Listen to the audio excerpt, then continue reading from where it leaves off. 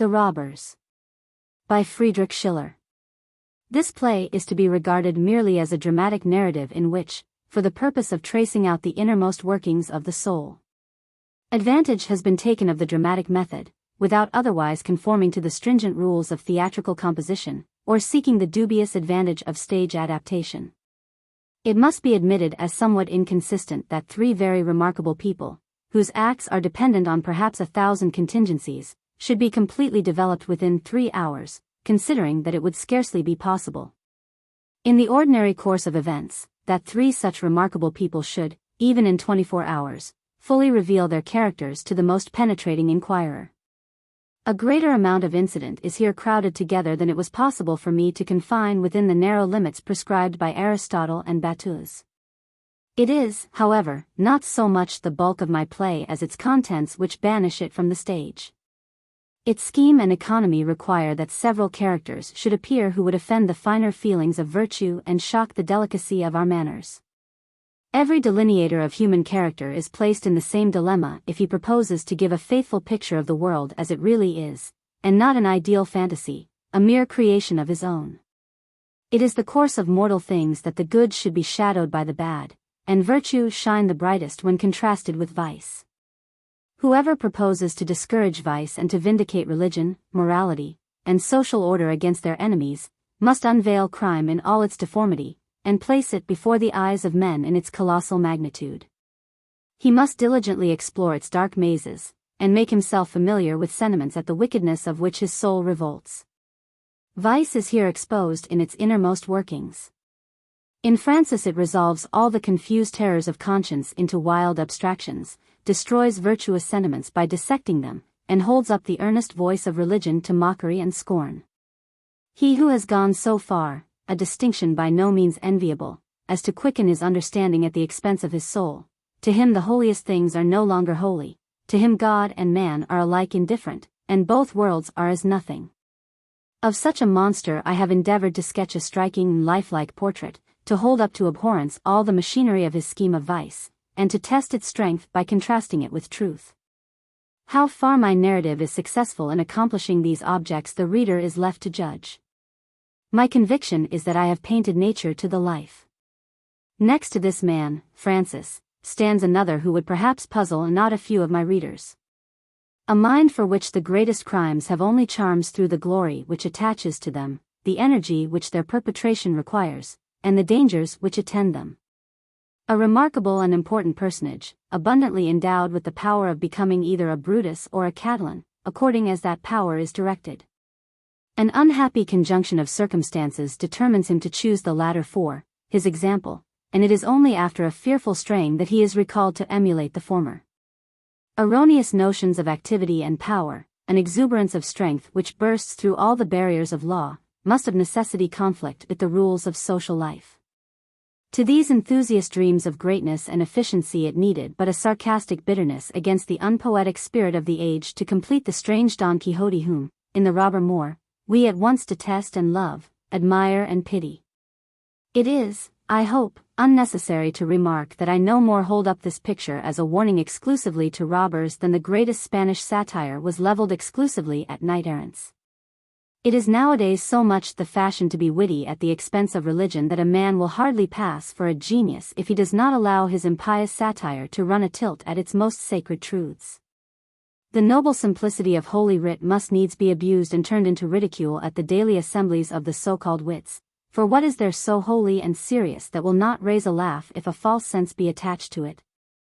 Let me hope that I shall have rendered no inconsiderable service to the cause of true religion and morality in holding up these wanton misbelievers to the detestation of society, under the form of the most despicable robbers. But still more. I have made these said immoral characters to stand out favorably in particular points, and even in some measure to compensate by qualities of the head for what they are deficient in those of the heart. Herein I have done no more than literally copy nature. Every man, even the most depraved, bears in some degree the impress of the Almighty's image, and perhaps the greatest villain is not farther removed from the most upright man than the petty offender. For the moral forces keep even pace with the powers of the mind, and the greater the capacity bestowed on man, the greater and more enormous becomes his misapplication of it, the more responsible is he for his errors. The Adramelech of Klopstock, in his Messiah, awakens in us a feeling in which admiration is blended with detestation. We follow Milton's Satan with shuddering wonder through the pathless realms of chaos. The Medea of the old dramatists is, in spite of all her crimes, a great and wondrous woman, and Shakespeare's Richard III is sure to excite the admiration of the reader, much as he would hate the reality. If it is to be my task to portray men as they are, I must at the same time include their good qualities, of which even the most vicious are never totally destitute.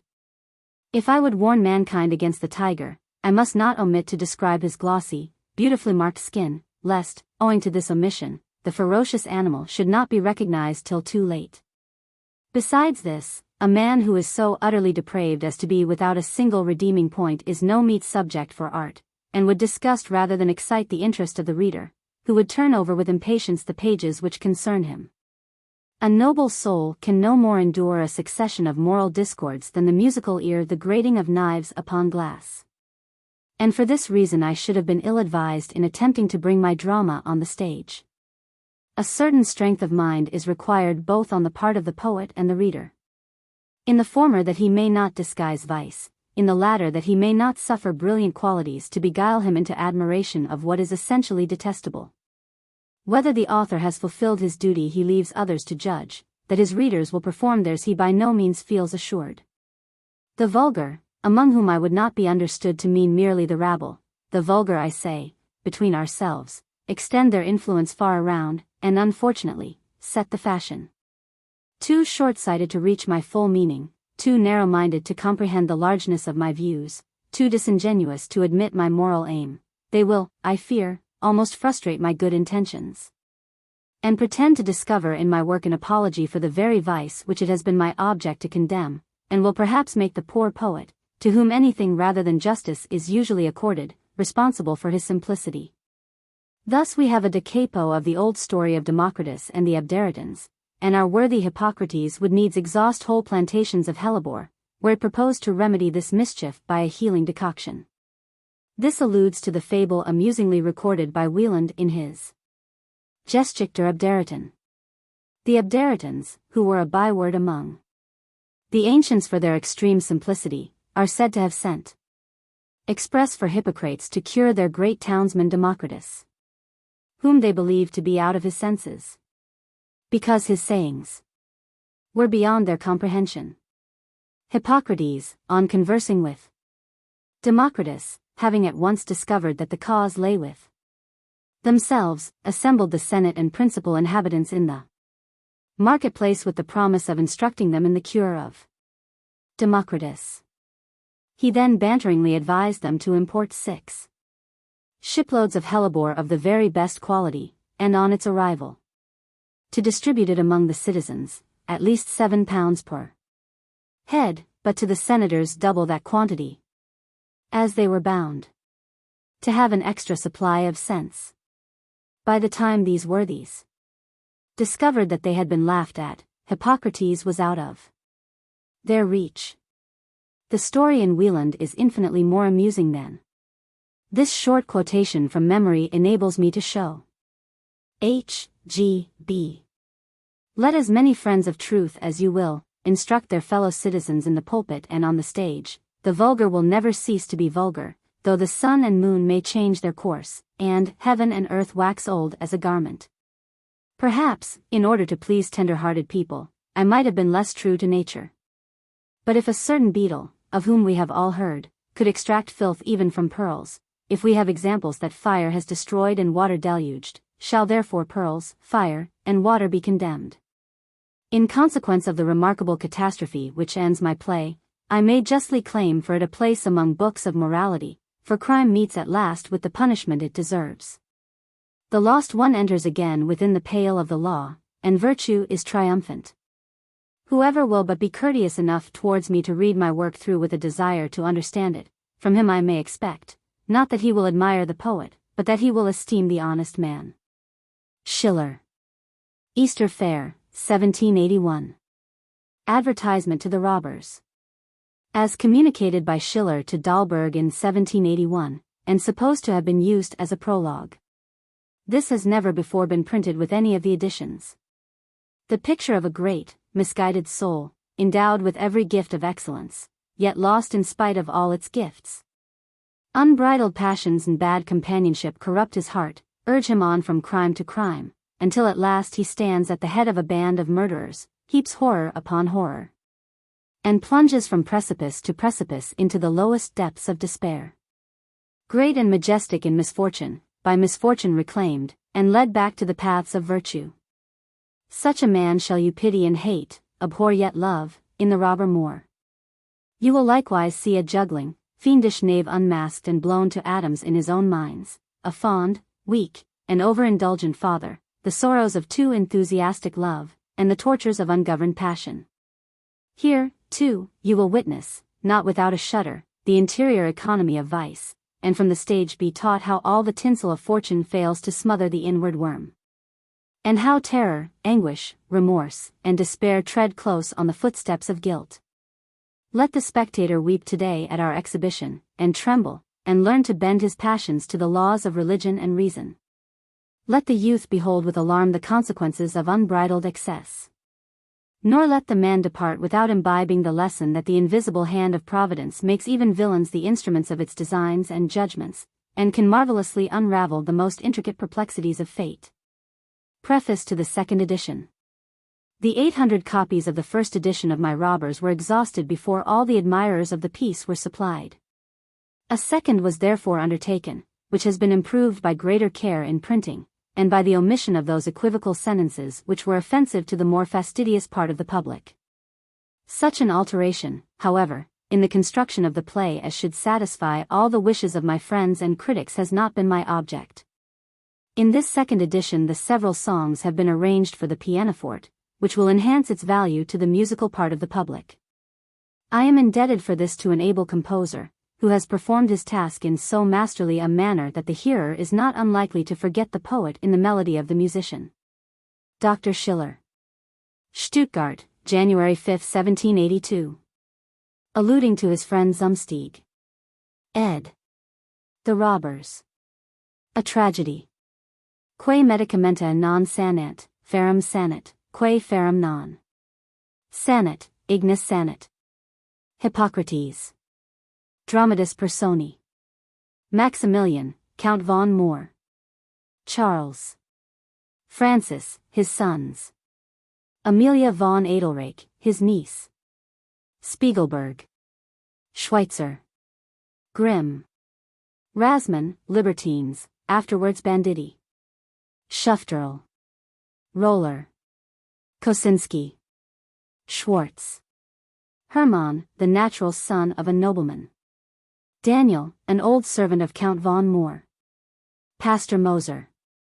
Father Dominic, a monk. Band of robbers, servants, etc. The scene is laid in Germany. Period of action about 2 years. The Robbers. Act I. Scene I, Franconia. Apartment in the castle of Count Moor. Francis, old Moor. Francis. But are you really well, father? You look so pale. Old Moor. Quite well, my son, what have you to tell me? Francis. The post is arrived, a letter from our correspondent at Leipzig. Oldham, eagerly. Any tidings of my son Charles? Francis. Hem.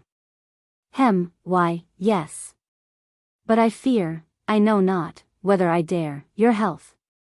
Are you really quite well, father? Old M. As a fish in water. Does he write of my son? What means this anxiety about my health? You have asked me that question twice. This is equivalent to our English saying, as sound as a roach. Francis. If you are unwell, or are the least apprehensive of being so, permit me to defer, I will speak to you at a fitter season. Half aside. These are no tidings for a feeble frame. Oldham, gracious heavens! What am I doomed to hear? Francis. First let me retire and shed a tear of compassion for my lost brother. Would that my lips might be forever sealed, for he is your son. Would that I could throw an eternal veil over his shame, for he is my brother. But to obey you is my first, though painful, duty. Forgive me, therefore. Old M.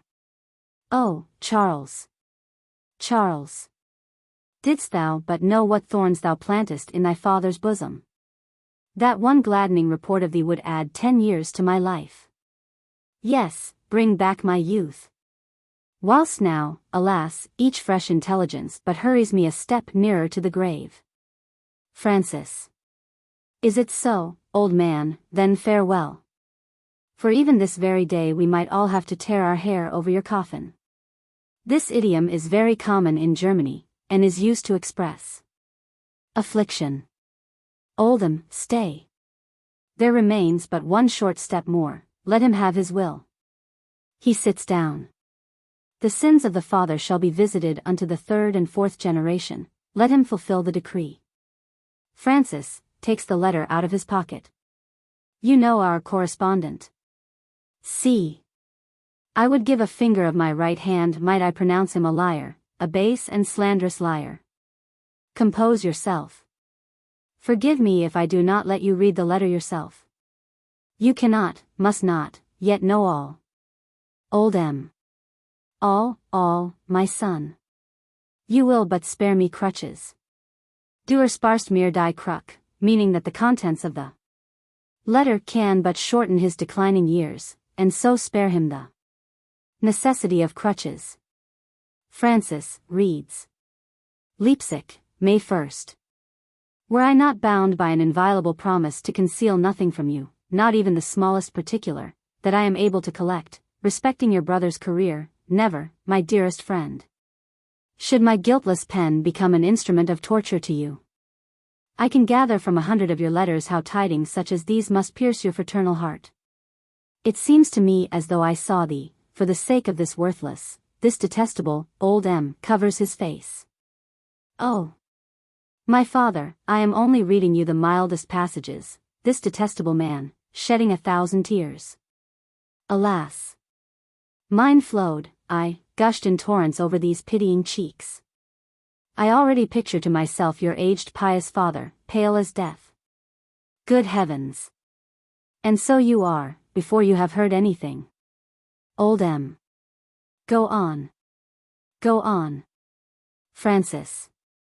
Pale as death, sinking down on his chair, and cursing the day when his ear was first greeted with the lisping cry of "Father." I have not yet been able to discover all, and of the little I do know I dare tell you only a part. Your brother now seems to have filled up the measure of his infamy. I, at least, can imagine nothing beyond what he has already accomplished. But possibly his genius may soar above my conceptions. After having contracted debts to the amount of 40,000 ducats, a good round sum for pocket money, father, and having dishonored the daughter of a rich banker, whose affianced lover, a gallant youth of rank, he mortally wounded in a duel. He yesterday, in the dead of night, took the desperate resolution of absconding from the arm of justice, with 7 companions whom he had corrupted to his own vicious courses. Father? For heaven's sake, father! How do you feel? Old M. Enough. No more, my son, no more. Francis. I will spare your feelings. The injured cry aloud for satisfaction. Warrants have been issued for his apprehension, a price is set on his head, the name of Moor. No, these unhappy lips shall not be guilty of a father's murder. He tears the letter. Believe it not, my father, believe not a syllable. Old M. Weeps bitterly. My name, my unsullied name. Francis throws himself on his neck. Infamous. Most infamous Charles. Oh, had I not my forebodings, when, even as a boy, he would scamper after the girls, and ramble about over hill and common with ragamuffin boys and all the vilest rabble. When he shunned the very sight of a church as a malefactor shuns a jail, and would throw the pence he had wrung from your bounty into the hat of the first beggar he met. Whilst we at home were edifying ourselves with devout prayers and pious homilies? Had I not my misgivings when he gave himself up to reading the adventures of Julius Caesar, Alexander the Great, and other benighted heathens, in preference to the history of the penitent Tobias? 100 times over have I warned you, for my brotherly affection was ever kept in subjection to filial duty, that this forward youth would one day bring sorrow and disgrace on us all. Oh, that he bore not the name of Moor! That my heart beat less warmly for him! This sinful affection, which I cannot overcome, will one day rise up against me before the judgment seat of heaven. Old M. Oh! My prospects! My golden dreams! Francis. Well, I knew it. Exactly what I always feared. That fiery spirit, you used to say, which is kindling in the boy, and renders him so susceptible to impressions of the beautiful and grand, the ingenuousness which reveals his whole soul in his eyes, the tenderness of feeling which melts him into weeping sympathy at every tale of sorrow, the manly courage which impels him to the summit of giant oaks, and urges him over fosse and palisade and foaming torrents, that youthful thirst of honor, that unconquerable resolution, all those resplendent virtues which in the father's darling gave such promise, would ripen into the warm and sincere friend, the excellent citizen, the hero, the great, the very great man. Now, mark the result, father, the fiery spirit has developed itself, expanded, and behold its precious fruits. Observe this ingenuousness, how nicely it has changed into effrontery. This tenderness of soul, how it displays itself in dalliance with coquettes, in susceptibility to the blandishments of a courtesan. See this fiery genius, how in 6 short years it hath burned out the oil of life, and reduced his body to a living skeleton, so that passing scoffers point at him with a sneer and exclaim, C'est l'amour qu'a fait cela. Behold this bold, enterprising spirit, how it conceives and executes plans, compared to which the deeds of a Cartouche or a Howard sink into insignificance. And presently, when these precious germs of excellence shall ripen into full maturity, what may not be expected from the full development of such a boyhood? Perhaps, father, you may yet live to see him at the head of some gallant band, which assembles in the silent sanctuary of the forest, and kindly relieves the weary traveler of his superfluous burden. Perhaps you may yet have the opportunity, before you go to your own tomb, of making a pilgrimage to the monument which he may erect for himself, somewhere between earth and heaven. Perhaps, oh, father, look out for some other name, or the very peddlers and street boys who have seen the effigy of your worthy son exhibited in the marketplace at Leipzig will point at you with the finger of scorn. Old M. And thou, too, my Francis, thou too. Oh, my children, how unerringly your shafts are leveled at my heart. Francis. You see that I too have a spirit, but my spirit bears the sting of a scorpion. And then it was the dry commonplace, the cold, the wooden Francis, and all the pretty little epithets which the contrast between us suggested to your fatherly affection, when he was sitting on your knee, or playfully patting your cheeks. He would die, forsooth, within the boundaries of his own domain, moulder away, and soon be forgotten, while the fame of this universal genius would spread from pole to pole. Ah! The cold, dull, wooden Francis thanks thee, heaven, with uplifted hands, that he bears no resemblance to his brother. Old M, forgive me, my child. Reproach not thy unhappy father, whose fondest hopes have proved visionary. The merciful God who, through Charles, has sent these tears, will, through thee, my Francis, wipe them from my eyes. Francis. Yes, father, we will wipe them from your eyes. Your Francis will devote his life to prolong yours. Taking his hand with affected tenderness. Your life is the oracle which I will especially consult on every undertaking, the mirror in which I will contemplate everything. No duty so sacred but I am ready to violate it for the preservation of your precious days. You believe me? Old M. Great are the duties which devolve on thee, my son, heaven bless thee for what thou hast been, and wilt be to me. Francis. Now tell me frankly, father. Should you not be a happy man, were you not obliged to call this son your own? Old M. In mercy, spare me. When the nurse first placed him in my arms, I held him up to heaven and exclaimed, Am I not truly blessed? Francis. So you said then. Now, have you found it so? You may envy the meanest peasant on your estate in this, that he is not the father of such a son. So long as you call him yours you are wretched. Your misery will grow with his years, it will lay you in your grave. Old M. Oh. He has already reduced me to the decrepitude of 80. Francis. Well, then, suppose you were to disown this son. Oldham, startled. Francis. Francis. What hast thou said? Francis. Is not your love for him the source of all your grief? Root out this love, and he concerns you no longer. But for this weak and reprehensible affection he would be dead to you, as though he had never been born. It is not flesh and blood, it is the heart that makes us sons and fathers.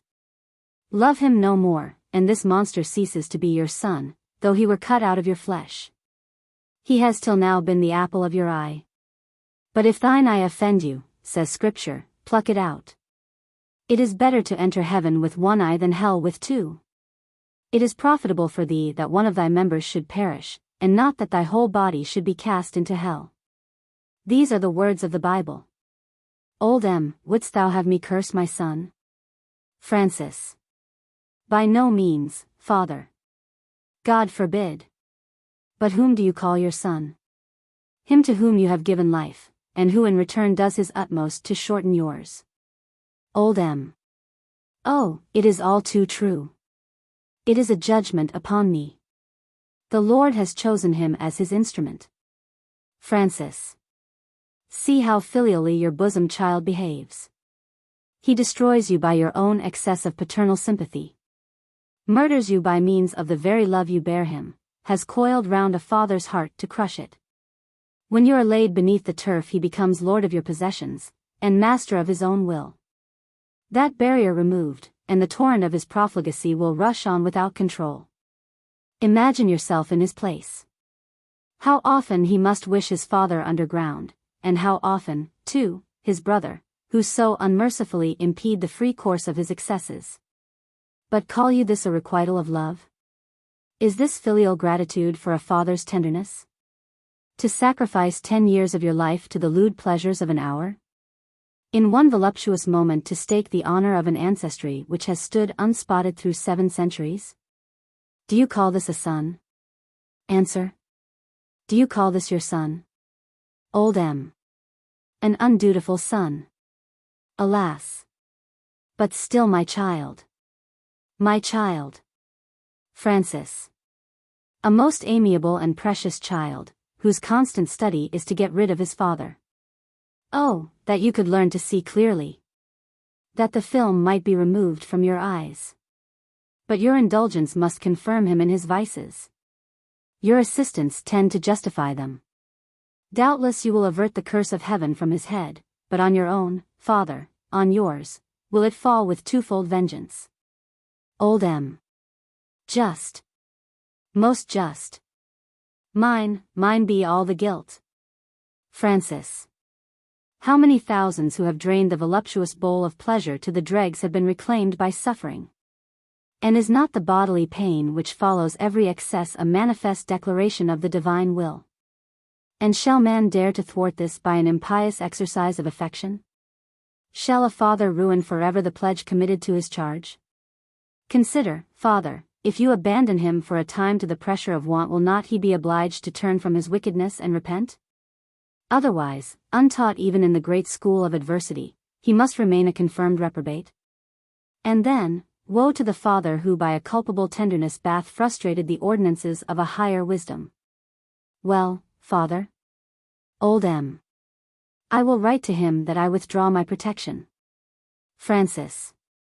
That would be wise and prudent. Old M. That he must never come into my sight again. Francis.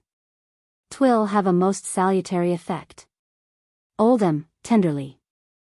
Until he reforms. Francis. Right, quite right.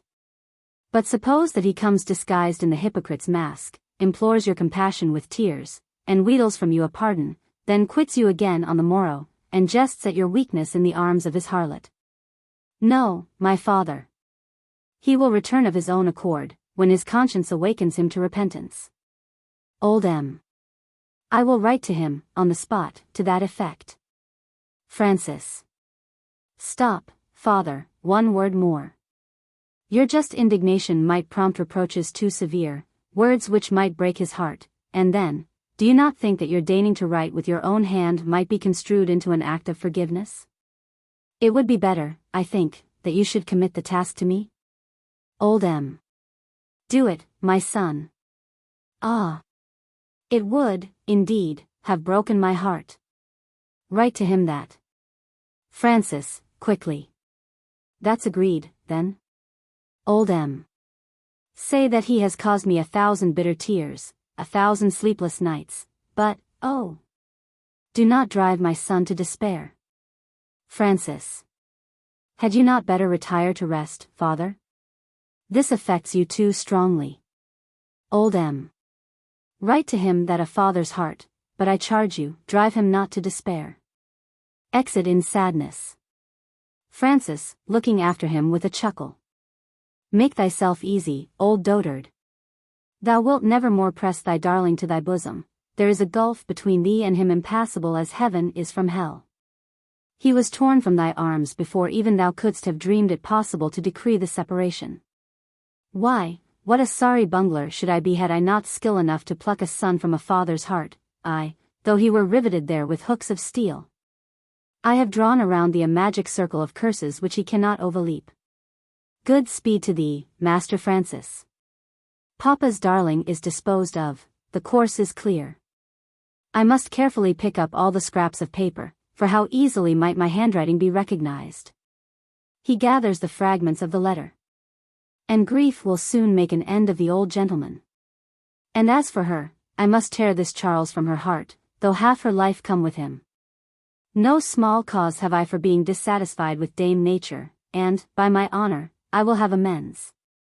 Why did I not crawl the first from my mother's womb? Why not the only one? Why has she heaped on me this burden of deformity? On me especially? Just as if she had spawned me from her refuse. Why to me in particular this snub of the Laplander? These Negro lips? These Hottentot eyes? On my word, the lady seems to have collected from all the race of mankind whatever was loathsome into a heap, and kneaded the mass into my particular person. Death and destruction. Who empowered her to deny to me what she accorded to him? Could a man pay his court to her before he was born? Or offend her before he existed? Why went she to work in such a partial spirit? No. No.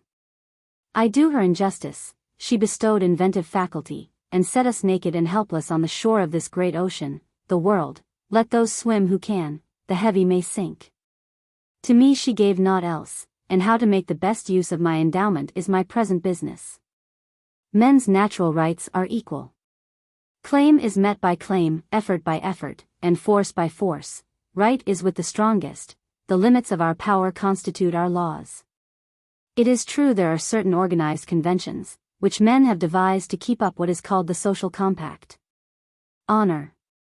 Truly a very convenient coin, which those who know how to pass it may lay out with great advantage. Conscience. Oh yes, a useful scarecrow to frighten sparrows away from cherry trees. It is something like a fairly written bill of exchange with which your bankrupt merchant staves off the evil day. See Richard III, Act 1, Sc. 1, line 17. Heavy is used in a double meaning. The German word is plump, which means lumpish, clumsy, awkward. So Falstaff, hen. 4. Pti, Act V, Sc. 1, honor is a mere scutcheon. Well.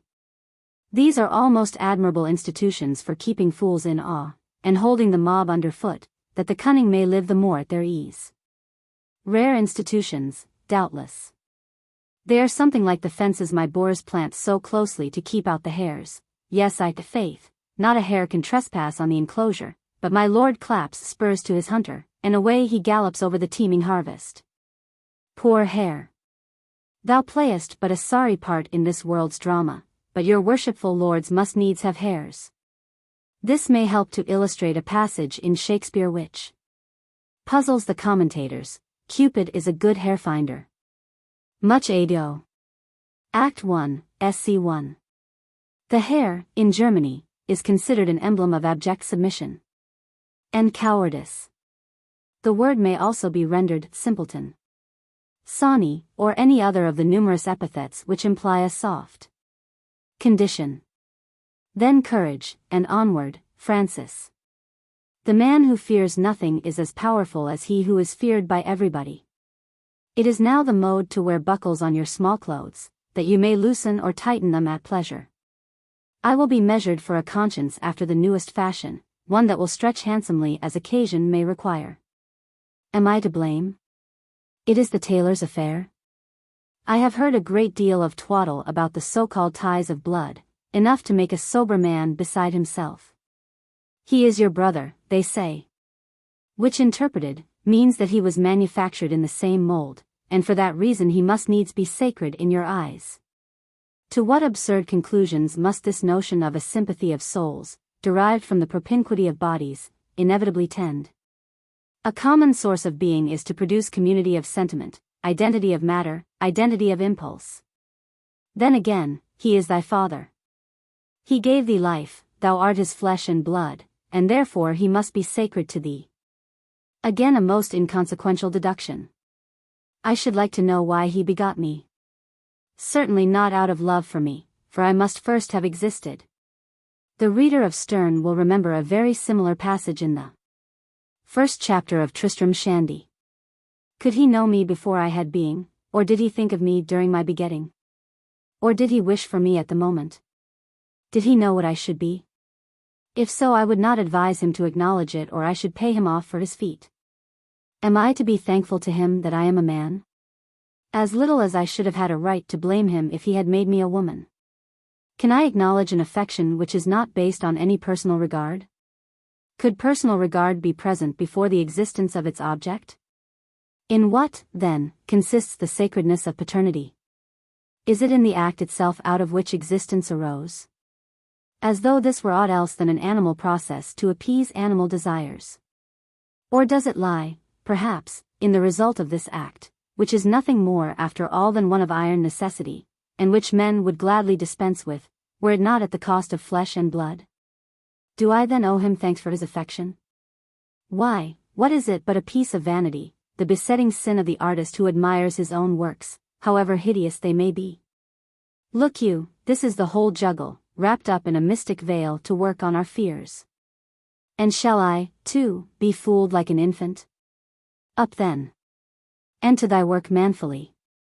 I will root up from my path whatever obstructs my progress towards becoming the master. Master I must be, that I may extort by force what I cannot win by affection. This soliloquy in some parts resembles that of Richard, Duke of Gloucester, in Shakespeare's Henry VI, Act V, Sc. 6. Exit. Scene 2. A tavern on the frontier of Saxony. Charles von Moor intent on a book. Spiegelberg drinking at the table. Charles von M. lays the book aside. I am disgusted with this age of puny scribblers when I read of great men in my Plutarch. Spiegel places a glass before him and drinks. Josephus is the book you should read. Charles von M. The glowing spark of Prometheus is burnt out, and now they substitute for it the flash of lycopodium, a stage fire which will not so much as light a pipe. The present generation may be compared to rats crawling about the club of Hercules. Lycopodium, in German Barlipenmehl, vulgarly known as the devil's puffball or witch meal, is used on the stage, as well in England as on the continent, to produce flashes of fire. It is made of the pollen of common club moss, or wolf's claw, Lycopodium clavatum, the capsules of which contain a highly inflammable powder. Translators have uniformly failed in rendering this passage. This simile brings to mind Shakespeare's "We petty men walk under his huge legs, and peep about." Julius Caesar, Act 1, Sc. 2. A French abbé lays it down that Alexander was a poltroon. A physicky professor, holding at every word a bottle of sal volatile to his nose, lectures on strength. Fellows who faint at the veriest trifle criticize the tactics of Hannibal. Whimpering boys store themselves with phrases out of the slaughter at Cana, and blubber over the victories of Scipio, because they are obliged to construe them. Spiegel. Spouted in true Alexandrian style. Charles von M. A brilliant reward for your sweat in the battlefield, truly, to have your existence perpetuated in gymnasiums, and your immortality laboriously dragged about in a schoolboy's satchel. A precious recompense for your lavished blood to be wrapped round gingerbread by some Nuremberg chandler, or, if you have great luck, to be screwed upon stilts by a French playwright and be made to move on wires. Ha, ha, ha. Spiegel. Drinks. Read Josephus, I tell you. Charles von M. Fie. Fie upon this weak, effeminate age, fit for nothing but to ponder over the deeds of former times, and torture the heroes of antiquity with commentaries, or mangle them in tragedies. The vigor of its loins is dried up, and the propagation of the human species has become dependent on potations of malt liquor. Spiegel. Tea, brother. Tea. Charles von M. They curb honest nature with absurd conventionalities.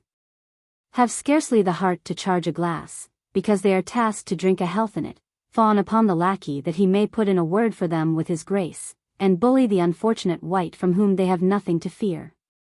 They worship any one for a dinner, and are just as ready to poison him should he chance to outbid them for a feather-bed at an auction.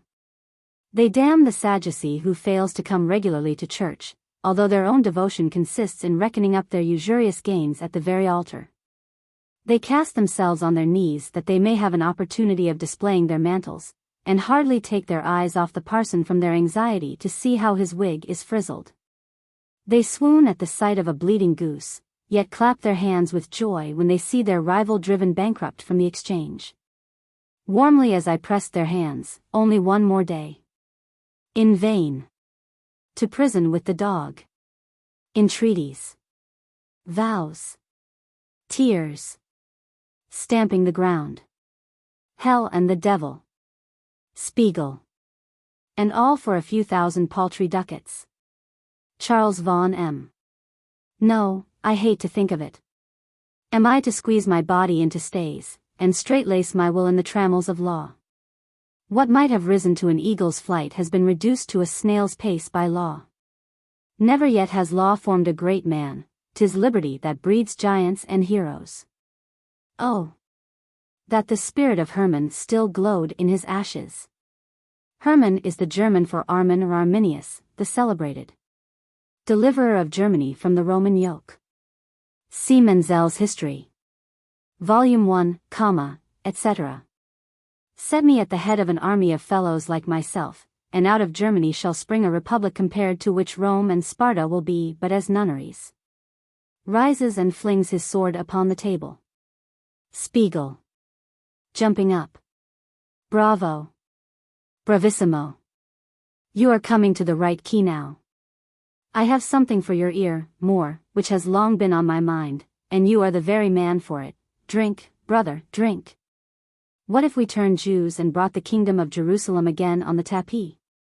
But tell me, is it not a clever scheme? We send forth a manifesto to the 4 quarters of the world, and summon to Palestine all that do not eat swine flesh. Then I prove by incontestable documents that Herod the Tetrarch was my direct ancestor, and so forth. There will be a victory, my fine fellow, when they return and are restored to their lands, and are able to rebuild Jerusalem. Then make a clean sweep of the Turks out of Asia while the iron is hot, HEW cedars in Lebanon, build ships, and then the whole nation shall chaffer with old clothes and old lace throughout the world. Meanwhile, Charles von M.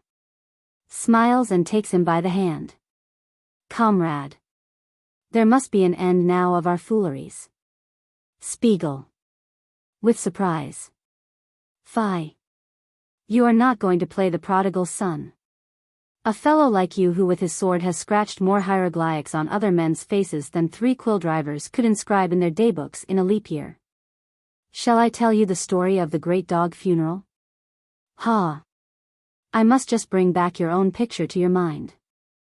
That will kindle fire in your veins, if nothing else has power to inspire you. Do you remember how the heads of the college caused your dog's leg to be shot off, and you, by way of revenge, proclaimed a fast through the whole town? They fumed and fretted at your edict.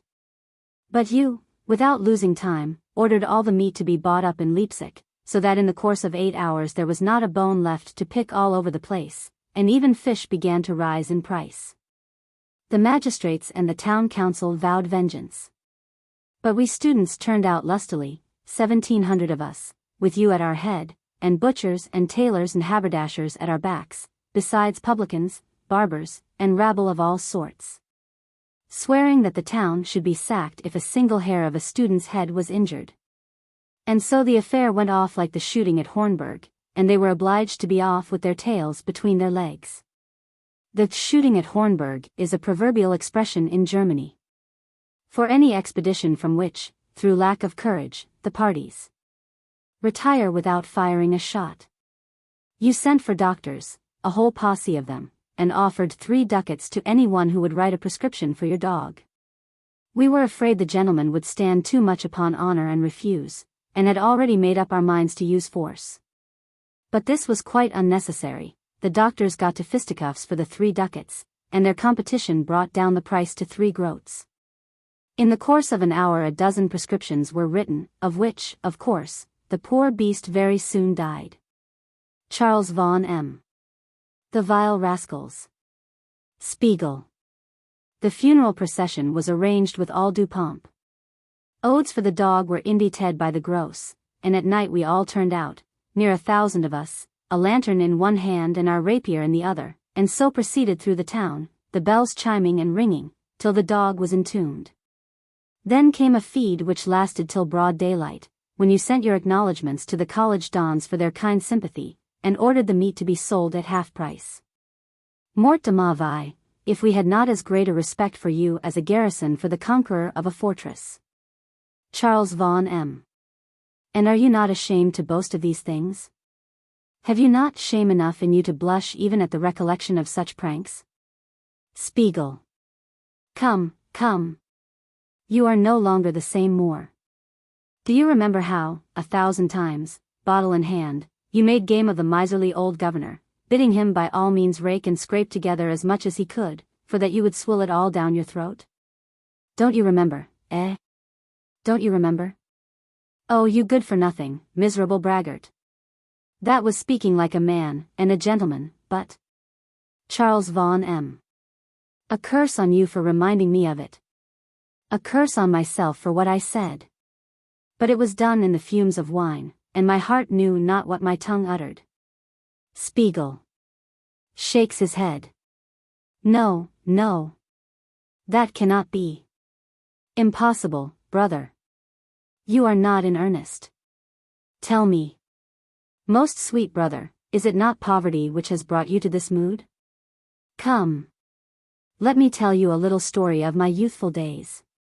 There was a ditch close to my house, 8 feet wide at the least, which we boys were trying to leap over for a wager. But it was no go. Splash. There you lay sprawling, amidst hisses and roars of laughter, and a relentless shower of snowballs. By the side of my house a hunter's dog was lying chained, a savage beast, which would catch the girls by their petticoats with the quickness of lightning if they incautiously passed too near him. Now it was my greatest delight to tease this brute in every possible way, and it was enough to make one burst with laughing to see the beast fix his eyes on me with such fierceness that he seemed ready to tear me to pieces if he could but get at me. Well, what happened? Once, when I was amusing myself in this manner, I hit him such a bang in the ribs with a stone that in his fury he broke loose and ran right upon me. I tore away like lightning, but, devil take it, that confounded ditch lay right in my way. What was to be done? The dog was close at my heels and quite furious. There was no time to deliberate. I took a spring and cleared the ditch. To that leap I was indebted for life and limb.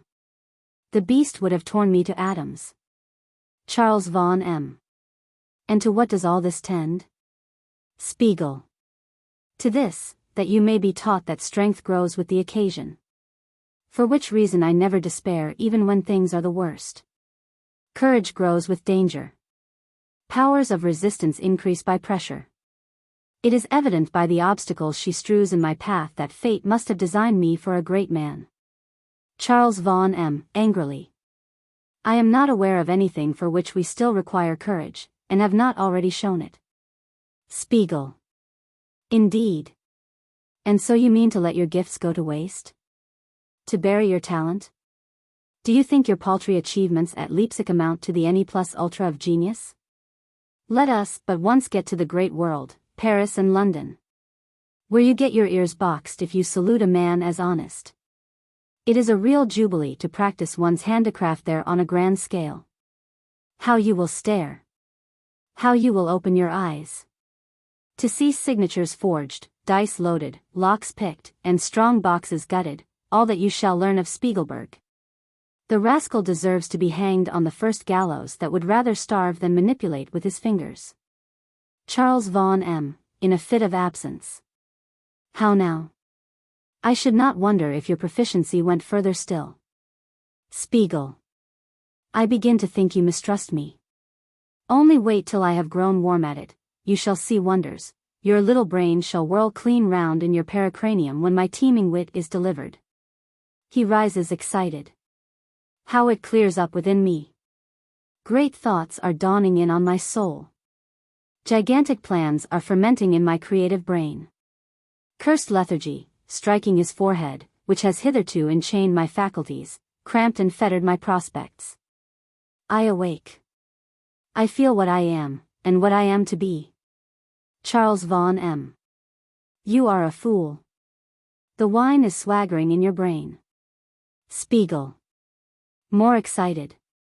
Spiegelberg, they will say, art thou a magician, Spiegelberg?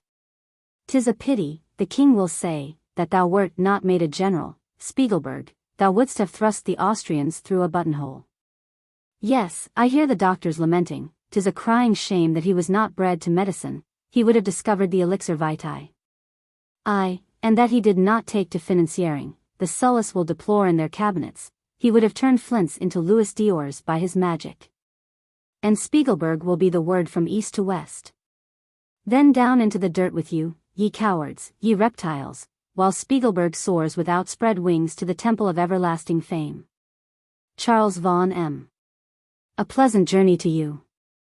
I leave you to climb to the summit of glory on the pillars of infamy.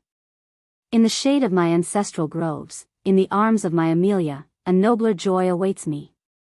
I have already, last week, written to my father to implore his forgiveness, and have not concealed the least circumstance from him, and where there is sincerity there is compassion and help. Let us take leave of each other, Moritz. After this day we shall meet no more. The post has arrived. My father's forgiveness must already be within the walls of this town. Enter Schweitzer, Grimm, Roller, Schufterl, and Resman. Roller. Are you aware that they are on our track? Grimm. That we are not for a moment safe from being taken? Charles von M. I don't wonder at it. It must be as it will. Have none of you seen Schwartz? Did he say anything about having a letter for me? Roller. He has been long in search of you on some such errand, I suspect. Charles von M. Where is he? Where?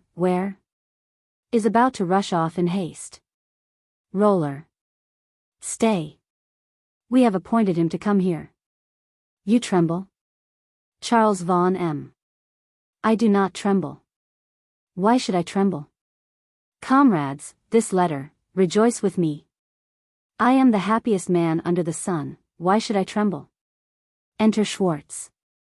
Charles von M. rushes towards him. Brother. The letter. Charles Schwab. Gives him a letter, which he opens hastily. What's the matter? You have grown as pale as a whitewashed wall. Charles von M. My brother's hand. Charles Schwab. What the deuce is Spiegelberg about there? Grimm. The fellow's mad. He jumps about as if he had St. Vitus dance. Shuff. His wits are gone a wool gathering. He's making verses, I'll be sworn. Raz. Spiegelberg. Ho. Spiegelberg. The brute does not hear. Grimm. Shakes him. Hello. Fellow. Are you dreaming? Or Spiegel, who has all this time been making gestures in a corner of the room, as if working out some great project, jumps up wildly. Your money or your life. He catches Schweitzer by the throat, who very coolly flings him against the wall. Moor drops the letter and rushes out. A general sensation. Roller calling after him. Moor. Where are you going? What's the matter? Grim. What ails him? What has he been doing? He is as pale as death. Charles Schwab. He must have got strange news. Just let us see. Roller picks up the letter from the ground, and reads. Unfortunate brother. A pleasant beginning. I have only briefly to inform you that you have nothing more to hope for. You may go, your father directs me to tell you, wherever your own vicious propensities lead. Nor are you to entertain, he says, any hope of ever gaining pardon by weeping at his feet, unless you are prepared to fare upon bread and water in the lowest dungeon of his castle until your hair shall outgrow eagle's feathers, and your nails the talons of a vulture. These are his very words. He commands me to close the letter. Farewell forever. I pity you. Francis von Moor. Charles Schwab. A most amiable and loving brother, in good truth. And the scoundrel's name is Francis.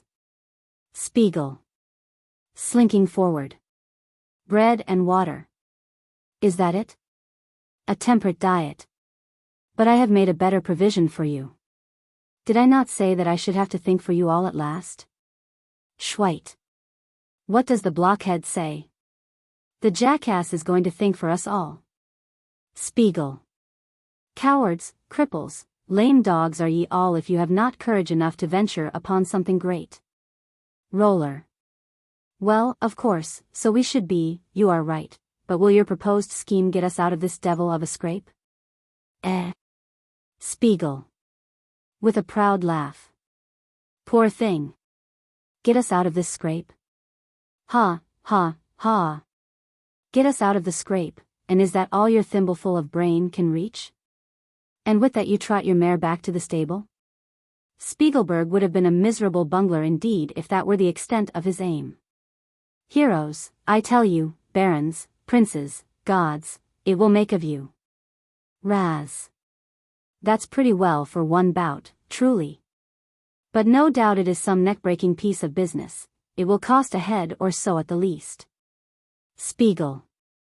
It wants nothing but courage. As to the headwork, I take that entirely upon myself. Courage, I say, Schweitzer.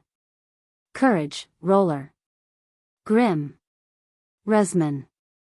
Schufterl. Courage. Charles Schwab. Courage.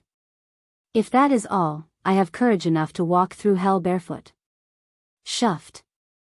And I courage enough to fight the very devil himself under the open gallows for the rescue of any poor sinner. Spiegel. That's just what it should be. If ye have courage, let any one of you step forward and say he has still something to lose, and not everything to gain. Charles Schwab. Verily, I should have a good deal to lose, if I were to lose all that I have yet to win. Pause. Yes, by Jove. And I much to win, if I could win all that I have not got to lose. Schuft. Were I to lose what I carry on my back on trust, one should at any rate have nothing to lose on the morrow. Spiegel. Very well then. He takes his place in the middle of them, and says in solemn adjuration, if but a drop of the heroic blood of the ancient Germans still flow in your veins, come. We will fix our abode in the Bohemian forests, draw together a band of robbers, and, what are you gaping at? Has your slender stock of courage oozed out already? Roller.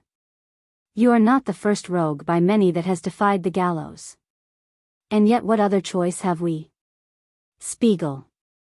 Choice. You have no choice. Do you want to lie rotting in the debtor's jail and beat hemp till you are bailed by the last trumpet? Would you toil with pickaxe and spade for a morsel of dry bread? Or earn a pitiful alms by singing doleful ditties under people's windows? Or will you be sworn at the drumhead, and then comes the question, whether anybody would trust your hangdog visages, and so under the splenetic humor of some despotic sergeant serve your time of purgatory in advance? Would you like to run the gauntlet to the beat of the drum? Or be doomed to drag after you, like a galley slave, the whole iron store of Vulcan? Behold your choice. You have before you the complete catalogue of all that you may choose from. Roller. Spiegelberg is not altogether wrong. I, too, have been concocting plans, but they come much to the same thing. How would it be, thought I, were we to club our wits together, and dish up a pocketbook, or an almanac, or something of that sort, and write reviews at a penny a line, as is now the fashion? Shuffed. The devil's in you. You are pretty nearly hitting on my own schemes. I had been thinking to myself, how would it answer were I to turn Methodist, and hold weekly prayer meetings? Grim. Capital. And, if that fails, turn atheist. We might fall foul of the four Gospels, get our book burned by the hangman, and then it would sell at a prodigious rate. Raz. Or we might take the field to cure a fashionable ailment. I know a quack doctor who has built himself a house with nothing but mercury, as the motto over his door implies. Schweit. Rises and holds out his hand to Spiegelberg. Spiegelberg, thou art a great man. Or else a blind hog has by chance found an acorn. Charles Schwab. Excellent schemes. Honorable professions. How great minds sympathize. All that seems wanting to complete the list is that we should turn pimps and bawds. Spiegel. Pooh. Pooh. Nonsense. And what is to prevent our combining most of these occupations in one person? My plan will exalt you the most, and it holds out glory and immortality into the bargain. Remember, too, ye sorry varlets, and it is a matter worthy of consideration, one's fame hereafter, the sweet thought of immortality. Roller. And that at the very head of the muster-roll of honorable names. You are a master of eloquence, Spiegelberg, when the question is how to convert an honest man into a scoundrel. But does anyone know what has become of Moor? Spiegel. Honest, say you? Do you think you'll be less honest then than you are now? What do you call honest? To relieve rich misers of half of those cares which only scare golden sleep from their eyelids, to force hoarded coin into circulation, to restore the equalization of property, in one word, to bring back the golden age. To relieve Providence of many a burdensome pensioner, and so save it the trouble of sending war, pestilence, famine, and above all, doctors. That is what I call honesty, D.C. That's what I call being a worthy instrument in the hand of Providence, and then, at every meal you eat, to have the sweet reflection, this is what thy own ingenuity, thy lion boldness, thy night watchings have procured for thee, to command the respect both of great and small. Roller. And at last to mount towards heaven in the living body, and in spite of wind and storm, in spite of the greedy maw of old Father Time, to be hovering beneath the sun and moon and all the stars of the firmament. Where even the unreasoning birds of heaven, attracted by noble instinct, chant their seraphic music, and angels with tails hold their most holy councils. Don't you see? And, while monarchs and potentates become a prey to moths and worms, to have the honor of receiving visits from the royal bird of Jove. Moritz, Moritz, Moritz. Beware of the three-legged beast. The gallows, which in Germany is formed of 3 posts. Spiegel. And does that fright thee, craven heart? Has not many a universal genius, who might have reformed the world, rotted upon the gallows? And does not the renown of such a man live for hundreds and thousands of years, whereas many a king and elector would be passed over in history, were not historians obliged to give him a niche to complete the line of succession? Or that the mention of him did not swell the volume a few octavo pages, for which he counts upon hard cash from the publisher. And when the wayfarer sees you swinging to and fro in the breeze, he will mutter to himself, that fellow's brains had no water in them, I'll warrant me, and then groan over the hardship of the times. Schweit. Slaps him on the shoulder. Well said, Spiegelberg. Well said. Why the devil do we stand here hesitating? Charles Schwab. And suppose it is called disgrace, what then? Cannot one, in case of need, always carry a small powder about one, which quietly smooths the weary traveler's passage across the Styx, where no cock crowing will disturb his rest? No, brother Moritz. Your scheme is good, so at least says my creed. Shuffed. Zounds. And mine too. Spiegelberg, I am your recruit. Raz. Like a second Orpheus, Spiegelberg, you have charmed to sleep that howling beast, conscience. Take me as I stand, I am yours entirely. Grimm. Si omnes consentient ego non dissentio. Mind, without a comma. There is an auction going on in my head, Methodists, quack doctors, reviewers, rogues, the highest bidder has me. Here is my hand, Moritz. The joke is explained by placing a comma after non. Roller. And you too, Schweitzer. He gives his right hand to Spiegelberg. Thus I consign my soul to the devil. Spiegel. And your name to the stars. What does it signify where the soul goes to? If crowds of avant-couriers give notice of our descent that the devils may put on their holiday gear, wipe the accumulated soot of 1,000 years from their eyelashes. And myriads of horned heads pop up from the smoking mouth of their sulphurous chimneys to welcome our arrival. Up, comrades. Leaping up. Up. What in the world is equal to this ecstasy of delight? Come along, comrades. Roller. Gently, gently. Where are you going? Every beast must have a head, boys. Spiegel. With bitterness. What is that incubus preaching about? Was not the head already there before a single limb began to move? Follow me, comrades. Roller. Gently, I say. Even liberty must have its master. Rome and Sparta perished for want of a chief. Spiegel. In a wheedling manner. Yes, stay, Roller is right. And he must have an enlightened head. Do you understand? A keen, politic head. Yes. When I think what you were only an hour ago, and what you are now, and that it is all owing to one happy thought. Yes, of course, you must have a chief, and you'll own that he who struck out this idea may claim to have an enlightened and politic head? Roller. If one could hope, if one could dream, but I fear he will not consent. Spiegel. Why not? Speak out boldly, friend. Difficult as it may be to steer a laboring vessel against wind and tide, oppressive as may be the weight of a crown, speak your thought without hesitation, Roller. Perhaps he may be prevailed upon after all. Roller. And if he does not, the whole vessel will be crazy enough. Without more, we are a body without a soul. Spiegel. Turning angrily from him. Dolt. Blockhead. Enter Charles von Moor in violent agitation, stalking backwards and forwards, and speaking to himself. Charles von M. Man. False, perfidious crocodile brood. Your eyes are all tears, but your heart steel. Kisses on your lips, but daggers couched in your bosoms. Even lions and tigers nourish their young. Ravens feast their brood on carrion, and he malice I have learned to bear. And I can smile when my fellest enemy drinks to me in my own heart's blood, but when kindred turn traitors, when a father's love becomes a fury's hate, oh, then, let manly resignation give place to raging fire. The gentle lamb become a tiger. And every nerve strain itself to vengeance and destruction. Roller.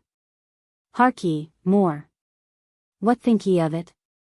A robber's life is pleasanter, after all, than to lie rotting on bread and water in the lowest dungeon of the castle? Charles von M. Why was not this spirit implanted in a tiger which gluts its raging jaws with human flesh? Is this a father's tenderness? Is this love for love? Would I were a bear to rouse all the bears of the north against this murderous race. Repentance, and no pardon. Oh, that I could poison the ocean that men might drink death from every spring. Contrition, implicit reliance, and no pardon. Roller. But listen, Moor, listen to what I am telling you. Charles von M. 'Tis incredible. 'Tis a dream, a delusion. Such earnest entreaty, such a vivid picture of misery and tearful penitence, a savage beast would have been melted to compassion. Stones would have wept, and yet it would be thought a malicious libel upon human nature were I to proclaim it, and yet, oh, that I could sound the trumpet of rebellion through all creation, and lead air and earth and sea into battle array against this generation of hyenas. Grim. Hear me, only hear me.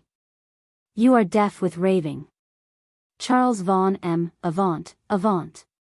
Is not thy name man? Art thou not born of woman? Out of my sight, thou thing with human visage. I loved him so unutterably, never son so loved a father. I would have sacrificed 1,000 lives for him, foaming and stamping the ground. Ha! Where is he that will put a sword into my hand that I may strike this generation of vipers to the quick? Who will teach me how to reach their heart's core, to crush, to annihilate the whole race? Such a man shall be my friend, my angel, my God, him will I worship. Roller. Such friends behold in us, be but advised. Charles Schwab. Come with us into the Bohemian forests. We will form a band of robbers there, and you, Moore stares at him. Schweit. You shall be our captain. You must be our captain. Spiegel. Throws himself into a chair in a rage. Slaves and cowards. Charles Vaughan M. Who inspired thee with that thought? Hark, fellow. Grasping Roller tightly, that human soul of thine did not produce it, who suggested it to thee? Yes, by the 1,000 arms of death. That's what we will, and what we must do. The thought's divine. He who conceived it deserves to be canonized. Robbers and murderers. As my soul lives, I am your captain. All, with tumultuous shouts. Hurrah! Long live our captain. Spiegel. Starting up, aside. Till I give him his coup de grace. Charles Vaughan M. See, it falls like a film from my eyes. What a fool was I to think of returning to be caged. My soul's athirst for deeds, my spirit pants for freedom. Murderers, robbers. With these words I trample the law underfoot. Mankind threw off humanity when I appealed to it. Away, then, with human sympathies and mercy. I no longer have a father, no longer affections. Blood and death shall teach me to forget that anything was ever dear to me. Come. Come. Oh, I will recreate myself with some most fearful vengeance. 'Tis resolved, I am your captain. And success to him who shall spread fire and slaughter the widest and most savagely. I pledge myself he shall be right royally rewarded. Stand around me, all of you, and swear to me fealty and obedience unto death. Swear by this trusty right hand. All, place their hands in his. We swear to thee fealty and obedience unto death. Charles Vaughan M. And, by this same trusty right hand, I here swear to you to remain your captain, true and faithful unto death. This arm shall make an instant corpse of him who doubts, or fears, or retreats. And may the same befall me from your hands if I betray my oath. Are you content? Spiegelberg runs up and down in a furious rage. All, throwing up their hats. We are content. Charles Vaughan M. Well, then, let us be gone. Fear neither death nor danger, for an unalterable destiny rules over us. Every man has his doom, be it to die on the soft pillow of down, or in the field of blood, or on the scaffold, or the wheel. One or the other of these must be our lot. Exeunt. Spiegel. Looking after them after a pause. Your catalogue has a hole in it. You have omitted poison. Exit. Scene 3. Moor's castle. Amelia's chamber. Francis, Amelia. Francis. Your face is averted from me, Amelia. Am I less worthy than he who is accursed of his father? Amelia. Away. Oh. What a loving, compassionate father, who abandons his son a prey to wolves and monsters. In his own comfortable home he pampers himself with delicious wines and stretches his palsied limbs on down, while his noble son is starving. Shame upon you, inhuman wretches! Shame upon you, ye souls of dragons, ye blots on humanity, his only son. Francis. I thought he had two. Amelia.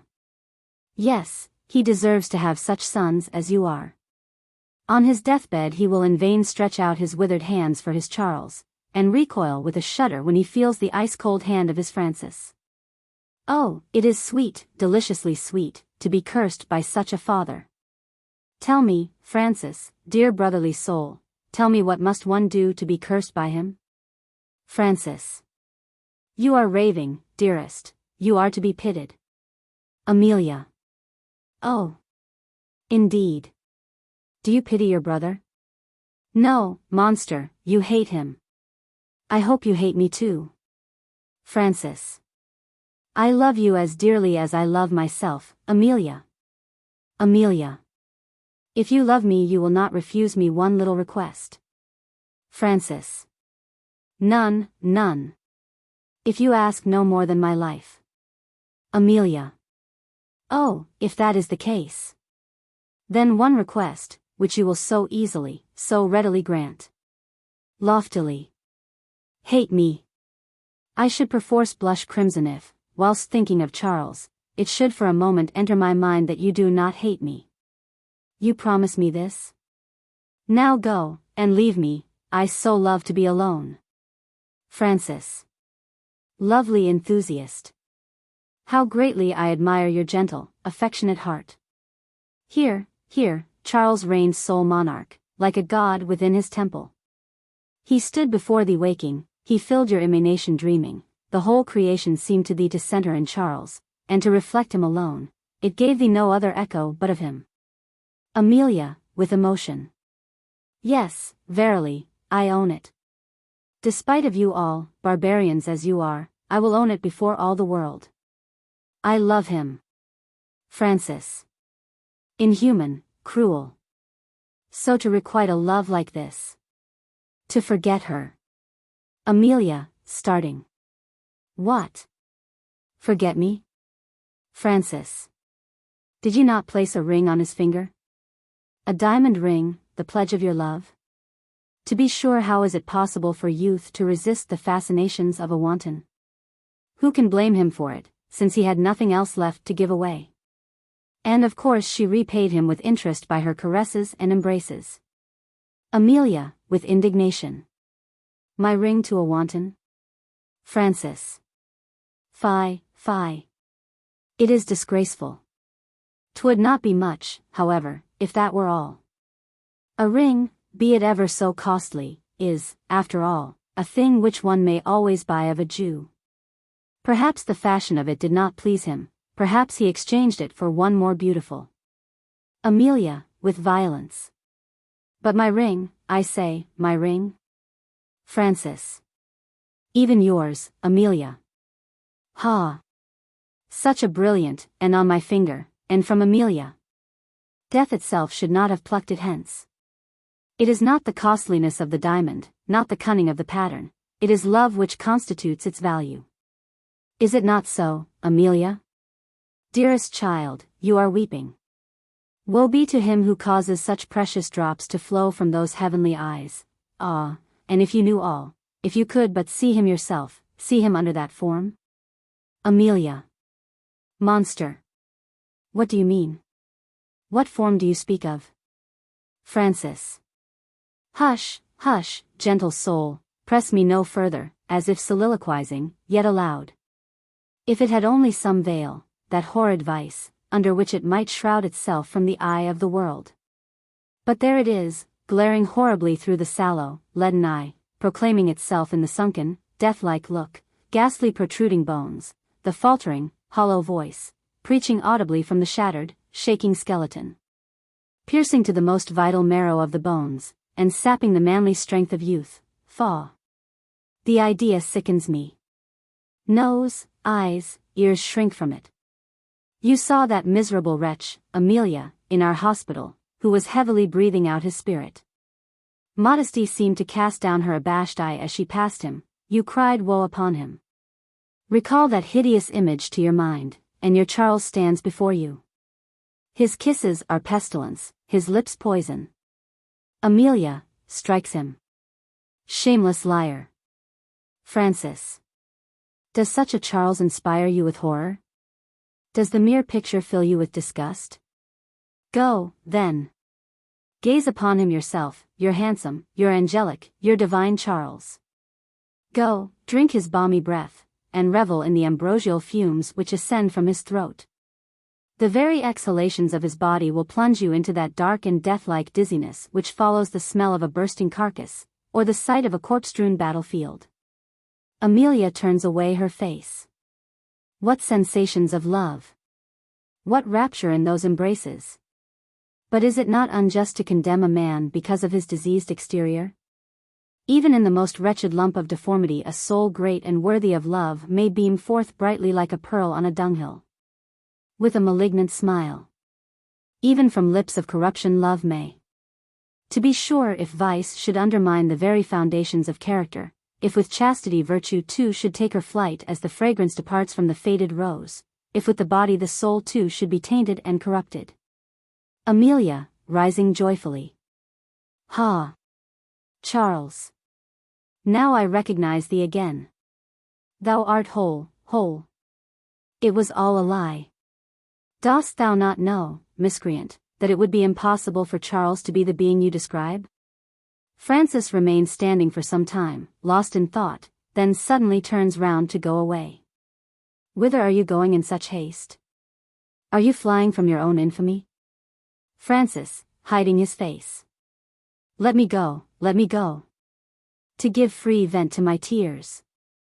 Tyrannical father, thus to abandon the best of your sons to misery and disgrace on every side. Let me go, Amelia. I will throw myself at his feet, on my knees I will conjure him to transfer to me the curse that he has pronounced, to disinherit me, to hate me, my blood, my life, my all. Amelia falls on his neck.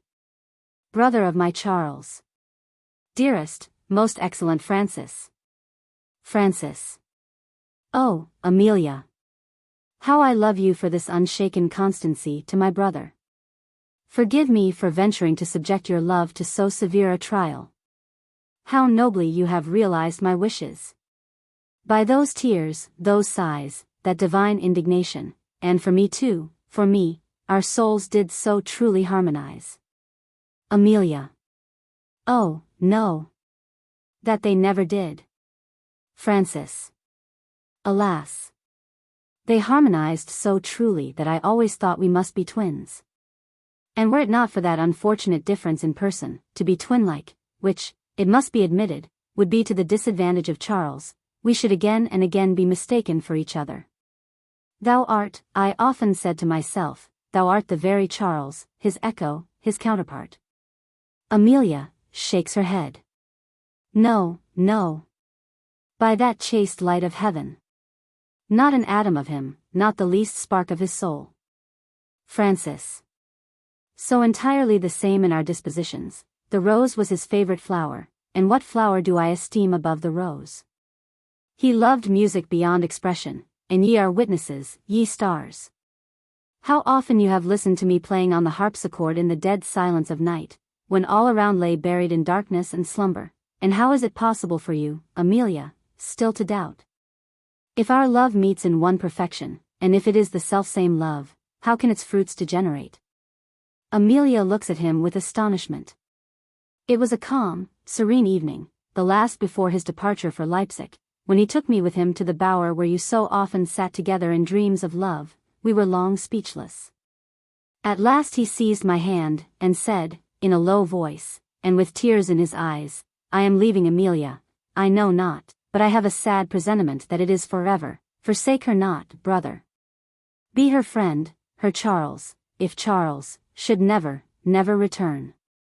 He throws himself down before her, and kisses her hand with fervor. Never, never, never will he return, and I stand pledged by a sacred oath to fulfill his behest. Amelia, starting back. Traitor. Now thou art unmasked. In that very bower he conjured me, if he died, to admit no other love. Dost thou see how impious, how execrable? Quit my sight. Francis. You know me not, Amelia. You do not know me in the least. Amelia. Oh, yes, I know you, from henceforth I know you, and you pretend to be like him? You mean to say that he wept for me in your presence? Yours? He would sooner have inscribed my name on the pillory. Begone, this instant. Francis. You insult me. Amelia. Go, I say. You have robbed me of a precious hour, may it be deducted from your life. Francis.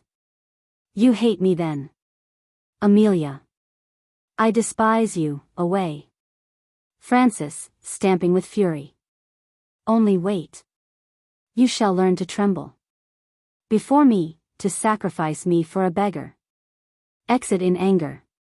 Amelia. Go, thou base villain. Now, Charles, am I again thine own? Beggar, did he say? Then is the world turned upside down, beggars are kings, and kings are beggars. I would not change the rags he wears for the imperial purple. The look with which he begs must, indeed, be a noble, a royal look, a look that withers into not the glory, the pomp, the triumphs of the rich and great. Into the dust with the glittering baubles. She tears her pearls from her neck. Let the rich and the proud be condemned to bear the burden of gold, and silver, and jewels. Be they condemned to carouse at the tables of the voluptuous, to pamper their limbs on the downy couch of luxury. Charles. Charles. Thus am I worthy of thee. Exit. Act 2. Scene I. Francis Vaughan Moor in his chamber, in meditation. Francis. It lasts too long, and the doctor even says is recovering. An old man's life is a very eternity.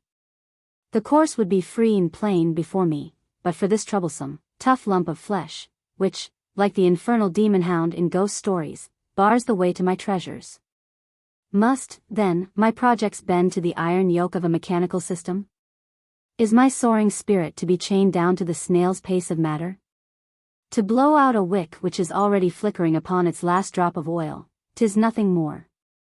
And yet I would rather not do it myself, on account of what the world would say. I should not wish him to be killed, but merely disposed of. I should like to do what your clever physician does, only the reverse way, not stop nature's course by running a bar across her path, but only help her to speed a little faster. Are we not able to prolong the conditions of life? Why, then, should we not also be able to shorten them? Philosophers and physiologists teach us how close is the sympathy between the emotions of the mind and the movements of the bodily machine. Convulsive sensations are always accompanied by a disturbance of the mechanical vibrations. Passions injure the vital powers. An overburdened spirit bursts its shell. Well, then, what if one knew how to smooth this unbeaten path, for the easier entrance of death into the citadel of life, to work the body's destruction through the mind? Ha! An original device. Who can accomplish this? A device without a parallel. Think upon it, Moor. That were an art worthy of thee for its inventor. Has not poisoning been raised almost to the rank of a regular science, and nature compelled, by the force of experiments, to define her limits, so that one may now calculate the heart's throbbings for years in advance, and say to the beating pulse, so far, and no farther? Why should not one try one's skill in this line? A woman in Paris, by means of a regularly performed series of experiments, carried the art of poisoning to such perfection that she could predict almost to a certainty the day of death, however remote. Fie upon our physicians, who should blush to be outdone by a woman in their own province. Beckmann, in his article on secret poisoning, has given a particular account of this woman, the Marchioness de Brinvilliers. See History of Inventions, Standard Library Edition, Volume 1, pages 47 to 63. And how, then, must I, too, go to work to dissever that sweet and peaceful union of soul and body? What species of sensations should I seek to produce? Which would most fiercely assail the condition of life? Anger, that ravenous wolf, is too quickly satiated. Care, that worm gnaws far too slowly. Grief, that viper creeps too lazily for me. Fear, hope destroys its power. What? And are these the only executioners of man? Is the armory of death so soon exhausted? In deep thought. How now? What? Ho! I have it. Starting up. Terror. What is proof against terror? What powers have religion and reason under that giant's icy grasp? And yet, if he should withstand even this assault? If he should. Oh, then, come anguish to my aid. And thou, gnawing repentance. Furies of hell, burrowing snakes who regorge your food, and feed upon your own excrements, ye that are forever destroying, and forever reproducing your poison. And thou, howling remorse, that desolatest thine own habitation, and feedest upon thy mother. And come ye, too, gentle graces, to my aid. Even you, sweet smiling memory, goddess of the past, and thou, with thy overflowing horn of plenty, blooming futurity, show him in your mirror the joys of paradise, while with fleeting foot you elude his eager grasp. Thus will I work my battery of death, stroke after stroke, upon his fragile body, until the troop of furies close upon him with despair. Triumph. Triumph, the plan is complete, difficult and masterly beyond compare, sure, safe. For then, with a sneer, the dissecting knife can find no trace of wound or of corrosive poison. Resolutely. Be it so. Enter Hermann. Ha! Deus ex machina. Hermann. Hermann. At your service, gracious sir. Francis shakes him by the hand. You will not find it that of an ungrateful master. Hermann. I have proofs of this. Francis. And you shall have more soon, very soon, Hermann. I have something to say to thee, Hermann. Hermann. I am all attention. Francis. I know thee, thou art a resolute fellow, a man of mettle. To call thee smooth-tongued. My father has greatly belied thee, Hermann. Hermann. The devil take me if I forget it. Francis. Spoken like a man. Vengeance becomes a manly heart. Thou art to my mind, Hermann. Take this purse, Hermann. It should be heavier were I master here. Hermann. That is my unceasing wish, most gracious sir. I thank you. Francis. Really, Hermann. Dost thou wish that I were master? But my father has the marrow of a lion in his bones, and I am but a younger son. Hermann. I wish you were the eldest son, and that your father were as marrowless as a girl sinking in a consumption. Francis. Ha! How that elder son would recompense thee! How he would raise thee from this groveling condition, so ill-suited to thy spirit and noble birth, to be a light of the age.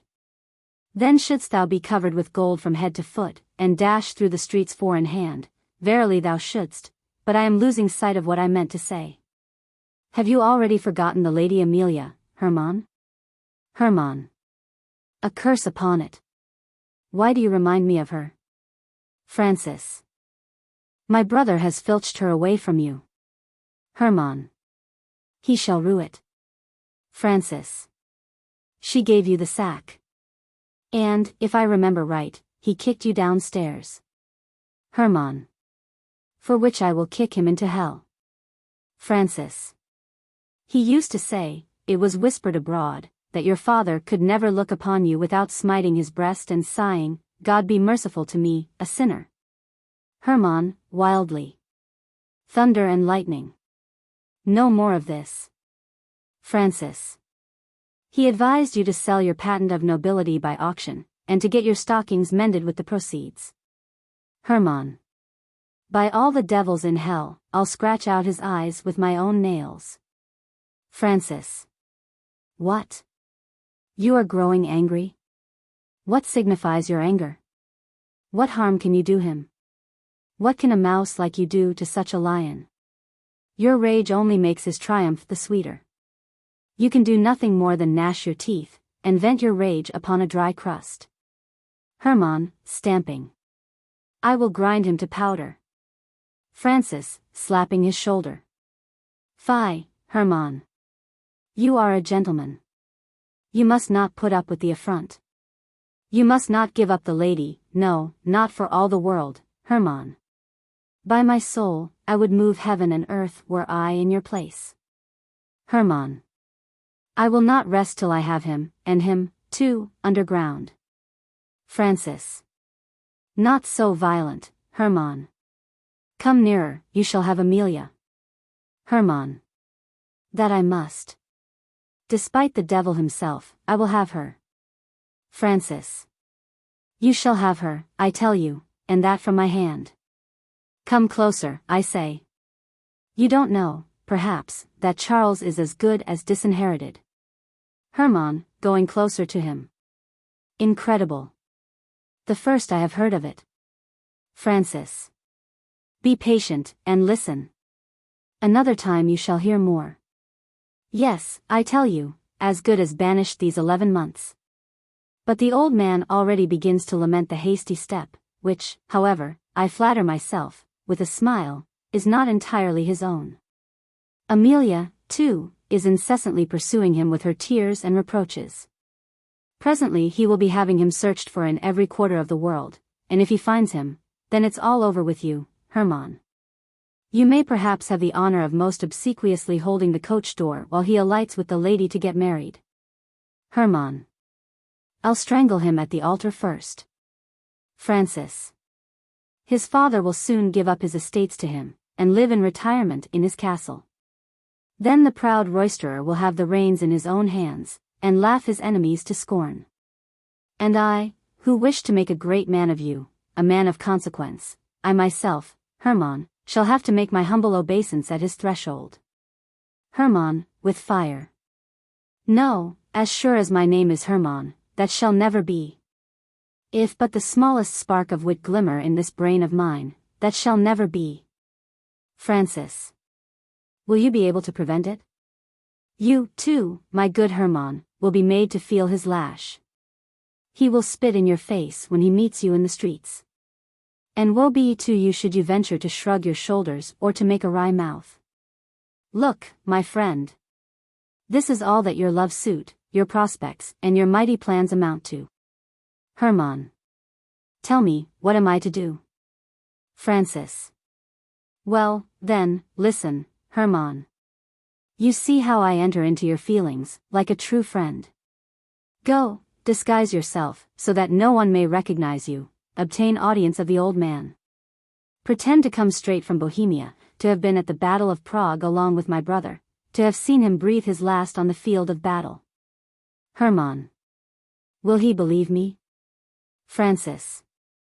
Ho! Ho! Let that be my care. Take this packet. There you will find your commission set forth at large, and documents, to boot, which shall convince the most incredulous. Only make haste to get away unobserved. Slip through the back gate into the yard, and then scale the garden wall. The denouement of this tragicomedy you may leave to me. Hermann. That, I suppose, will be, long live our new Baron, Francis von Moor. Francis, patting his cheeks. How cunning you are. By this means, you see, we attain all our aims at once and quickly. Amelia relinquishes all hope of him, the old man reproaches himself for the death of his son, and, he sickens. A tottering edifice needs no earthquake to bring it down, he will not survive the intelligence, then am I his only son. Amelia loses every support, and becomes the plaything of my will, and you may easily guess, in short, all will go as we wish, but you must not flinch from your word. Hermann. What do you say? Exultingly. Sooner shall the ball turn back in its course, and bury itself in the entrails of the marksman.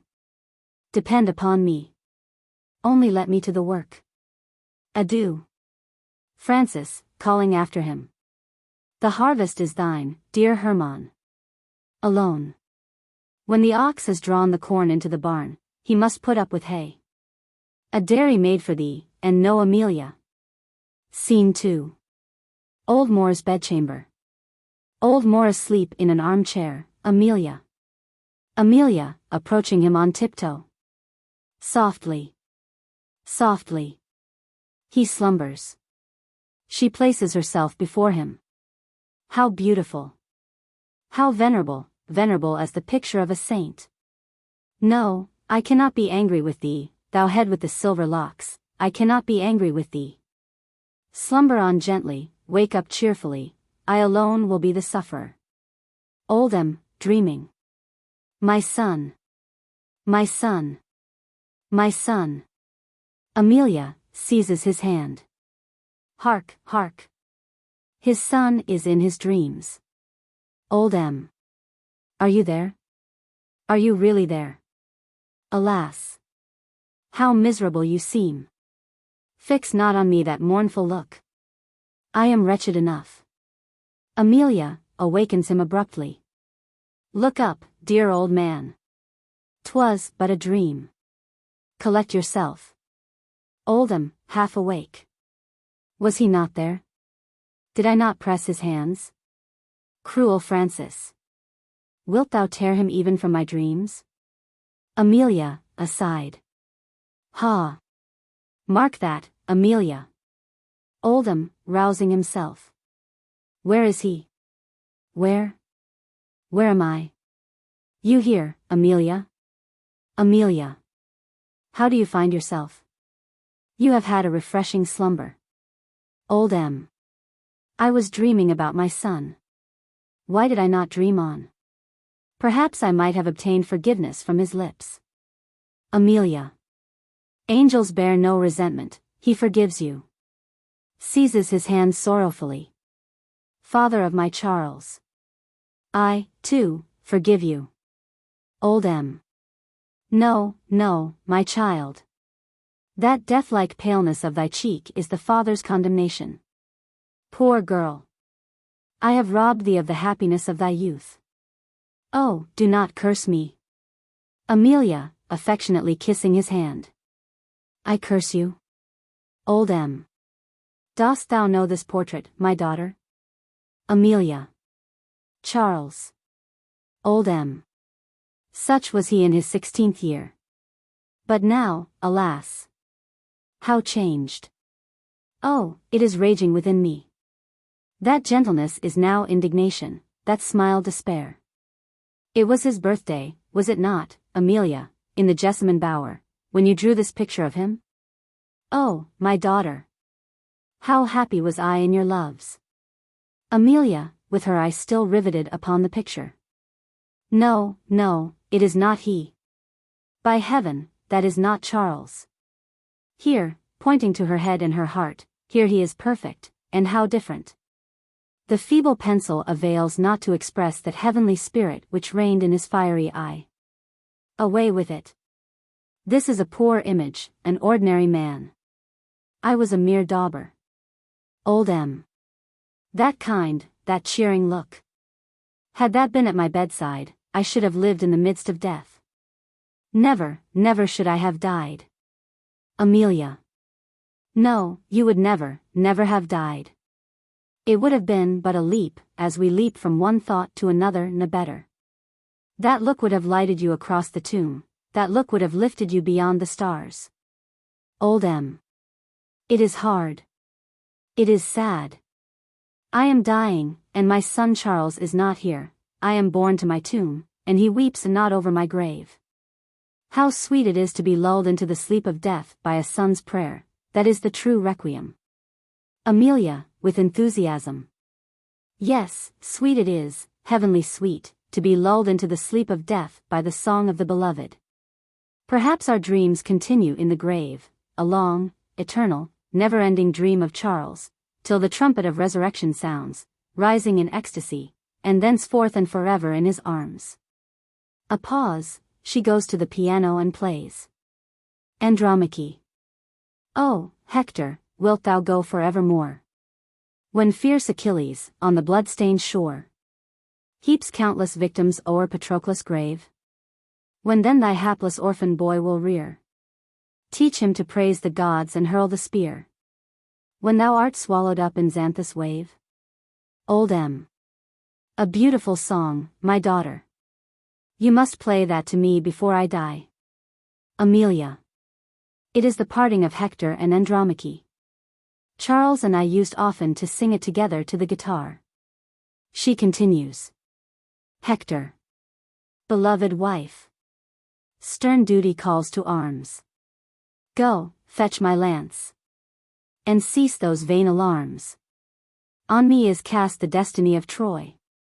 Astyanax, my child, the gods will shield, should Hector fall upon the battlefield. And in Elysium we shall meet with joy. Enter Daniel. Daniel. There is a man without, who craves to be admitted to your presence, and says he brings tidings of importance. Old M. To me there is but one thing in this world of importance, thou knowest it, Amelia. Perhaps it is some unfortunate creature who seeks assistance. He shall not go hence in sorrow. Amelia. If it is a beggar, let him come up quickly. Old M. Amelia, Amelia. Spare me. Amelia continues to play and sing. Andromache. Thy martial tread no more will grace my hall. Thine arms shall hang sad relics on the wall. And Priam's race of godlike heroes fade. Oh, thou wilt go where Phoebus sheds no light, where black Cocytus wails in endless night. Thy love will die in Lethe's gloomy shade. Hector. Though I in Lethe's darksome wave should sink, and cease on other mortal ties to think, yet thy true love shall never be forgot. Hark! On the walls I hear the battle roar. Gird on my armor, and, oh, weep no more. Thy Hector's love in Lethe dieth not. Enter Francis, Hermann in disguise, Daniel. Francis. Here is the man. He says that he brings terrible news. Can you bear the recital? Old M. I know but one thing terrible to hear. Come hither, friend, and spare me not. Hand him a cup of wine. Hermann, in a feigned voice. Most gracious sir. Let not a poor man be visited with your displeasure, if against his will he lacerates your heart. I am a stranger in these parts, but I know you well, you are the father of Charles von Moor. Old M. How know you that? Hermann. I knew your son. Amelia, starting up. He lives then?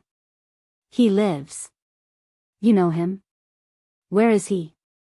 Where? About to rush out. Old M. What know you about my son? Hermann.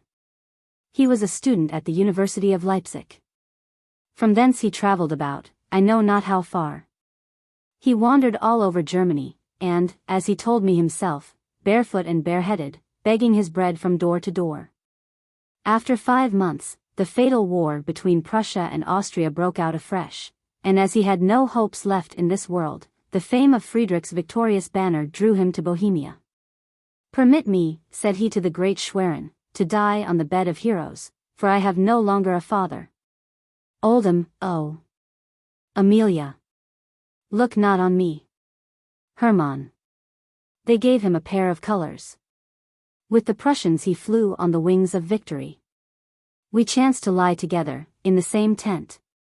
He talked much of his old father, and of happy days that were past, and of disappointed hopes. It brought the tears into our eyes. Old M. buries his face in his pillow. No more. Oh, no more. Hermann. A week after, the fierce battle of Prague was fought. I can assure you your son behaved like a brave soldier.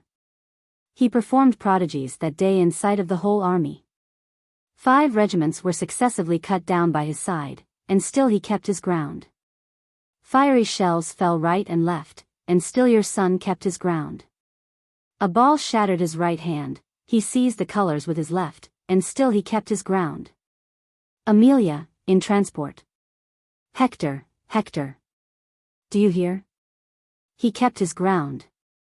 Hermann. On the evening of the battle I found him on the same spot. He had sunk down, amidst a shower of hissing balls. With his left hand he was staunching the blood that flowed from a fearful wound, his right he had buried in the earth. Comrade!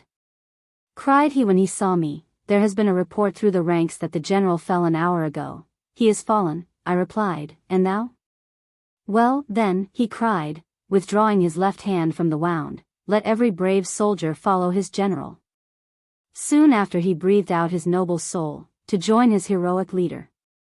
Francis, feigning to rush wildly on Hermann. May death seal thy accursed lips. Art thou come here to give the death blow to our father? Father. Amelia. Father. Hermann. It was the last wish of my expiring comrade.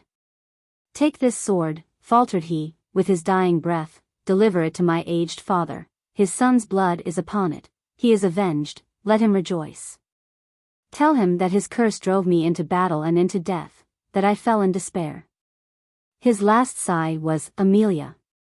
Amelia, like one aroused from lethargy. His last sigh, Amelia. Oldham, screaming horribly, and tearing his hair. My curse drove him into death. He fell in despair. Francis, pacing up and down the room. Oh! What have you done, father? My Charles. My brother. Hermann. Here is the sword, and here, too, is a picture which he drew from his breast at the same time. It is the very image of this young lady. This for my brother Francis, he said. I know not what he meant by it. Francis, feigning astonishment. For me? Amelia's picture? For me, Charles, Amelia? For me? Amelia, rushing violently upon Hermann. Thou venal, bribed impostor. Lays hold of him. Hermann. I am no impostor, noble lady. See yourself if it is not your picture. It may be that you yourself gave it to him. Francis. By heaven, Amelia. Your picture. It is, indeed. Amelia, returns him the picture, my picture, mine. Oh! Heavens and earth. Oldham, screaming and tearing his face. Woe, woe. My curse drove him into death. He fell in despair. Francis. And he thought of me in the last and parting hour, of me. Angelic soul. When the black banner of death already waved over him he thought of me. Oldham, stammering like an idiot. My curse drove him into death. In despair my son perished. Hermann. This is more than I can bear. Farewell, old gentleman. Aside to Francis. How could you have the heart to do this? Exit in haste. Amelia, rises and rushes after him. Stay. Stay. What were his last words? Hermann, calling back. His last sigh was, Amelia. Exit. Amelia. His last sigh was Amelia. No, thou art no impostor. It is too true, true, he is dead, dead. Staggering to and fro till she sinks down, dead, Charles is dead. Francis. What do I see? What is this line on the sword, written with blood, Amelia? Amelia. By him? Francis. Do I see clearly, or am I dreaming? Behold, in characters of blood, Francis, forsake not my Amelia.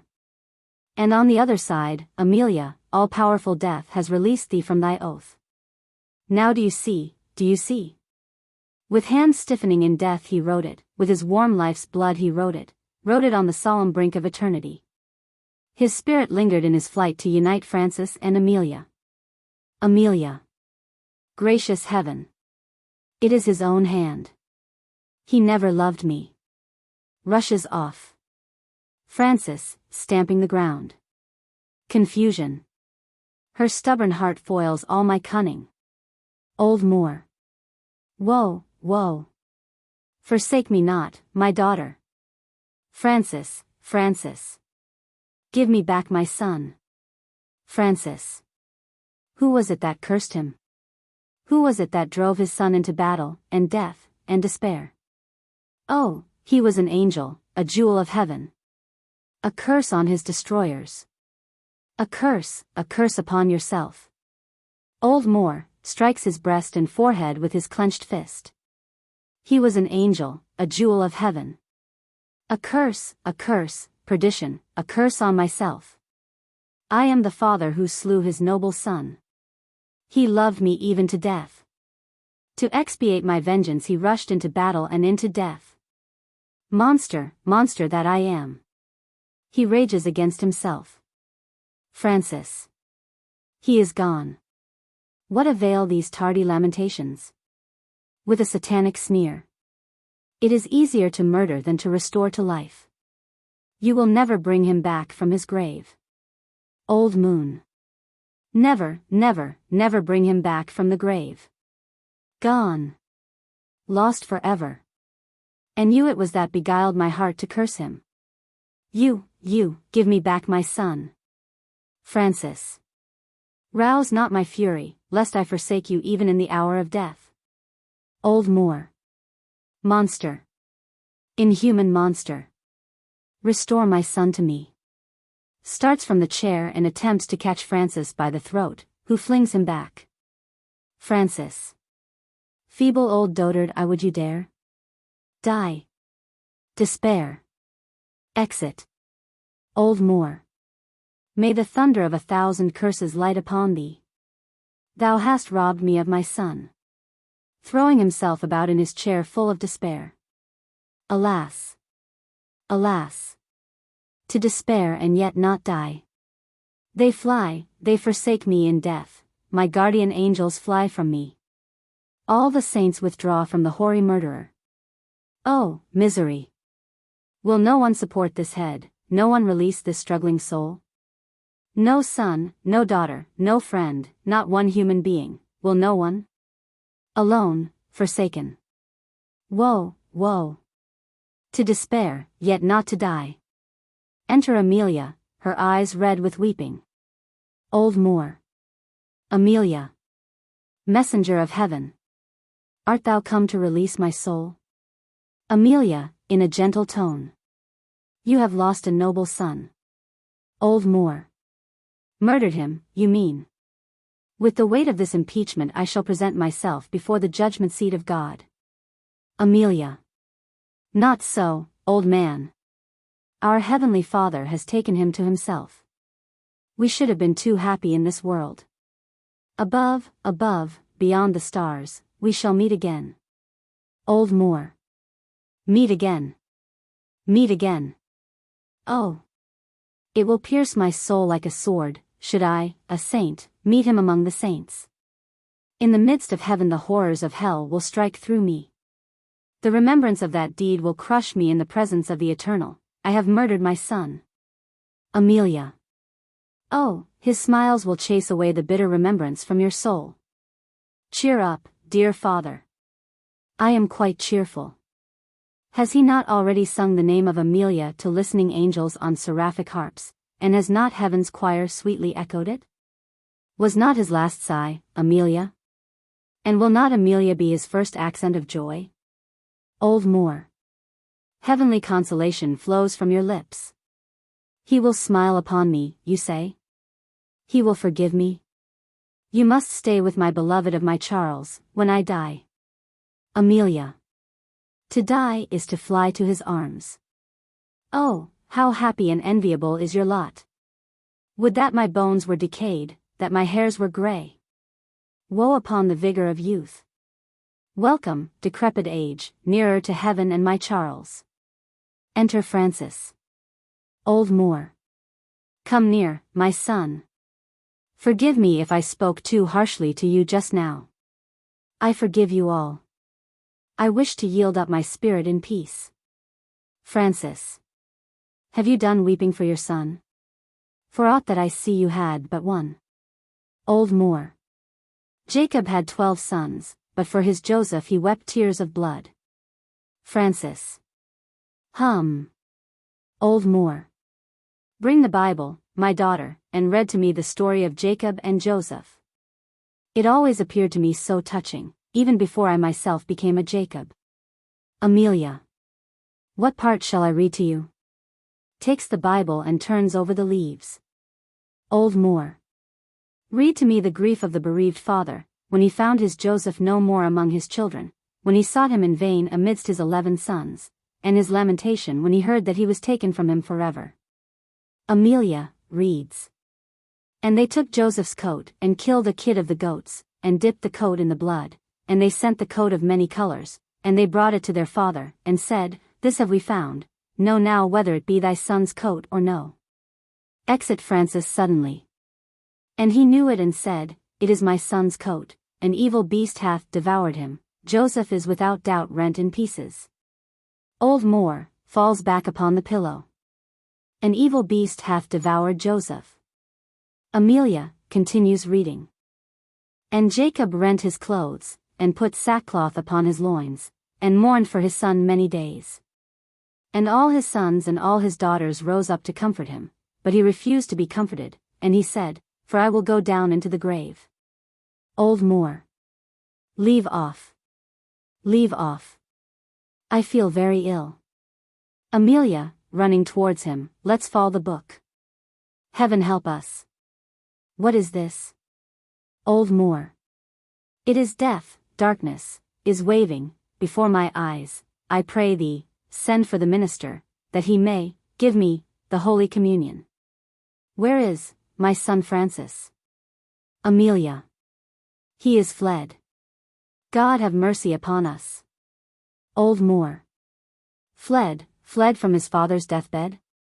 And is that all, of 2 children full of promise, thou hast given, thou hast, taken away, thy name be? Amelia, with a sudden cry. Dead. Both dead. Exit in despair. Enter Francis, dancing with joy. Francis.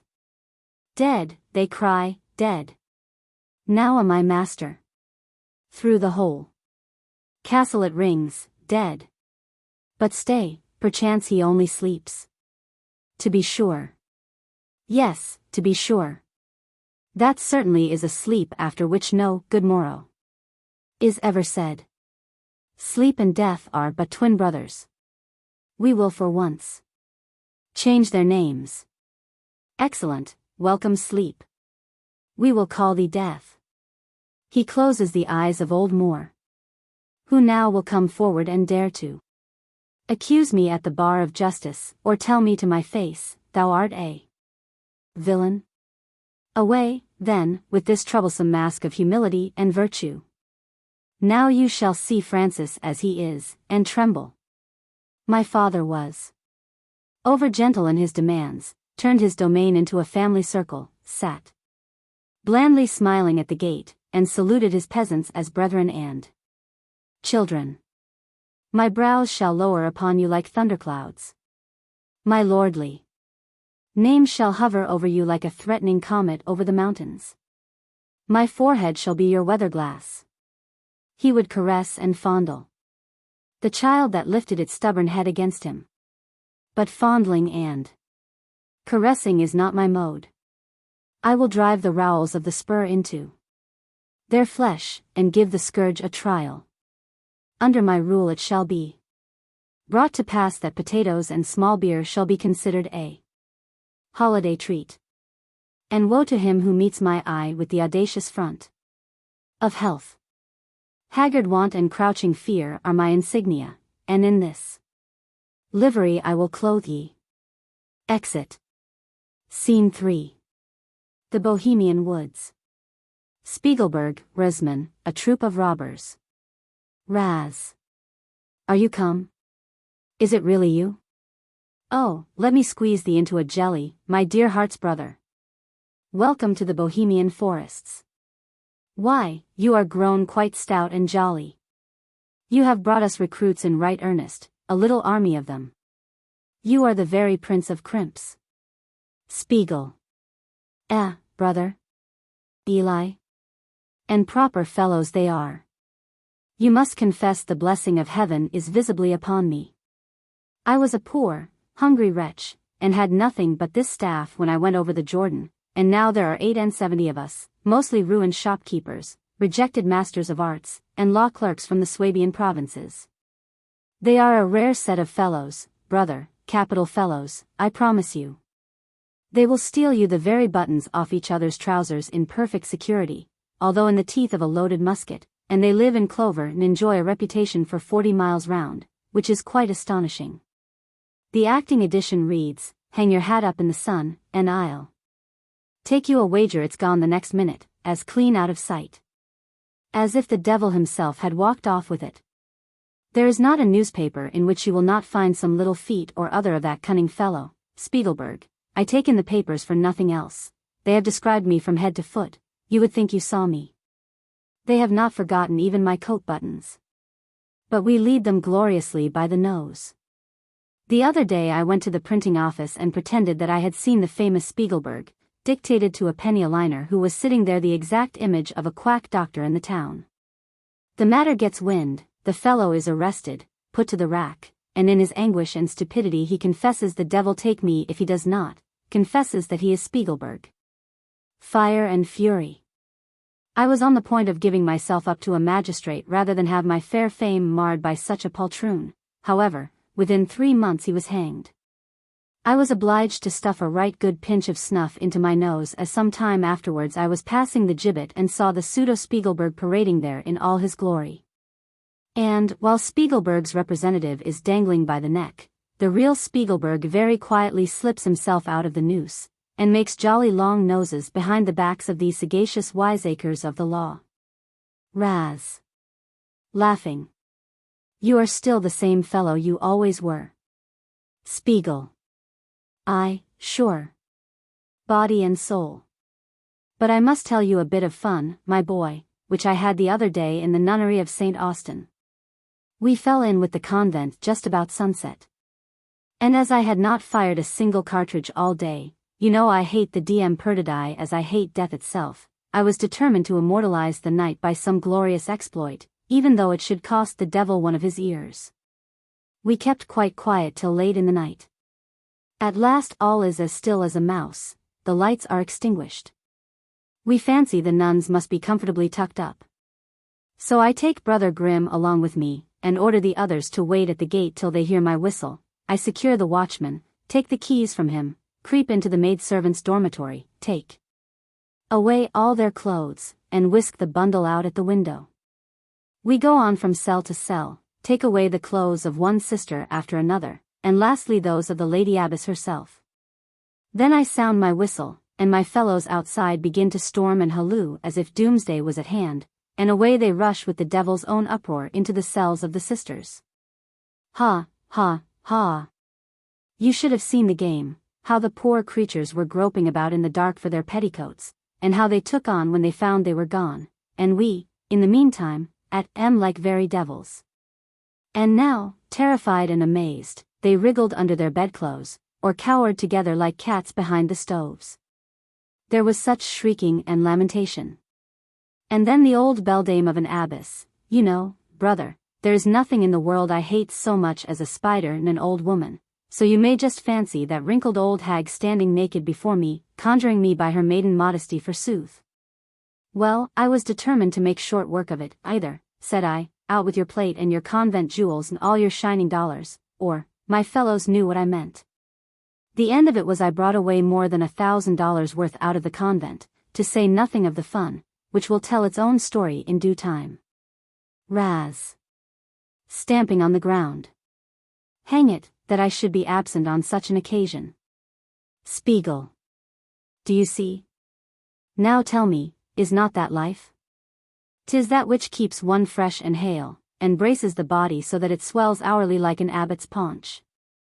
I don't know, but I think I must be endowed with some magnetic property, which attracts all the vagabonds on the face of the earth towards me like steel and iron. Raz. A precious magnet, indeed. But I should like to know, I'll be hanged if I shouldn't, what witchcraft you use? Spiegel. Witchcraft? no need of witchcraft. All it wants is a head, a certain practical capacity which, of course, is not taken in with every spoonful of barley meal. For you know I have always said that an honest man may be carved out of any willow stump, but to make a rogue you must have brains, besides which it requires a national genius, a certain rascal climate, so to speak.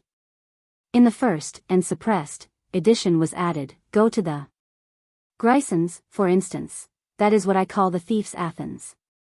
This obnoxious passage has been carefully expunged from all the subsequent editions. It gave mortal offense to the Grison magistrates, who made a formal complaint of the insult and caused Schiller to be severely rebuked by the Grand Duke. This incident forms one of the epochs in our author's history. Raz. Brother, I have heard Italy celebrated for its artists. Spiegel. Yes, yes. Give the devil his due. Italy makes a very noble figure. And if Germany goes on as it has begun, and if the Bible gets fairly kicked out, of which there is every prospect, Germany, too, may in time arrive at something respectable. But I should tell you that climate does not, after all, do such a wonderful deal. Genius thrives everywhere, and as for the rest, brother, a crab, you know, will never become a pineapple, not even in paradise. But to pursue our subject, where did I leave off? Raz. You were going to tell me about your stratagems. Spiegel. Ah, yes. My stratagems. Well, when you get into a town, the first thing is to fish out from the beadles, watchmen, and turnkeys, who are their best customers, and for these, accordingly, you must look out.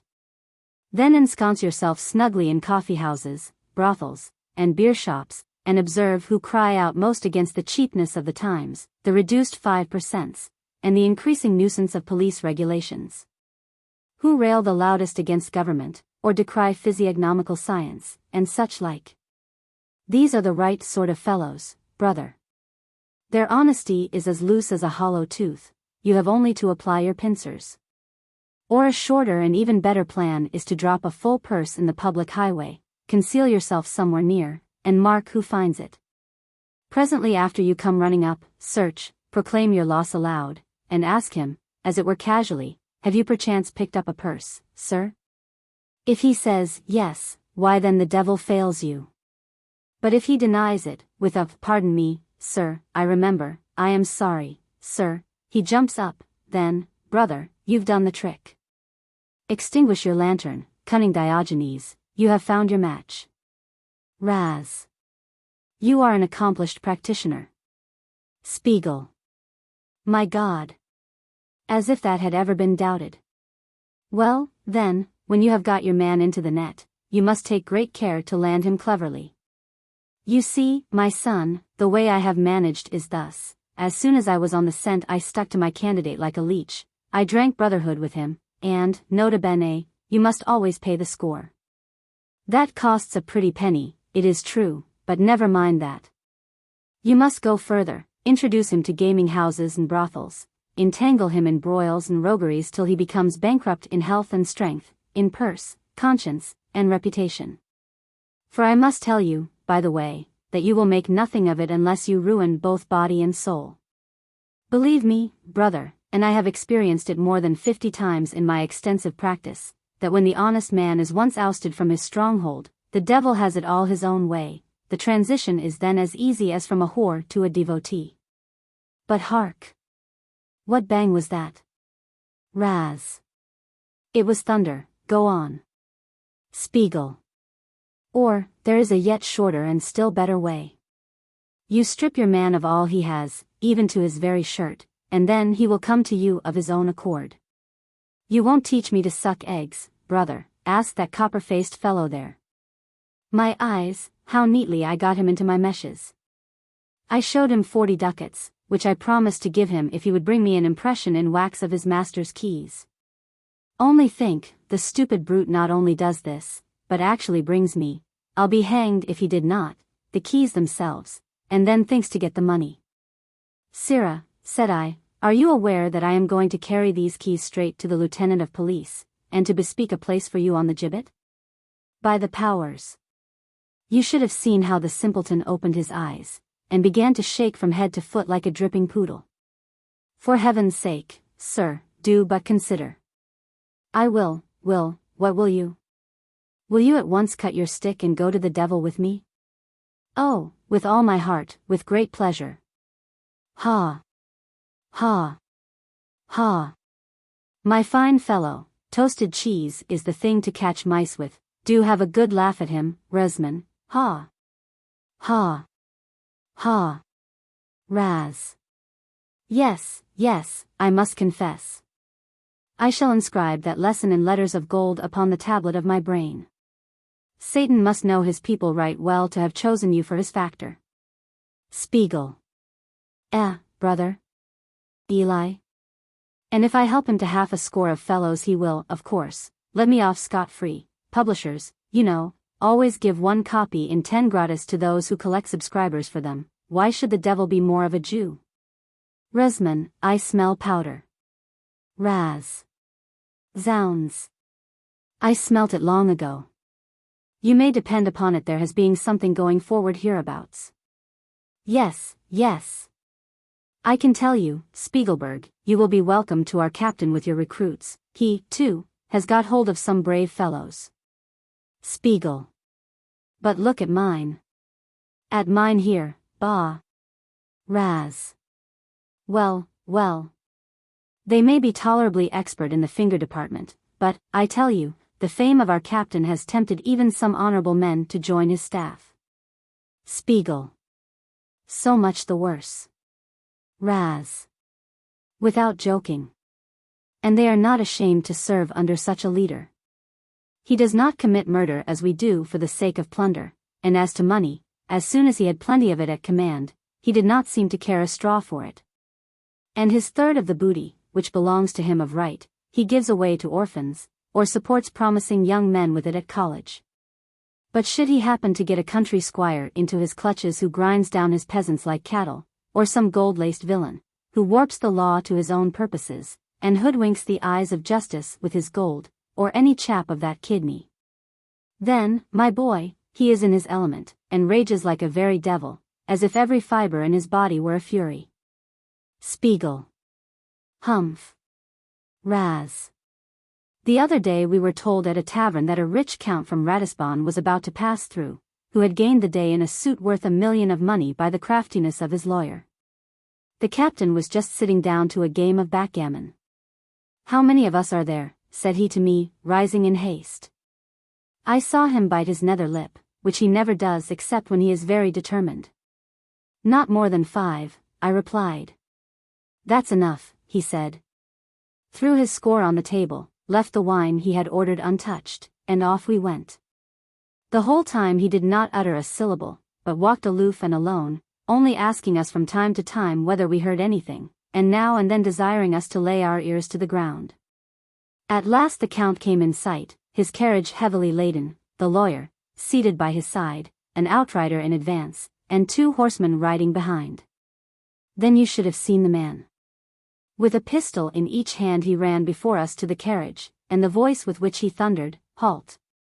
The coachman, who would not halt, was soon toppled from his box. The count fired out of the carriage and missed. The horseman fled. "Your money, rascal," cried Moor, with his stentorian voice. The count lay like a bullock under the axe. And are you the rogue who turns justice into a venal prostitute? The lawyer shook till his teeth chattered again. And a dagger soon stuck in his body, like a stake in a vineyard. "I have done my part," cried the captain, turning proudly away. "The plunder is your affair." And with this he vanished into the forest. Spiegel. Hum. Brother, what I told you just now remains between ourselves. There is no occasion for his knowing it. You understand me? Raz. Yes, I understand. Spiegel. You know the man. He has his own notions. You understand me? Raz. Oh, I quite understand. Enter Schwartz at full speed. Who's there? What is the matter? Any travelers in the forest? Schwartz. Quick. Where are the others? Zounds. There you stand gossiping. Don't you know, do you know nothing of it, that poor roller? Pause. What of him? What of him? Schwartz. He's hanged, that's all, and 4 others with him. Raz. Roller hanged? Steph. When? How do you know? Schwartz. He has been in limbo more than 3 weeks, and we knew nothing of it. He was brought up for examination 3 several days, and still we heard nothing. They put him to the rack to make him tell where the captain was to be found, but the brave fellow would not slip. Yesterday he got his sentence, and this morning was dispatched express to the devil. Raz. Confound it. Does the captain know? Schwartz. He heard of it only yesterday. He foamed like a wild boar. You know that roller was always an especial favorite. And then the rack. Ropes and scaling ladders were conveyed to the prison, but in vain. Moor himself got access to him disguised as a Capuchin monk, and proposed to change clothes with him, but roller absolutely refused. Whereupon the captain swore an oath that made our very flesh creep. He vowed that he would light a funeral pile for him, such as had never yet graced the bier of royalty, one that should burn them all to cinders. I fear for the city. He has long owed it a grudge for its intolerable bigotry, and you know, when he says, I'll do it, the thing is as good as done. Raz. That is true. I know the captain. If he had pledged his word to the devil to go to hell he never would pray again, though half a paternoster would take him to heaven. Alas. Poor roller, poor roller. Spiegel. Memento mori. But it does not concern me. Hums a tune. Should I happen to pass the gallows stone, I shall just take a sight with one eye, and think to myself, you may dangle alone. Who now, sir, s the fool, you or I? Raz. Jumping up. Hark. A shot. Firing and noise is heard behind the scenes. Spiegel. Another. Raz. And another. The captain. Voices behind the scenes are heard singing. The Nürnbergers deem it the wisest plan. Never to hang till they've caught their man. Da capo. Schweitzer and roller, behind the scenes. Holla, ho. Holla, ho. Raz. Roller. By all the devils. Roller. Schweitzer and roller, still behind the scenes. Resman. Schwartz. Spiegelberg. Resman. Raz. Roller. Schweitzer. Thunder and lightning. Fire and fury. They run towards him. Enter Charles von Moor, on horseback, Schweitzer, roller, Grimm, Schufterl, and a troop of robbers covered with dust and mud. Charles, leaping from his horse, Liberty. Liberty, thou art on terra firma, roller. Take my horse, Schweitzer, and wash him with wine. Throws himself on the ground. That was hot work. Raz. To roller. Well, by the fires of Pluto.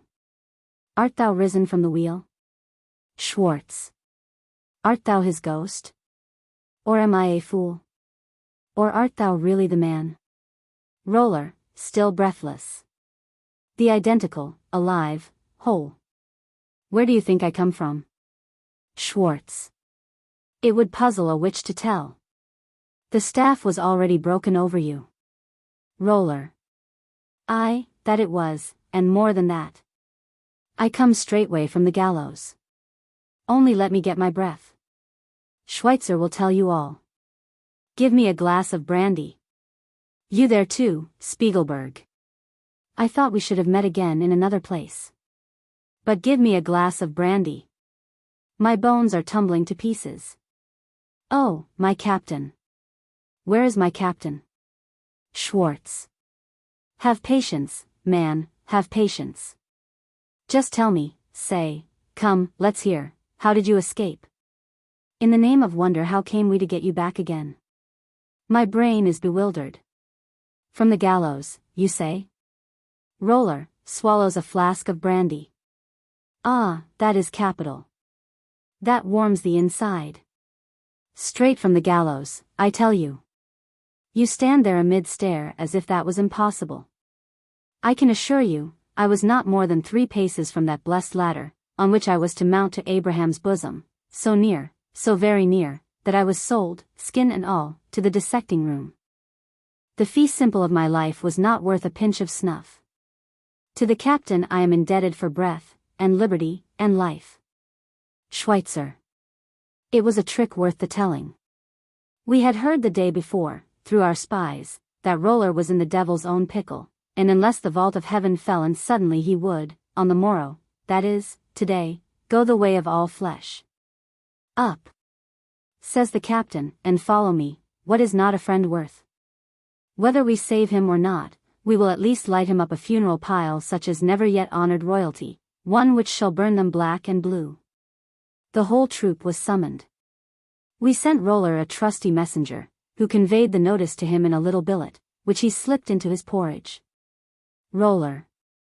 I had but small hope of success. Schweitzer.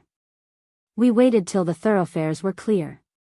The whole town was out after the sight, equestrians, pedestrians, carriages, all pell-mell, the noise and the gibbet psalm sounded far and wide. Now, says the captain, light up, light up. We all flew like darts. They set fire to the city in 33 places at once, threw burning firebrands on the powder magazine, and into the churches and granaries. More blew. In less than a quarter of an hour a northeaster, which, like us, must have owed a grudge to the city, came seasonably to our aid, and helped to lift the flames up to the highest gables. Meanwhile we ran up and down the streets like furies, crying, fire! Ho!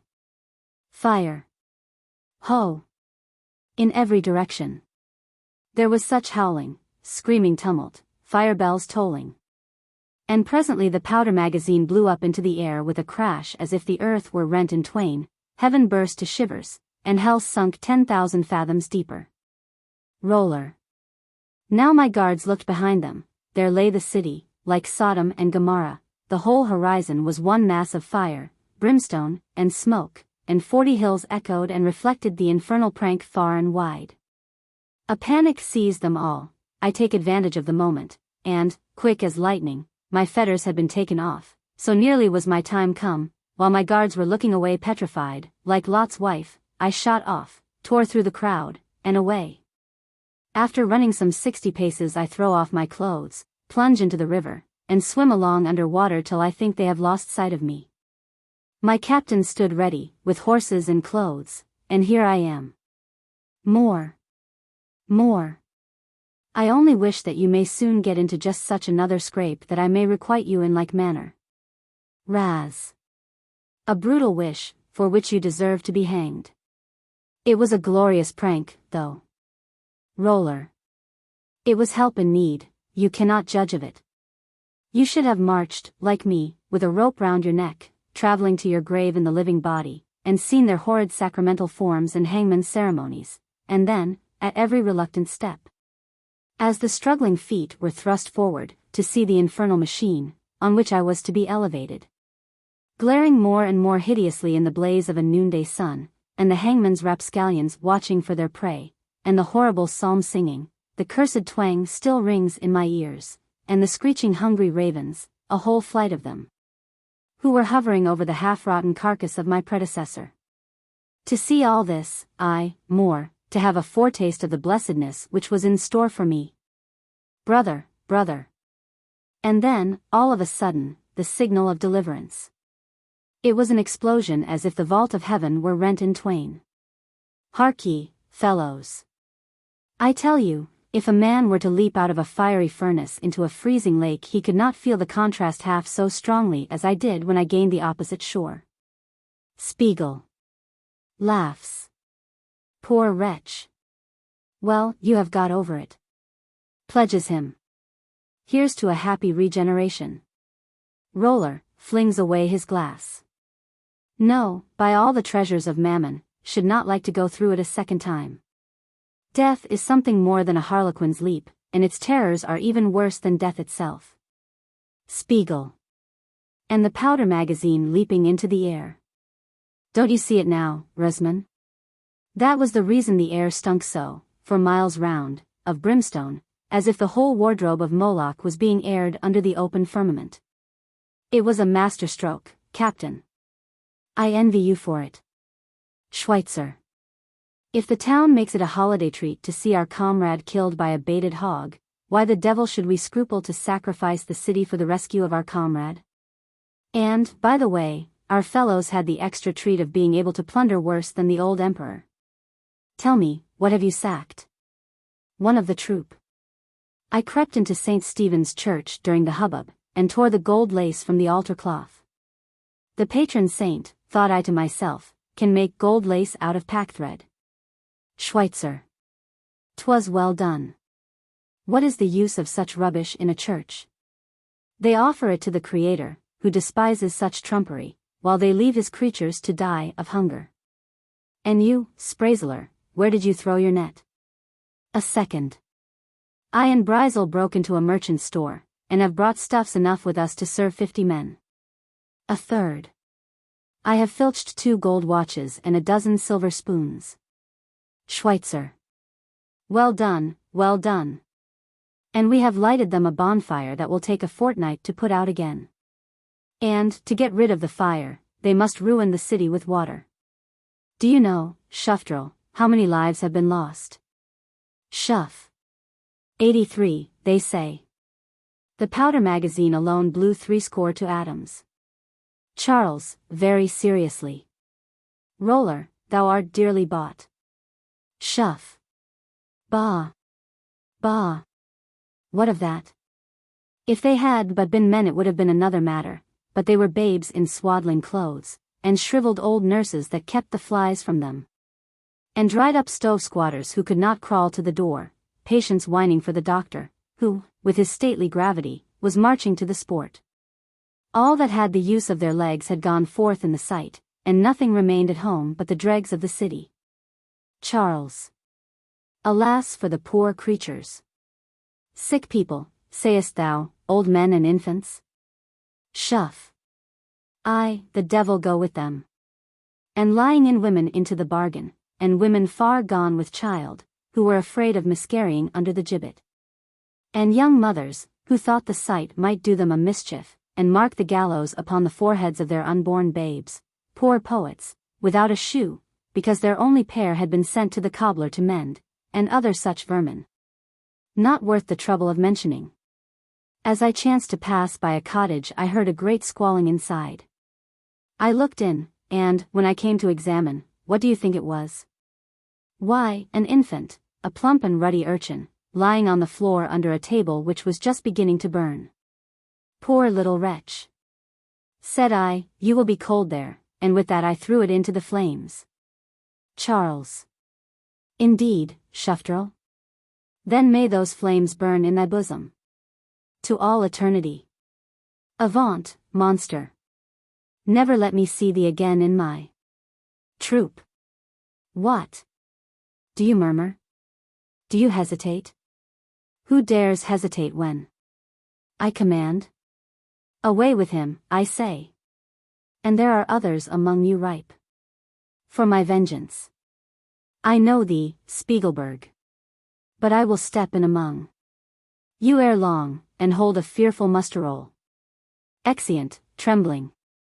Charles, alone, walking up and down in great agitation. Hear them not, thou avenger in heaven. How can I avert it? Art thou to blame, great God, if thy engines, pestilence, and famine, and floods, overwhelm the just with the unjust? Who can stay the flame, which is kindled to destroy the hornet's nest, from extending to the blessed harvest? Oh! Fie on the slaughter of women, and children, and the sick! How this deed weighs me down! It has poisoned my fairest achievements. There he stands, poor fool, abashed and disgraced in the sight of heaven. The boy that presumed to wield Jove's thunder, and overthrew pygmies when he should have crushed titans. Go, go! 'Tis not for thee, puny son of clay, to wield the avenging sword of sovereign justice. Thou didst fail at thy first essay. Here, then, I renounce the audacious scheme. I go to hide myself in some deep cleft of the earth, where no daylight will be witness of my shame. He is about to fly. Enter a robber hurriedly. Robber. Look out, Captain. There is mischief in the wind. Whole detachments of Bohemian cavalry are scouring the forests. That infernal bailiff must have betrayed us. Enter more robbers. 2D robber. Captain. Captain. They have tracked us. Some thousands of them are forming a cordon round the middle forest. Enter more robbers again. 3D robber. Woe, woe, woe. We are all taken, hanged, drawn, and quartered. Thousands of hussars, dragoons, and chasseurs are mustering on the heights, and guard all the passes. Exit Karl von Moor. Enter Schweitzer, Grimm, Roller, Schwartz, Schufterl, Spiegelberg, Resman, and the whole troop. Schweitzer. Ha! Have we routed them out of their feather beds at last? Come, be jolly, Roller. I have long wished to have a bout with those knights of the bread-basket. Where is the captain? Is the whole troop assembled? I hope we have powder enough. Raz. Powder, I believe you, but we are only 80 in all and therefore scarcely 1 to 20. Schweitzer. So much the better. And though there were 50 against my great toenail, fellows who have waited till we lit the straw under their very seats. Brother, there is nothing to fear. They sell their lives for 10 pence, and are we not fighting for our necks? We will pour into them like a deluge, and fire volleys upon their heads like crashes of thunder. But where the devil is the captain? Spiegel. He forsakes us in this extremity. Is there no hope of escape? Schweitzer. Escape? Spiegel. Oh, that I had tarried in Jerusalem. Schweitzer. I wish you were choked in a cesspool, you paltry coward. With defenseless nuns you are a mighty man, but at sight of a pair of fists a confirmed sneak. Now show your courage or you shall be sewn up alive in an ass's hide and baited to death with dogs. Raz. The captain. The captain. Enter Charles, speaking slowly to himself. Charles. I have allowed them to be hemmed in on every side. Now they must fight with the energy of despair. Aloud. Now my boys. Now for it. We must fight like wounded boars, or we are utterly lost. Schweitzer. Ha! I'll rip them open with my tusks, till their entrails protrude by the yard. Lead on, Captain. We will follow you into the very jaws of death. Charles. Charge all your arms. You've plenty of powder, I hope. Schweitzer, with energy. Powder? Aye, enough to blow the earth up to the moon. Raz. Every one of us has 5 brace of pistols, ready loaded, and 3 carbines to boot. Charles. Good. Good. Now some of you must climb up the trees, or conceal yourselves in the thickets, and some fire upon them in ambush. Schweitzer. That part will suit you, Spiegelberg. Charles. The rest will follow me, and fall upon their flanks like furies. Schweitzer. There will I be. Charles. At the same time let every man make his whistle ring through the forest and gallop about in every direction, so that our numbers may appear the more formidable.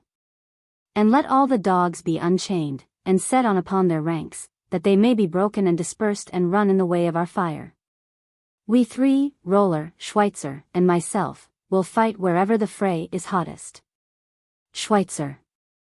Masterly. Excellent. We will so bewilder them with balls that they shall not know whence the salutes are coming. I have more than once shot away a cherry from the mouth. Only let them come on. Schufterl is pulling Schweitzer. The latter takes the captain aside, and entreats him in a low voice. Charles. Silence. Schweitzer. I entreat you. Charles. Away. Let him have the benefit of his disgrace, it has saved him. He shall not die on the same field with myself, my Schweitzer, and my roller. Let him change his apparel, and I will say he is a traveler whom I have plundered. Make yourself easy, Schweitzer. Take my word for it, he will be hanged yet. Enter Father Dominic. Father Dom, to himself, starts. Is this the dragon's nest? With your leave, sirs. I am a servant of the church, and yonder are 1,700 men who guard every hair of my head. Schweitzer. Bravo. Bravo. Well spoken to keep his courage warm. Charles. Silence, comrade. Will you tell us briefly, good father, what is your errand here? Father Dom. I am delegated by the high justices, on whose sentence hangs life or death, ye thieves, ye incendiaries, ye villains, ye venomous generation of vipers, crawling about in the dark. And stinging in secret, ye refuse of humanity, brood of hell, food for ravens and worms, colonists for the gallows and the wheel. Schweitzer. Dog. A truce with your foul tongue.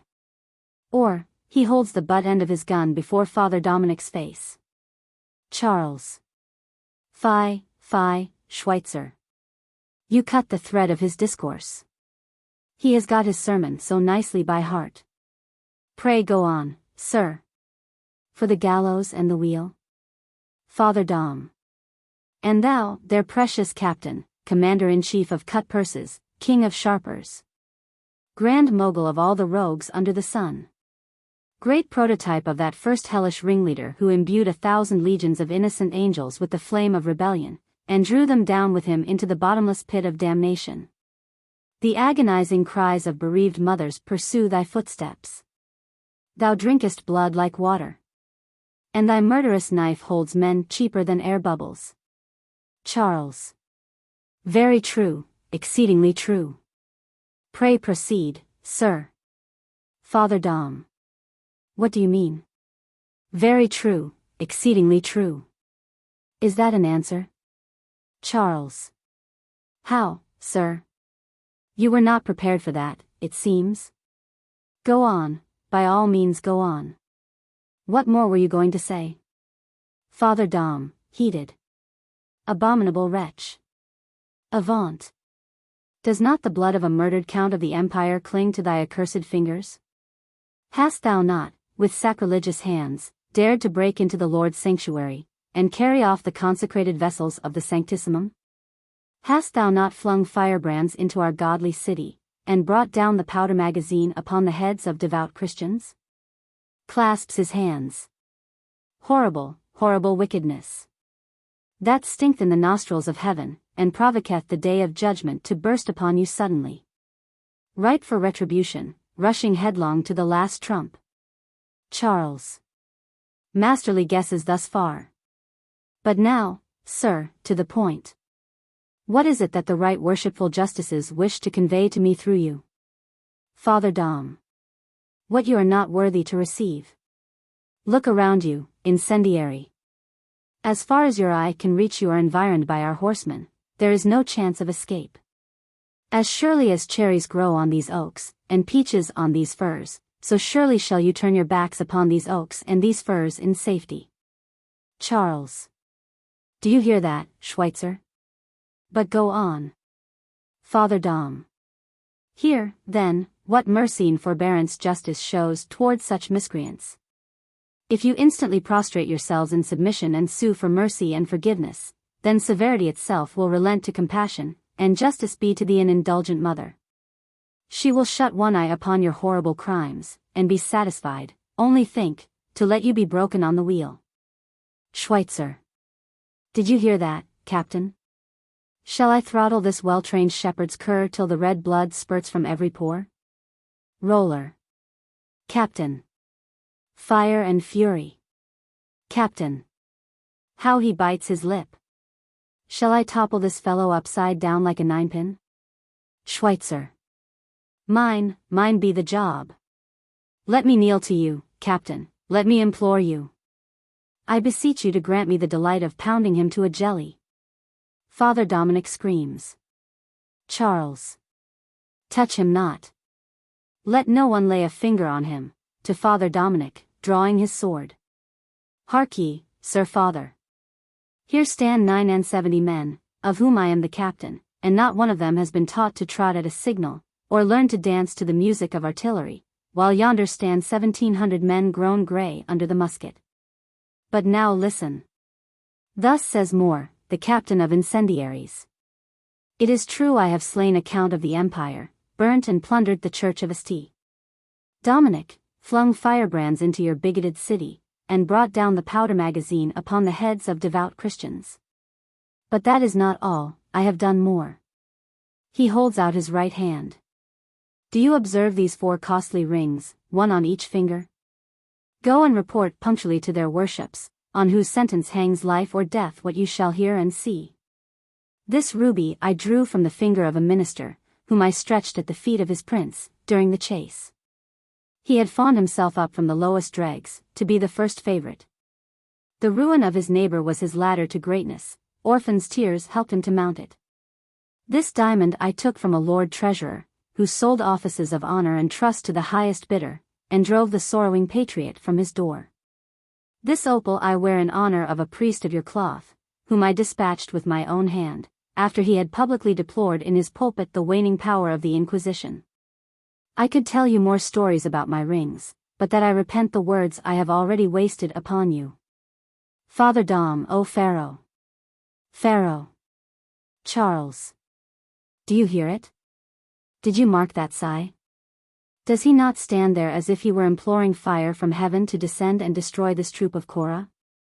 He pronounces judgment with a shrug of the shoulders, and eternal damnation with a Christian alas. Is it possible for humanity to be so utterly blind?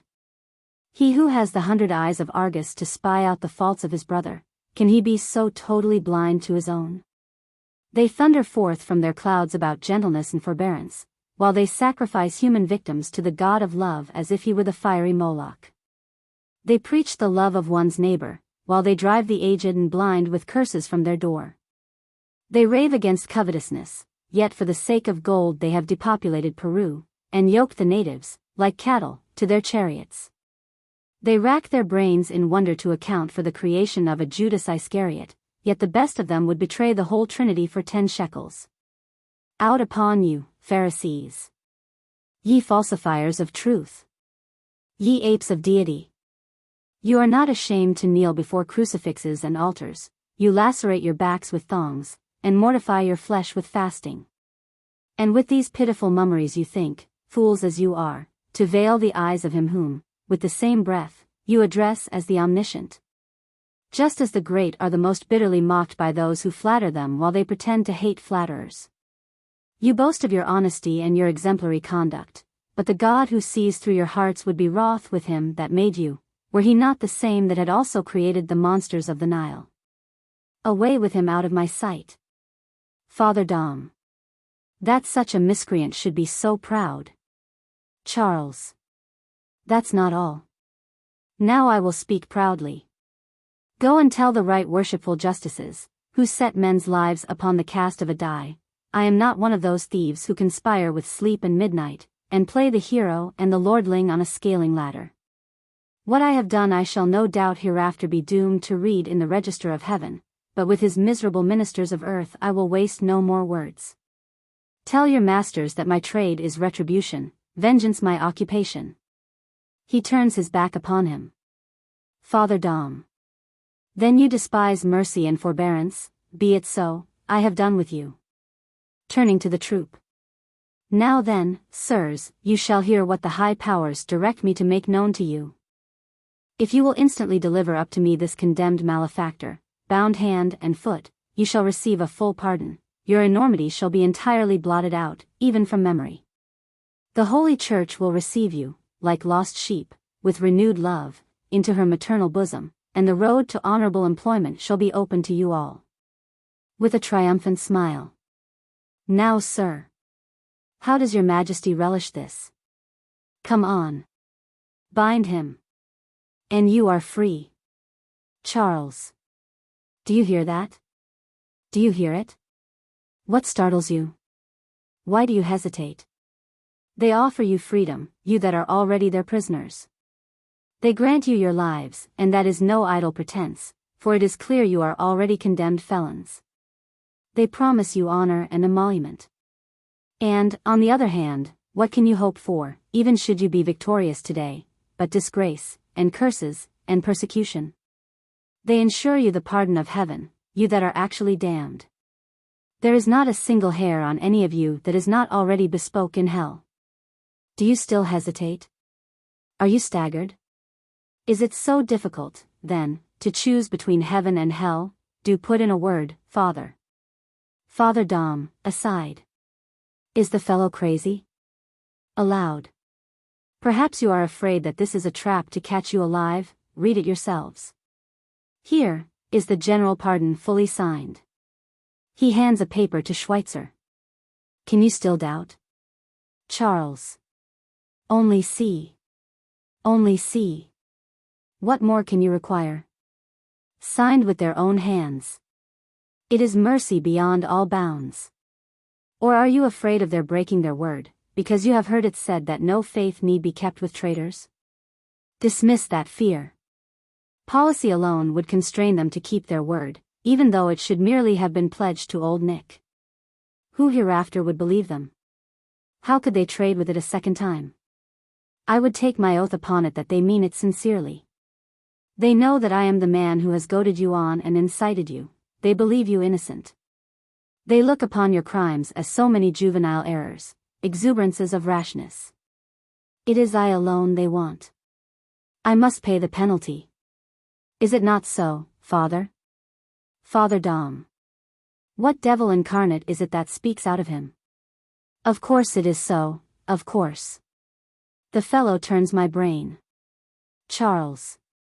What? No answer yet? Do you think it possible to cut your way through yon phalanx? Only look round you. Just look round. You surely do not reckon upon that were indeed a childish conceit, or do you flatter yourselves that you will fall like heroes, because you saw that I rejoiced in the prospect of the fight? Oh, do not console yourself with the thought. You are not more. You are miserable thieves. Wretched tools of my great designs. Despicable as the rope in the hand of the hangman. No. No. Thieves do not fall like heroes. Life must be the hope of thieves, for something fearful has to follow. Thieves may well be allowed to quake at the fear of death. Hark! Do you hear their horns echoing through the forest? See there! How their glittering sabers threaten. What? Are you still irresolute? Are you mad? Are you insane? It is unpardonable. Do you imagine I shall thank you for my life? I disdain your sacrifice. Father Dom, in utter amazement. I shall go mad. I must be gone. Was the like ever heard of? Charles. Or are you afraid that I shall stab myself, and so by suicide put an end to the bargain, which only holds good if I am given up alive? No, comrades. That is a vain fear. Here, I fling away my dagger, and my pistols, and this phial of poison, which might have been a treasure to me. I am so wretched that I have lost the power even over my own life. What? Still in suspense? Or do you think, perhaps, that I shall stand on my defense when you try to seize me? See here. I bind my right hand to this oak branch. Now I am quite defenseless, a child may overpower me. Who is the first to desert his captain in the hour of need? Roller, with wild energy. And what though hell encircle us with ninefold coils? Brandishing his sword. Who is the coward that will betray his captain? Schweitzer tears the pardon and flings the pieces into Father Dominic's face. Pardon be in our bullets. Away with thee, rascal. Tell your senate that you could not find a single traitor in all Moor's camp. Huzzah! Huzzah! Save the captain. All, shouting. Huzzah! Save the captain. Save him. Save our noble captain. Charles, releasing his hand from the tree, joyfully. Now we are free, comrades. I feel a host in this single arm. Death or liberty. At the least they shall not take a man of us alive. They sound the signal for attack, noise and tumult. Exeunt with drawn swords.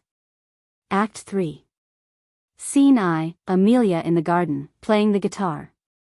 Bright as an angel from Valhalla's hall. More beautiful than aught of earth was he. Heaven mild his look, as sunbeams when they fall. Reflected from a calm cerulean sea. His warm embrace, oh, ravishing delight. With heart to heart the fiery pulses danced. Our every sense wrapped in ecstatic night. Our souls in blissful harmony entranced. His kisses, oh, what paradise of feeling! E'en as two flames which round each other twine. Or flood of seraph harp tones gently stealing. In one soft swell, away to realms divine. They rushed, commingled, melted, soul in soul. Lips glued to lips, with burning tremor bound. Cold earth dissolved, and love without control. Absorbed all sense of worldly things around. He's gone, forever gone. Alas! In vain. My bleeding heart in bitter anguish sighs. To me is left alone this world of pain. And mortal life in hopeless sorrow dies. Enter Francis. Francis. Here again already, perverse enthusiast. You stole away from the festive banquet, and marred the mirthful pleasures of my guests.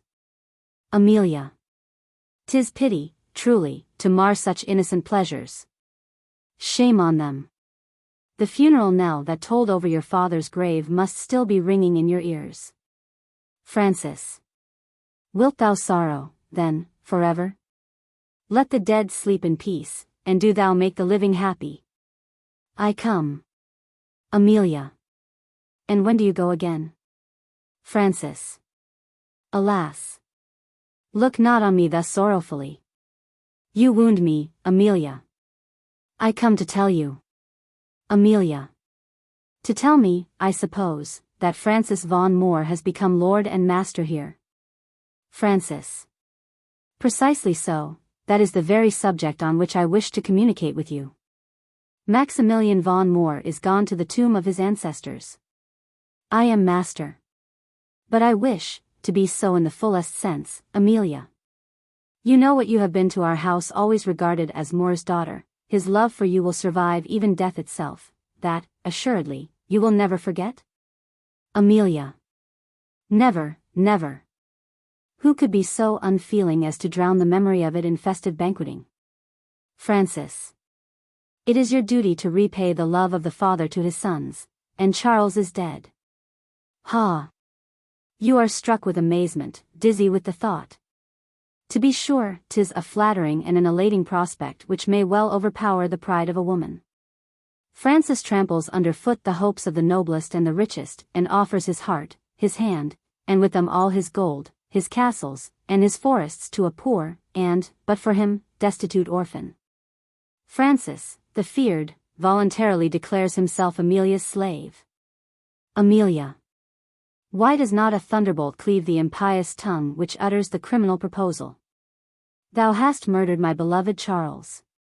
And shall Amelia, his betrothed, call thee husband? Thou? Francis. Be not so violent, most gracious princess.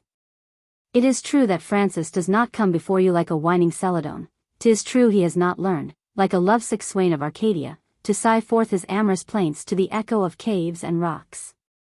Francis speaks, and, when not answered, commands. Amelia. Commands? Thou reptile. Command me? And what if I laughed your command to scorn? Francis. That you will hardly do. There are means, too, which I know of, admirably adapted to humble the pride of a capricious, stubborn girl, cloisters and walls. Amelia. Excellent. Delightful. To be forever secure within cloisters and walls from thy basilisk look, and to have abundant leisure to think and dream of Charles. Welcome with your cloister. Welcome your walls. Francis. Ha! Is that it? Beware. Now you have taught me the art of tormenting you. The sight of me shall, like a fiery-haired fury, drive out of your head these eternal fantasies of Charles. Francis shall be the dread phantom ever lurking behind the image of your beloved, like the fiend dog that guards the subterranean treasure. I will drag you to church by the hair, and sword in hand wring the nuptial vow from your soul. By main force will I ascend your virginal couch, and storm your haughty modesty with still greater haughtiness. Amelia gives him a slap in the face. Then take that first by way of dowry. Francis. Ha! I will be tenfold, and twice tenfold revenged for this. My wife. No, that honor you shall never enjoy. You shall be my mistress, my strumpet. The honest peasant's wife shall point her finger at you as she passes you in the street. I, gnash your teeth as fiercely as you please, scatter fire and destruction from your eyes. The fury of a woman piques my fancy, it makes you more beautiful, more tempting. Come, this resistance will garnish my triumph, and your struggles give zest to my embraces.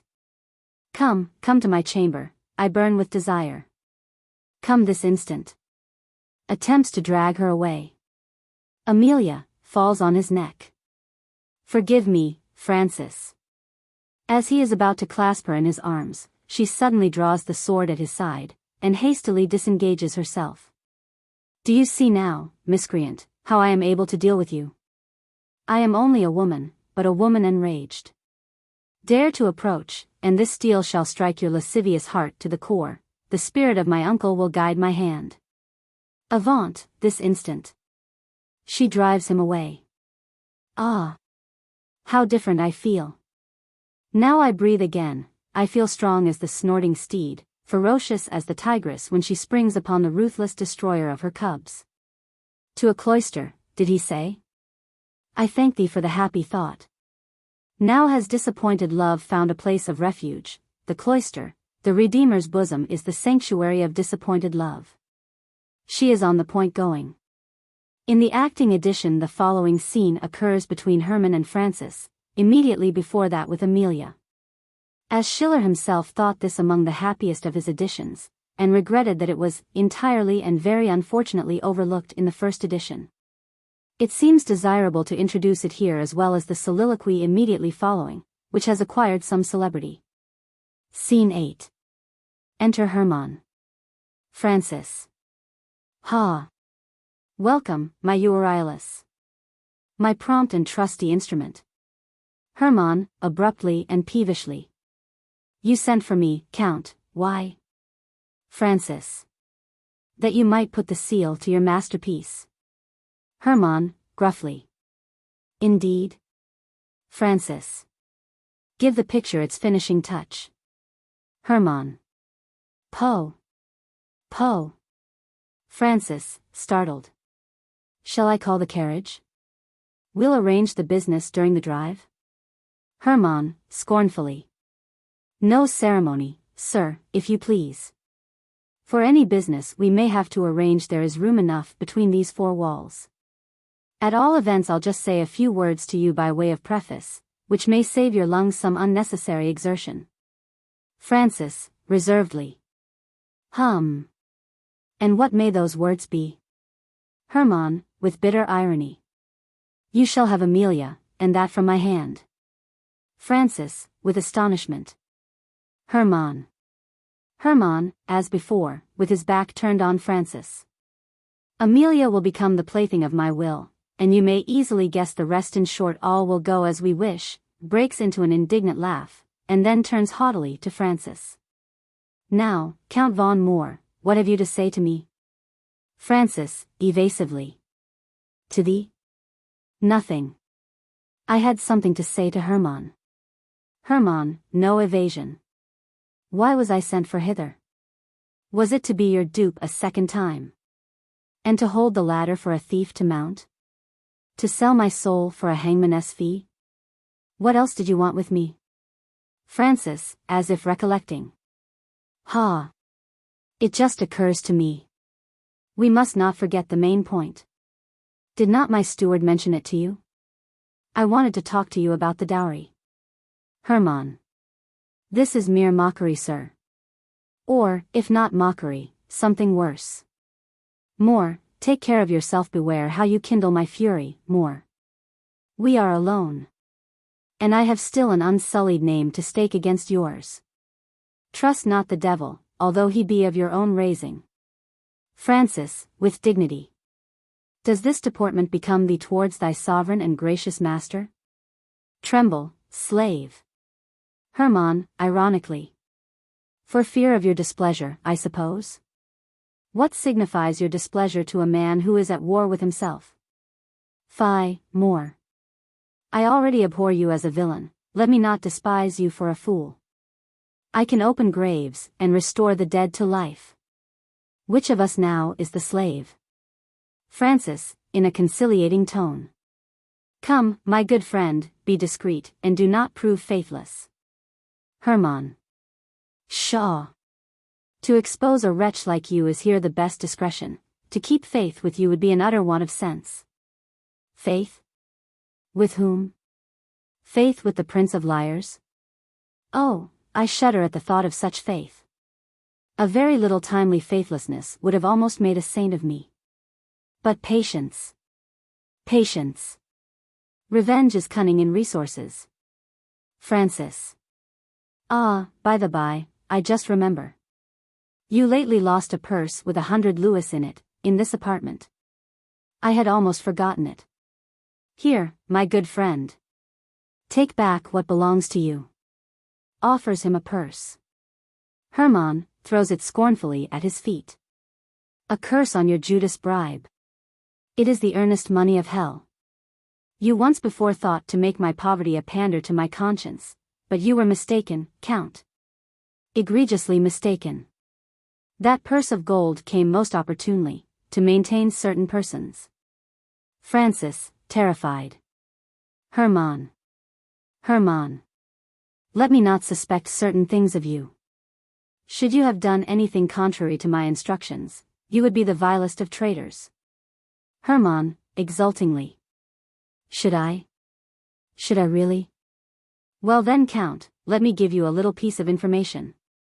Significantly. I will fatten up your infamy, and add fuel to your doom. The book of your misdeeds shall one day be served up as a banquet, and all the world be invited to partake of it. Contemptuously. Do you understand me now, my most sovereign, gracious, and excellent master? Francis starts up, losing all command of himself. Ha! Devil! Deceitful impostor! Striking his forehead. To think that I should stake my fortune on the caprice of an idiot. That was madness. Throws himself, in great excitement, on a couch. Hermann whistles through his fingers. Way! The biter bit. Francis, biting his lip.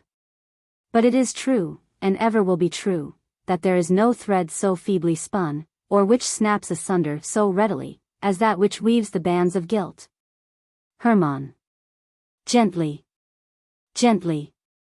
Are angels, then, superseded, that devils turn moralists?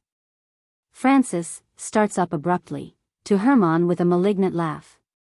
And certain persons will no doubt acquire much honor by making the discovery? Hermann, clapping his hands. Masterly. Inimitable. You play your part to admiration.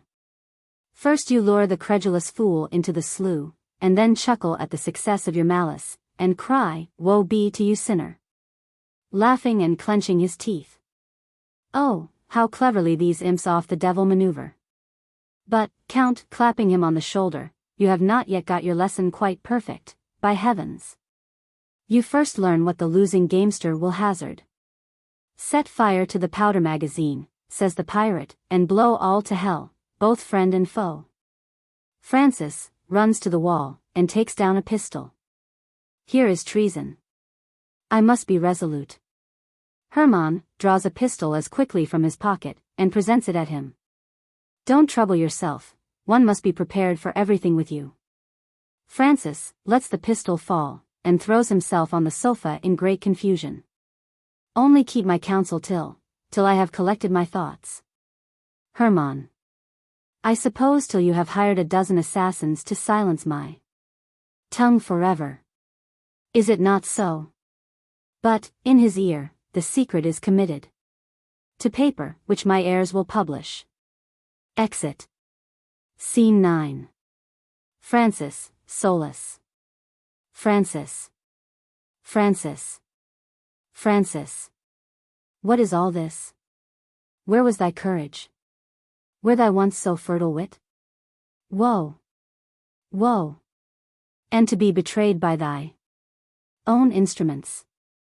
The pillars of my good fortune are tottering to their fall, the fences are broken down, and the raging enemy is already bursting in upon me. Well, this calls for some bold and sudden resolve. What if I went in person, and secretly plunged this sword in his body? A wounded man is but a child. Quick! I'll do it. He walks with a resolute step to the end of the stage, but stops suddenly as if overcome by sensations of horror. Who are these gliding behind me? Rolling his eyes fearfully, faces such as I have never yet beheld.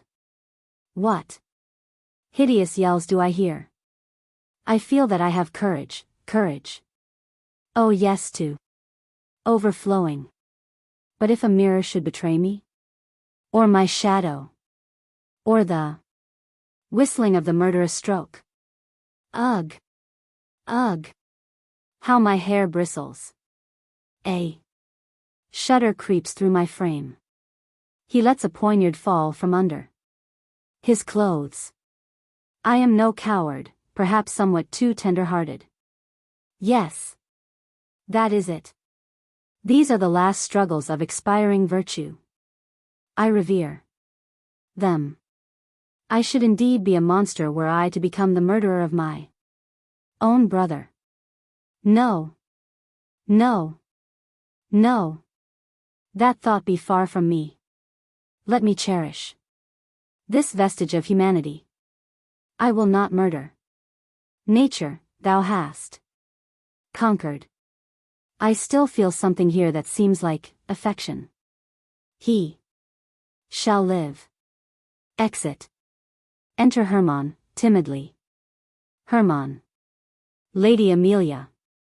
Lady Amelia. Amelia. Unhappy man. Why dost thou disturb me? Hermann. I must throw this weight from my soul before it drags it down to hell. Falls down before her. Pardon. Pardon. I have grievously injured you, Lady Amelia. Amelia. Arise. Depart. I will hear nothing. Going. Hermann, detaining her. No, stay. In the name of heaven. In the name of the eternal. You must know all. Amelia. Not another word. I forgive you. Depart in peace. In the act of going. Hermann. Only one word, listen, it will restore all your peace of mind. Amelia, turning back and looking at him with astonishment. How, friend? Who in heaven or on earth can restore my peace of mind? Hermann. One word from my lips can do it. Hear me. Amelia, seizing his hand with compassion. Good sir. Can one word from thy lips burst asunder the portals of eternity? Hermann. Rising. Charles lives. Amelia, screaming. Wretch. Hermann. Even so. And one word more. Your uncle. Amelia. Rushing upon him. Thou least. Hermann. Your uncle. Amelia.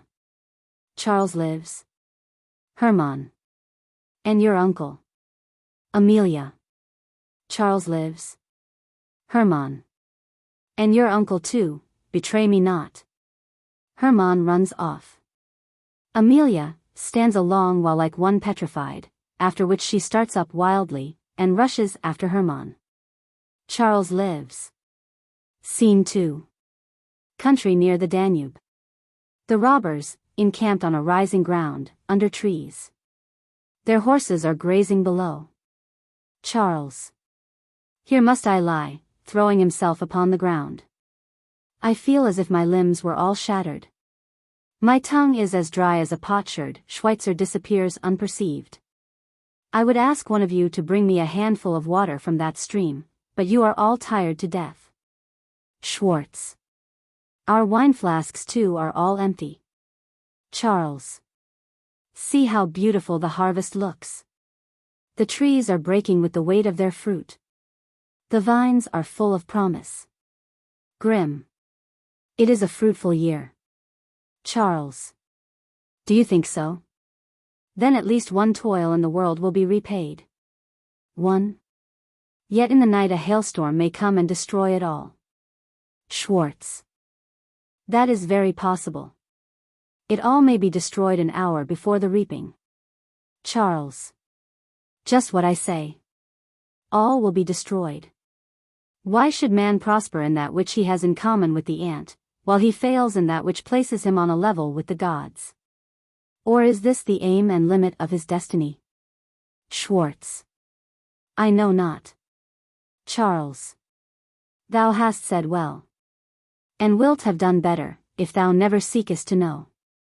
Brother, I have looked on men, their insect cares and their giant projects, their godlike plans and mouse-like occupations, their intensely eager race after happiness, one trusting to the fleetness of his horse, another to the nose of his ass, a third to his own legs. This checkered lottery of life, in which so many stake their innocence and their leaven to snatch a prize, and blanks are all they draw, for they find, too late, that there was no prize in the wheel. It is a drama, brother, enough to bring tears into your eyes, while it shakes your sides with laughter. Schwartz. How gloriously the sun is setting yonder. Charles, absorbed in the scene. So dies a hero. Worthy of adoration. Schwartz. You seem deeply moved. Charles. When I was but a boy, it was my darling thought to live like him to die, with suppressed grief. It was a boyish thought. Grimm. It was, indeed. Charles. There was a time, pressing his hat down upon his face. I would be alone, comrades. Schwartz. More. More. Why, what the deuce? How his color changes. Grimm. By all the devils. What ails him? Is he ill? Charles. There was a time when I could not have slept had I forgotten my evening prayers. Grimm. Are you beside yourself? Would you let the remembrances of your boyish years school you now? Charles lays his head upon the breast of Grimm. Brother. Brother. Grimm. Come. Don't play the child, I pray you. Charles. Oh, that I were again a child. Grimm. Fie. Fie. Schwartz. Cheer up. Behold this smiling landscape, this delicious evening. Charles. Yes, friends, this world is very lovely. Schwartz. Come, now, that was well said. Charles. This earth so glorious. Grimm. Right, right, I love to hear you talk thus. Charles. Sinking back. And I so hideous in this lovely world, a monster on this glorious earth. Grimm. Oh dear. Oh dear. Charles. My innocence. Give me back my innocence. Behold, every living thing is gone forth to bask in the cheering rays of the vernal sun. Why must I alone inhale the torments of hell out of the joys of heaven? All are so happy, all so united in brotherly love, by the spirit of peace. The whole world one family, and one Father above, but he not my Father. I alone the outcast, I alone rejected from the ranks of the blessed. The sweet name of child is not for me, never for me the soul-thrilling glance of her I love, never. Never the bosom friends embrace, starting back wildly, surrounded by murderers, hemmed in by hissing vipers, riveted to vice with iron fetters, whirling headlong on the frail reed of sin to the gulf of perdition, amid the blooming flowers of a glad world. A howling Abaddon. Schwartz, to the others. How strange. I never saw him thus before. Charles, with melancholy. Oh, that I might return again to my mother's womb. That I might be born a beggar. I should desire no more, O heaven. But that I might be like one of those poor laborers. Oh, I would toil till the blood streamed down my temples, to buy myself the luxury of one guiltless slumber, the blessedness of a single tear. Grim, to the others. A little patience, the paroxysm is nearly over. Charles. There was a time when my tears flowed so freely. Oh, those days of peace. Dear home of my fathers, ye verdant halcyon valleys.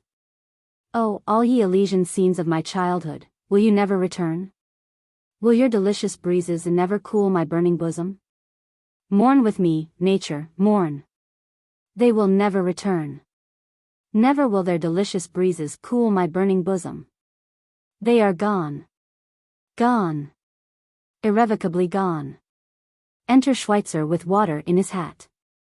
Schweitzer, offering him water in his hat. Drink, Captain, here is plenty of water, and cold as ice. Schwartz. You are bleeding. What have you been doing? Schweitzer. A bit of a freak, you fool, which had well nigh cost me 2 legs and a neck. As I was frolicking along the steep sandbanks of the river, plump, in a moment, the whole concern slid from under me, and I after it, some 10 fathoms deep. There I lay, and, as I was recovering my 5 senses, lo, and behold, the most sparkling water in the gravel. Not so much amiss this time, said I to myself, for the caper I have cut. The captain will be sure to relish a drink. Charles returns him the hat and wipes his face. But you are covered with mud, Schweitzer, and we can't see the scar which the Bohemian horseman marked on your forehead. Your water was good, Schweitzer, and those scars become you well. Schweitzer. Bah! There's room for a score or 2 more yet. Charles. Yes, boys, it was a hot day's work, and only 1 man lost. Poor Roller. He died a noble death. A marble monument would be erected to his memory had he died in any other cause than mine. Let this suffice. He wipes the tears from his eyes. How many, did you say, of the enemy were left on the field? Schweitzer. 160 hussars, 93 dragoons, some 40 chasseurs, in all about 300. Charles. 300 for 1. Every one of you has a claim upon this head. He bears his head. By this uplifted dagger. As my soul liveth, I will never forsake you. Schweitzer. Swear not. You do not know, but you may yet be happy, and repent your oath. Charles. By the ashes of my Roller. I will never forsake you. Enter Kosinski. Kosinski, aside. Hereabouts, they say, I shall find him. Ha! What faces are these? Should they be, if these, they must be the men. Yes, 'tis they, 'tis they. I will accost them.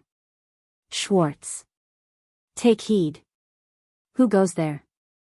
Kosinski. Pardon, sirs.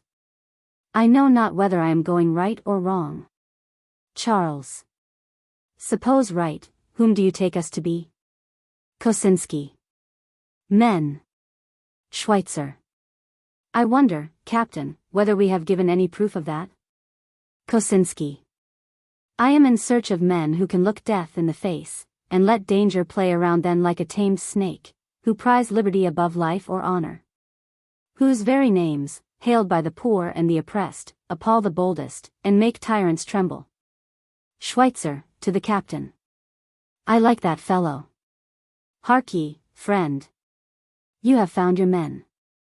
Kosinski. So I should think, and I hope soon to find them brothers. You can direct me to the man I am looking for. 'Tis your captain, the great Count von Moor. Schweitzer, taking him warmly by the hand. There's a good lad. You and I must be chums. Charles, coming nearer. Do you know the captain? Kosinski. Thou art he, in those features, that air, who can look at thee, and doubt it. Looks earnestly at him for some time. I have always wished to see the man with the annihilating look, as he sat on the ruins of Carthage. That wish is realized. Alluding to Caius Marius. See Plutarch's Lives. Schweitzer. A meddlesome fellow. Charles. And what brings you to me? Kosinski. Oh, Captain. My more than cruel fate. I have suffered shipwrecked on the stormy ocean of the world, I have seen all my fondest hopes perish. And naught remains to me but a remembrance of the bitter past, which would drive me to madness, were I not to drown it by directing my energies to new objects. Charles. Another arraignment of the ways of Providence. Proceed. Kosinski. I became a soldier. Misfortune still followed me in the army. I made a venture to the Indies, and my ship was shivered on the rocks, nothing but frustrated hopes. At last, I heard tell far and wide of your valiant deeds, incendiarisms, as they called them, and I came straightway hither, a distance of 30 leagues, firmly resolved to serve under you, if you will deign to accept my services. I entreat thee, noble captain, refuse me not. Schweitzer, with a leap into the air. Hurrah! Hurrah! Our roller replaced 10-100-fold. An out-and-out brother cutthroat for our troop. Charles. What is your name? Kosinski. Kosinski. Charles. What? Kosinski. And do you know that you are but a thoughtless boy, and are embarking on the most weighty passage of your life as heedlessly as a giddy girl? You will find no playing at bowls or ninepins here, as you probably imagine. Kosinski. I understand you, sir. I am, 'tis true, but 24 years old, but I have seen swords glittering, and have heard balls whistling around me. Charles. Indeed, young gentleman? And was it for this that you took fencing lessons, to run poor travelers through the body for the sake of $1, or stab women in the back? Go. Go. You have played truant to your nurse because she shook the rod at you. Schweitzer. Why, what the devil, Captain? What are you about? Do you mean to turn away such a Hercules? Does he not look as if he could baste marital sacks across the Ganges with a ladle? Charles. Because your silly schemes miscarry, you come here to turn rogue and assassin. Murder, boy, do you know the meaning of that word?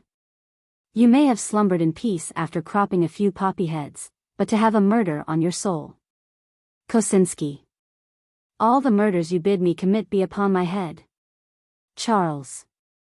What? Are you so nimble-witted? Do you take measure of a man to catch him by flattery? How do you know that I am not haunted by terrific dreams, or that I shall not tremble on my deathbed? How much have you already done of which you have considered the responsibility? Kosinski. Very little, I must confess, excepting this long journey to you, noble Count. Charles. Has your tutor let the story of Robin Hood get into your hands? Such careless rascals ought to be sent to the galleys. And has it heated your childish fancy, and infected you with the mania of becoming a hero? Are you thirsting for honor and fame? Would you buy immortality by deeds of incendiarism? Mark me, ambitious youth. No laurel blooms for the incendiary. No triumph awaits the victories of the bandit, nothing but curses, danger, death, disgrace. Do you see the gibbet yonder on the hill? Spiegel, going up and down indignantly. Oh, how stupid. How abominably, unpardonably stupid. That's not the way. I went to work in a very different manner. Kosinski. What should he fear, who fears not death? Charles. Bravo. Capital. You have made good use of your time at school. You have got your Seneca cleverly by heart. But, my good friend, you will not be able with these fine phrases to cajole nature in the hour of suffering, They will never blunt the biting tooth of remorse. Ponder on it well, my son. Takes him by the hand. I advise you as a father. First learn the depth of the abyss before you plunge headlong into it. If in this world you can catch a single glimpse of happiness, moments may come when you awake, and then, it may be too late. Here you step out as it were beyond the pale of humanity. You must either be more than human or a demon. Once more, my son. If but a single spark of hope glimmer for you elsewhere, fly this fearful compact, where naught but despair enters, unless a higher wisdom has so ordained it. You may deceive yourself, believe me, it is possible to mistake that for strength of mind which in reality is nothing more than despair. Take my counsel. Mine. And depart quickly. Kosinski. No. I will not stir. If my entreaties fail to move you, hear but the story of my misfortunes. And then you will force the dagger into my hand as eagerly as you now seek to withhold it. Seat yourselves a while on the grass and listen. Charles. I will hear your story. Kosinski.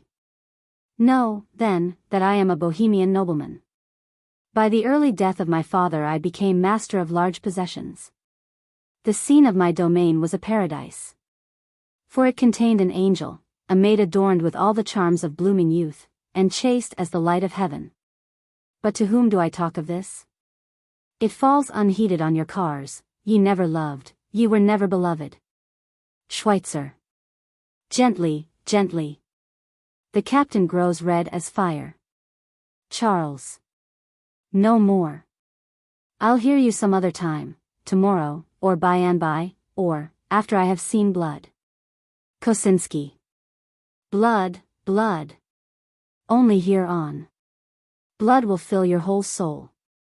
She was of citizen birth, a German, but her look dissolved all the prejudices of aristocracy. With blushing modesty she received the bridal ring from my hand, and on the morrow I was to have led my Amelia to the altar. Charles rises suddenly. In the midst of my intoxicating dream of happiness, and while our nuptials were preparing, an express summoned me to court. I obeyed the summons. Letters were shown me which I was said to have written, full of treasonable matter. I grew scarlet with indignation at such malice. They deprived me of my sword, thrust me into prison, and all my senses forsook me. Schweitzer. And in the meantime, go on. I already sent the game. Kosinski. There I lay a whole month, and knew not what was taking place. I was full of anxiety for my Amelia, who I was sure would suffer the pangs of death every moment in apprehension of my fate. At last the Prime Minister makes his appearance, congratulates me in honey-sweet words on the establishment of my innocence, reads to me a warrant of discharge and returns me my sword. I flew in triumph to my castle, to the arms of my Amelia, but she had disappeared. She had been carried off, it was said, at midnight, no one knew whither, and no eye had beheld her since. A suspicion instantly flashed across my mind. I rushed to the capital, I made inquiries at court, all eyes were upon me, no one would give me information. At last I discovered her through a grated window of the palace. She threw me a small billet. Schweitzer. Did I not say so? Kosinski. Death and destruction.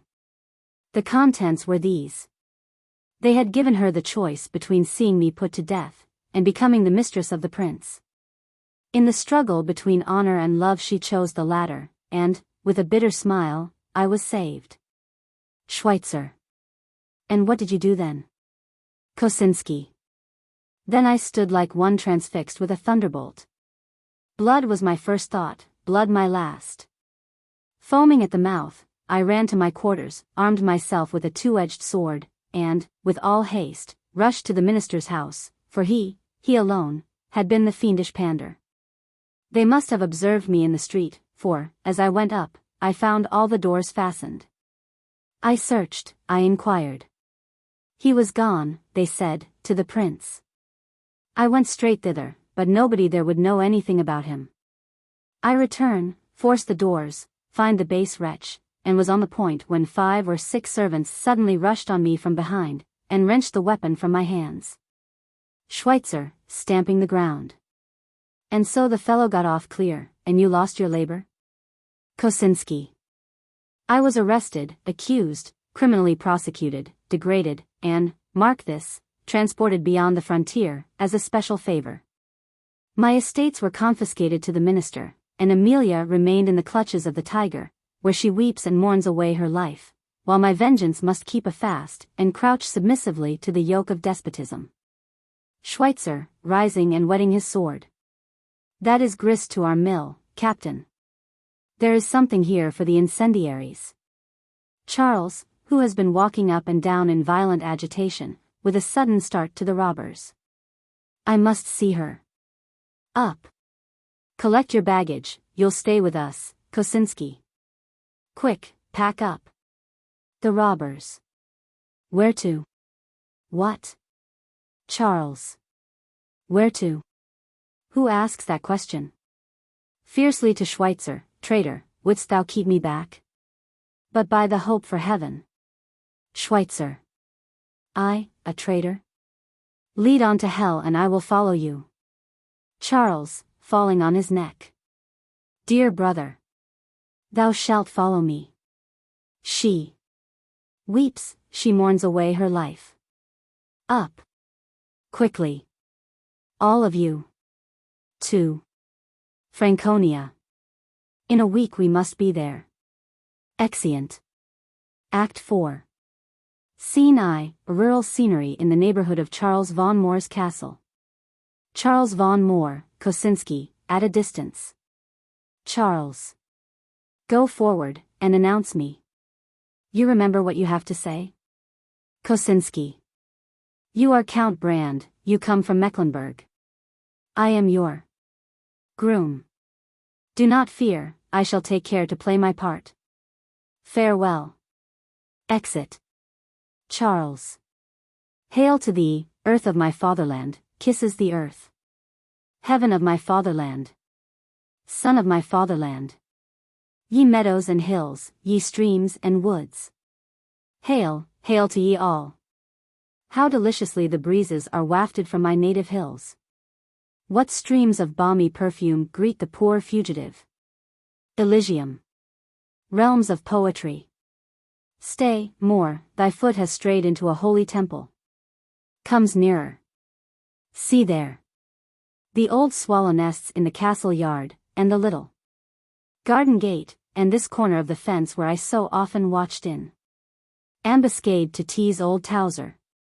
And down there in the green valley, where, as the great Alexander, I led my Macedonians to the battle of Arbela, and the grassy hillock yonder, from which I hurled the Persian satrap, and then waved on high my victorious banner. He smiles. The golden age of boyhood lives again in the soul of the outcast. I was then so happy, so holy, so cloudlessly happy, and now, behold all my prospects a wreck.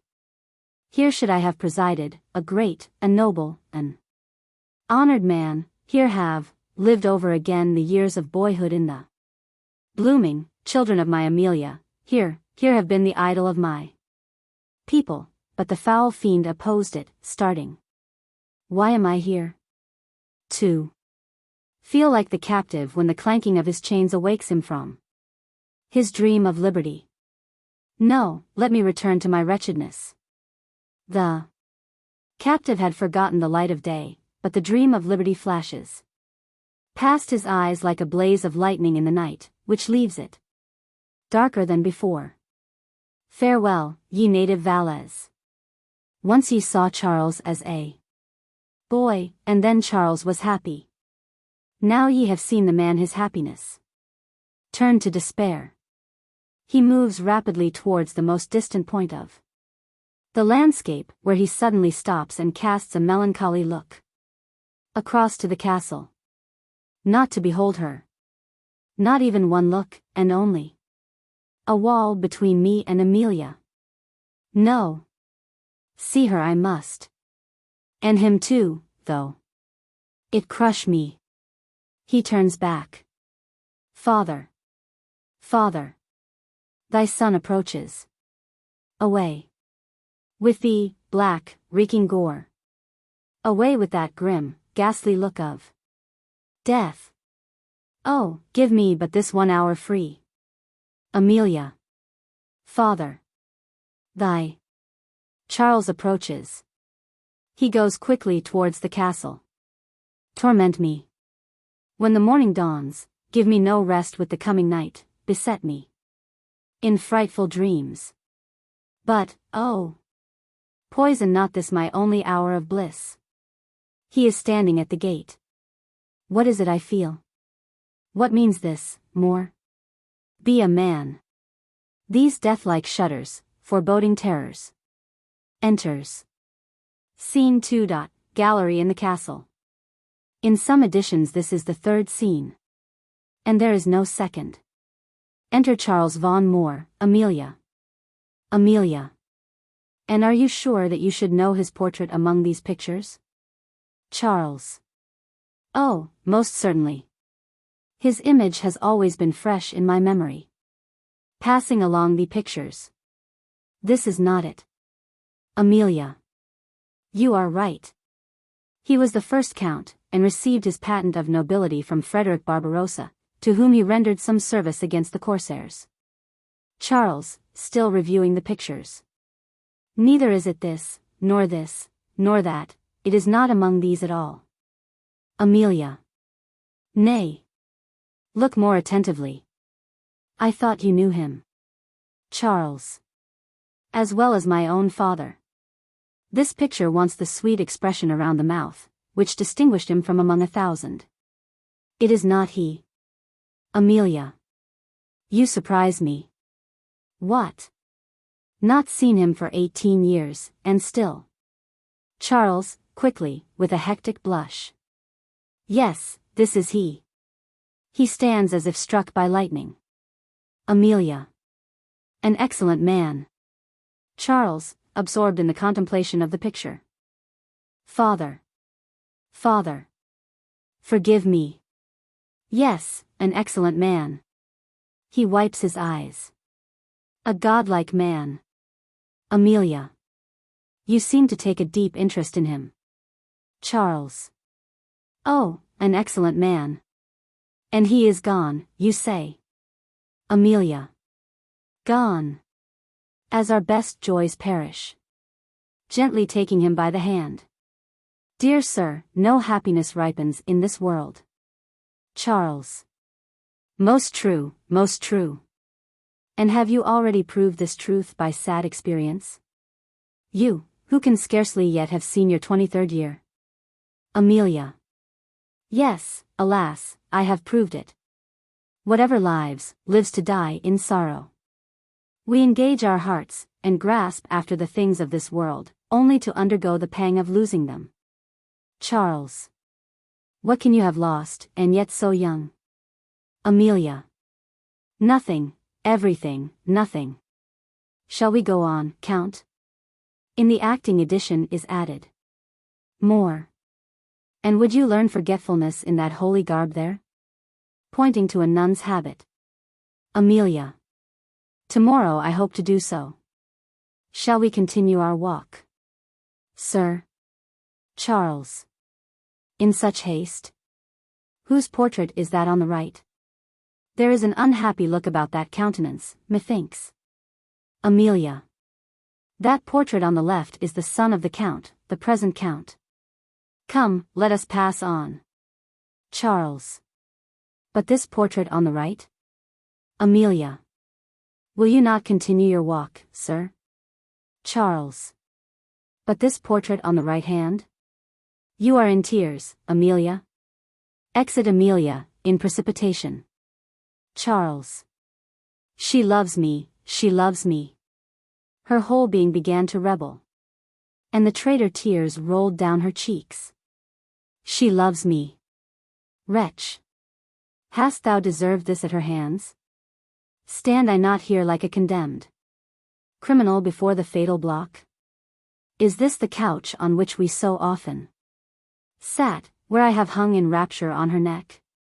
Are these my ancestral halls? Overcome by the sight of his father's portrait. Thou. Flames of fire darting from thine eyes, his curse, he disowns. Me, where am I? My sight grows dim, horrors of the living God, 'twas I that killed my father. He rushes off. Enter Francis von Moor, in deep thought. Francis. Away with that image. Away with it.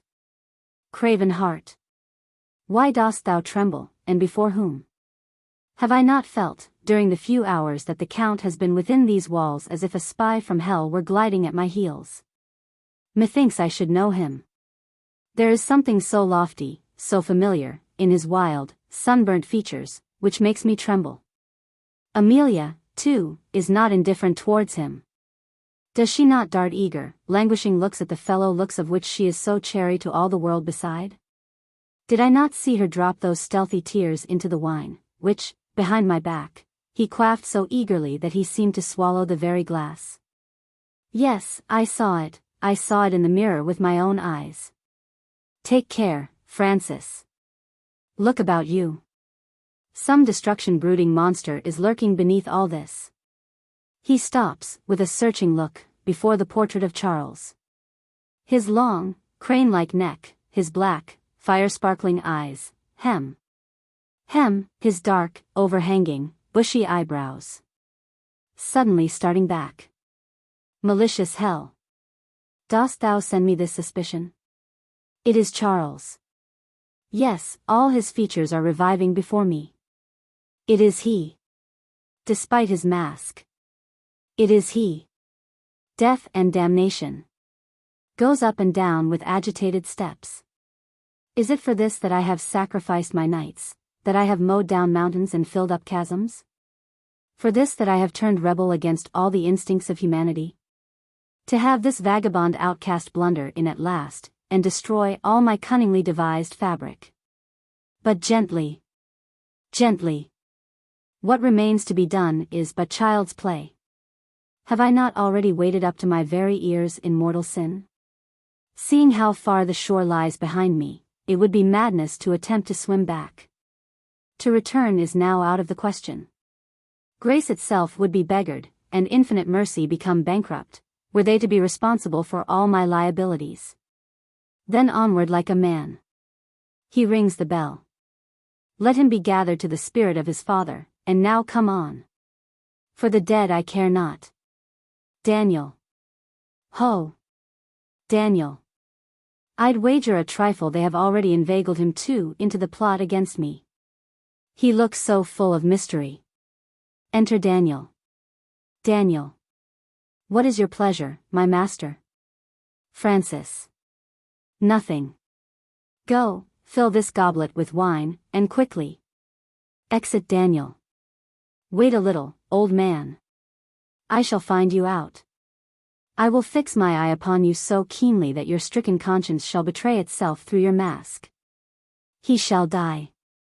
He is but a sorry bungler who leaves his work half finished, and then looks on idly, trusting to chance for what may come of it. Enter Daniel, with the wine. Bring it here. Look me steadfastly in the face. How your knees knock together. How you tremble. Confess, old man. What have you been doing? Daniel. Nothing, my honored master, by heaven and my poor soul. Francis. Drink this wine. What? You hesitate? Out with it quickly. What have you put into the wine? Daniel. Heaven help me. What? I in the wine? Francis. You have poisoned it. Are you not as white as snow? Confess, confess. Who gave it you? The Count? Is it not so? The Count gave it you? Daniel. The Count? Jesu Maria. The Count has not given me anything. Francis, grasping him tight. I will throttle you till you are black in the face, you hoary-headed liar. Nothing? Why, then, are you so often closeted together? He, and you, and Amelia? And what are you always whispering about? Out with it. What secrets, eh? What secrets has he confided to you? Daniel. I call the Almighty to witness that he has not confided any secrets to me. Francis. Do you mean to deny it? What schemes have you been hatching to get rid of me? Am I to be smothered in my sleep? Or is my throat to be cut in shaving? Or am I to be poisoned in wine or chocolate? Out with it, out with it. Or am I to have my quietus administered in my soup? Out with it. I know it all. Daniel. May heaven so help me in the hour of need as I now tell you the truth, and nothing but the pure, unvarnished truth. Francis. Well, this time I will forgive you. But the money. He most certainly put money into your purse? And he pressed your hand more warmly than is customary? Something in the manner of an old acquaintance? Daniel. Never, indeed, sir. Francis. He told you, for instance, that he had known you before? That you ought to know him? That the scales would some day fall from your eyes? That, what? Do you mean to say that he never spoke thus to you? Daniel. Not a word of the kind. Francis. That certain circumstances restrained him, that one must sometimes wear a mask in order to get at one's enemies, that he would be revenged, most terribly revenged? Daniel. Not a syllable of all this. Francis. What? Nothing at all? Recollect yourself. That he knew the old Count well, most intimately, that he loved him exceedingly, loved him like a son. Daniel. Something of that sort I remember to have heard him say. Francis, turning pale. Did he say so? Did he really? How? Let me hear. He said he was my brother? Daniel, astonished. What, my master? He did not say that. But as Lady Amelia was conducting him through the gallery, I was just dusting the picture frames, he suddenly stood still before the portrait of my late master, and seemed thunderstruck. Lady Amelia pointed it out, and said, an excellent man. Yes, a most excellent man, he replied, wiping a tear from his eye. Francis. Hark, Daniel. You know I have ever been a kind master to you, I have given you food and raiment, and have spared you labor in consideration of your advanced age. Daniel. For which may heaven reward you. And I, on my part, have always served you faithfully. Francis. That is just what I was going to say. You have never in all your life contradicted me. For you know much too well that you owe me obedience in all things, whatever I may require of you. Daniel. In all things with all my heart, so it be not against God and my conscience. Francis. Stuff. Nonsense. Are you not ashamed of yourself? An old man, and believe that Christmas tale. Go, Daniel. That was a stupid remark. You know that I am your master. It is on me that God and conscience will be avenged, if, indeed, there be a God and a conscience. Daniel, clasping his hands together. Merciful heaven. Francis. By your obedience. Do you understand that word? By your obedience, I command you. With tomorrow's dawn the Count must no longer be found among the living. Daniel. Merciful heaven. And wherefore? Francis. By your blind obedience. I shall rely upon you implicitly. Daniel. On me? May the Blessed Virgin have mercy on me. On me? What evil, then, have I, an old man, done? Francis. There is no time now for reflection. Your fate is in my hands. Would you rather pine away the remainder of your days in the deepest of my dungeons, where hunger shall compel you to gnaw your own bones, and burning thirst make you suck your own blood? Or would you rather eat your bread in peace, and have rest in your old age? Daniel. What, my lord? Peace and rest in my old age? And I a murderer? Francis. Answer my question. Daniel. My gray hairs. My gray hairs. Francis. Yes or no? Daniel. No. God have mercy upon me. Francis, in the act of going. Very well. You shall have need of it. Daniel detains him and falls on his knees before him. Daniel. Mercy, master. Mercy. Francis. Yes or no? Daniel. Most gracious master. I am this day 71 years of age. And have honored my father and my mother, and, to the best of my knowledge, have never in the whole course of my life defrauded any one to the value of a farthing, and I have adhered to my creed truly and honestly. And have served in your house 44 years, and am now calmly awaiting a quiet, happy end. Oh, master! Master! Violently clasping his knees, and would you deprive me of my only solace in death, that the gnawing worm of an evil conscience may cheat me of my last prayer? That I may go to my long home an abomination in the sight of God and man? No, no. My dearest, best, most excellent, most gracious master. You do not ask that of an old man turned 70. Francis. Yes or no? What is the use of all this palaver? Daniel. I will serve you from this day forward more diligently than ever. I will wear out my old bones in your service like a common day laborer. I will rise earlier and lie down later. Oh, and I will remember you in my prayers night and morning, and God will not reject the prayer of an old man. Francis. Obedience is better than sacrifice. Did you ever hear of the hangman standing upon ceremony when he was told to execute a sentence? Daniel. That is very true. But to murder an innocent man, one. Francis. Am I responsible to you? Is the axe to question the hangman why he strikes this way and not that? But see how forbearing I am. I offer you a reward for performing what you owe me in virtue of your allegiance. Daniel. But, when I swore allegiance to you, I at least hoped that I should be allowed to remain a Christian. Francis. No contradiction. Look you. I give you the whole day to think about it. Ponder well on it. Happiness or misery? Do you hear, do you understand? The extreme of happiness or the extreme of misery? I can do wonders in the way of torture. Daniel, after some reflection. I'll do it, I will do it tomorrow. Exit.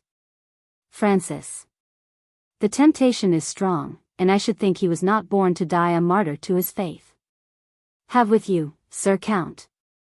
According to all ordinary calculations, you will sup tomorrow with old Beelzebub. In these matters all depends upon one's view of a thing, and he is a fool who takes any view that is contrary to his own interest.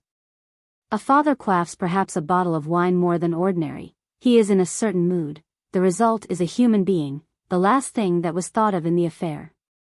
Well, I, too, am in a certain mood, and the result is that a human being perishes. And surely there is more of reason and purpose in this than there was in his production. If the birth of a man is the result of an animal paroxysm, who should take it into his head to attach any importance to the negation of his birth? A curse upon the folly of our nurses and teachers, who fill our imaginations with frightful tales, and impress fearful images of punishment upon the plastic brain of childhood, so that involuntary shudders shake the limbs of the man with icy fear. Arrest his boldest resolutions, and chain his awakening reason in the fetters of superstitious darkness. Murder. What a hell full of furies hovers around that word. Yet 'tis no more than if nature forgets to bring forth one man more or the doctor makes a mistake, and thus the whole phantasmagoria vanishes. It was something, and it is nothing. Does not this amount to exactly the same thing as though it had been nothing, and came to nothing, and about nothing it is hardly worth while to waste a word? Man is made of filth, and for a time wades in filth, and produces filth, and sinks back into filth, till at last he fouls the boots of his own posterity. To what base uses we may return, Horatio? Why, may not imagination trace the noble dust of Alexander, till we find it stopping a bunghole? Hamlet, Act V, Sc. 1. That is the burden of the song, the filthy cycle of human fate, and with that, a pleasant journey to you, sir brother. Conscience, that splenetic, gouty moralist, may drive shriveled old drones out of brothels, and torture usurers on their deathbeds, with me it shall never more have audience. Exit. Scene 3. Another room in the castle. Charles von Moor enters from one side, Daniel from the other. Charles, hastily. Where is Lady Amelia? Daniel. Honored sir. Permit an old man to ask you a favor. Charles. It is granted. What is it you ask? Daniel. Not much, and yet all, but little, and yet a great deal. Suffer me to kiss your hand. Charles. That I cannot permit, good old man, embraces him, from one whom I should like to call my father. Daniel. Your hand, your hand. I beseech you. Charles. That must not be. Daniel. It must. He takes hold of it, surveys it quickly, and falls down before him. Dear, dearest Charles.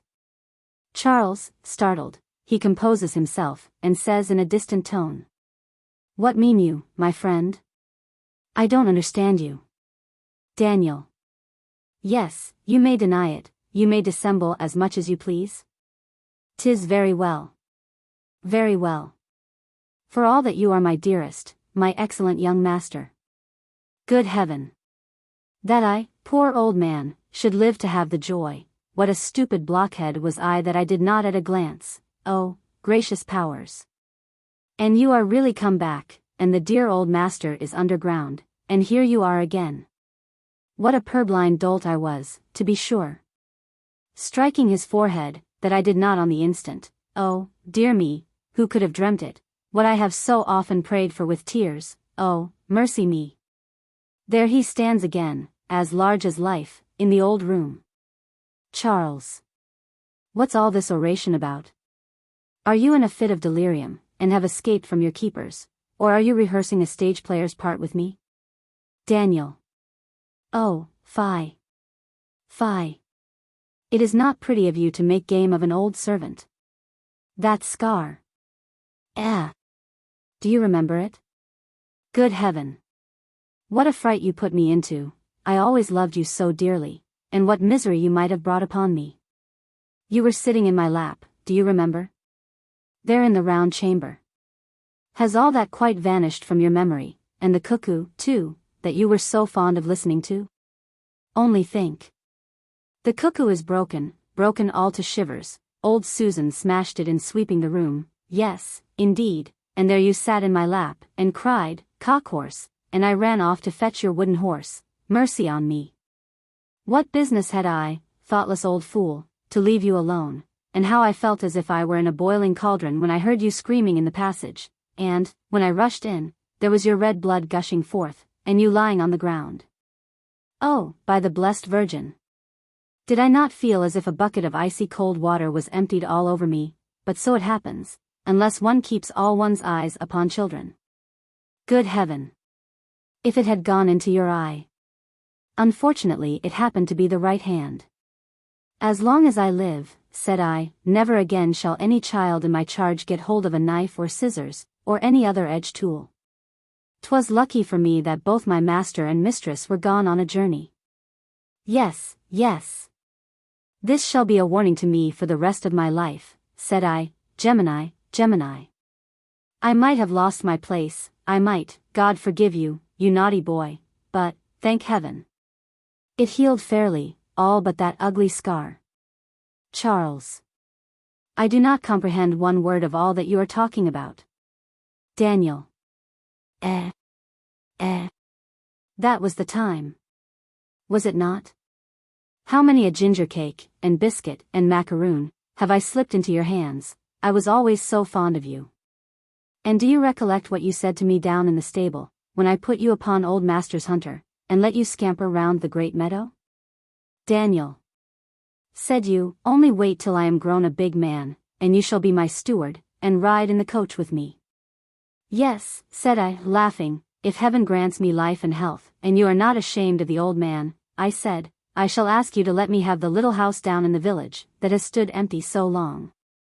And then I will lay in a few butts of good wine, and turn publican in my old age. Yes, you may laugh, you may laugh. Young gentleman, have you quite forgotten all that? You do not want to remember the old man, so you carry yourself strange and loftily, but you are my jewel of a young master, for all that.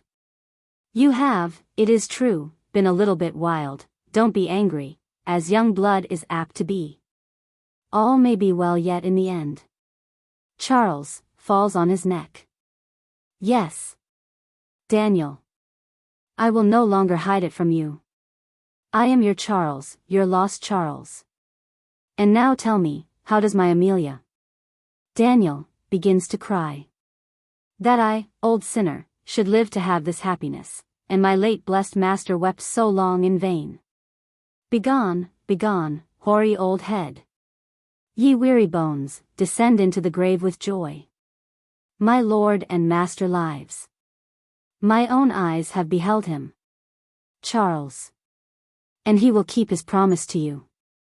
Take that, honest greybeard, for the old hunter forces a heavy purse upon him. I have not forgotten the old man.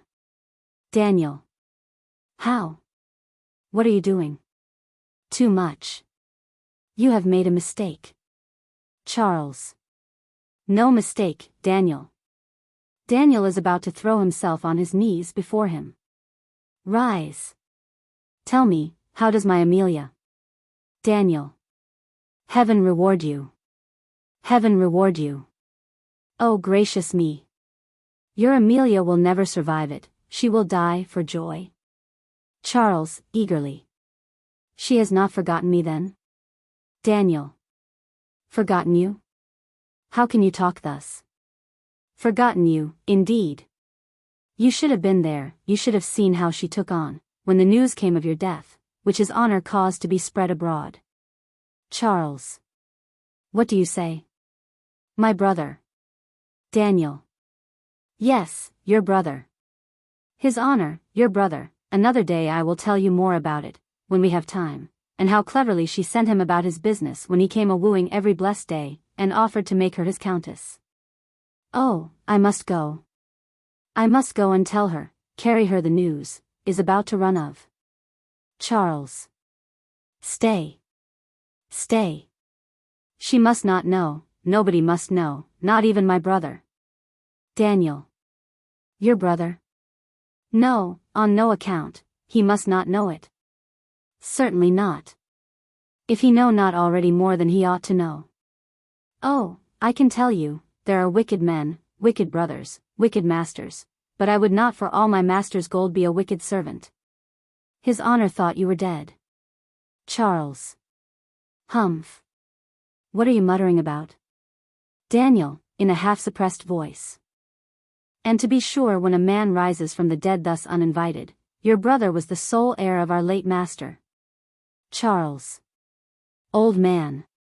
What is it you are muttering between your teeth, as if some dreadful secret were hovering on your tongue which you fear to utter, and yet ought?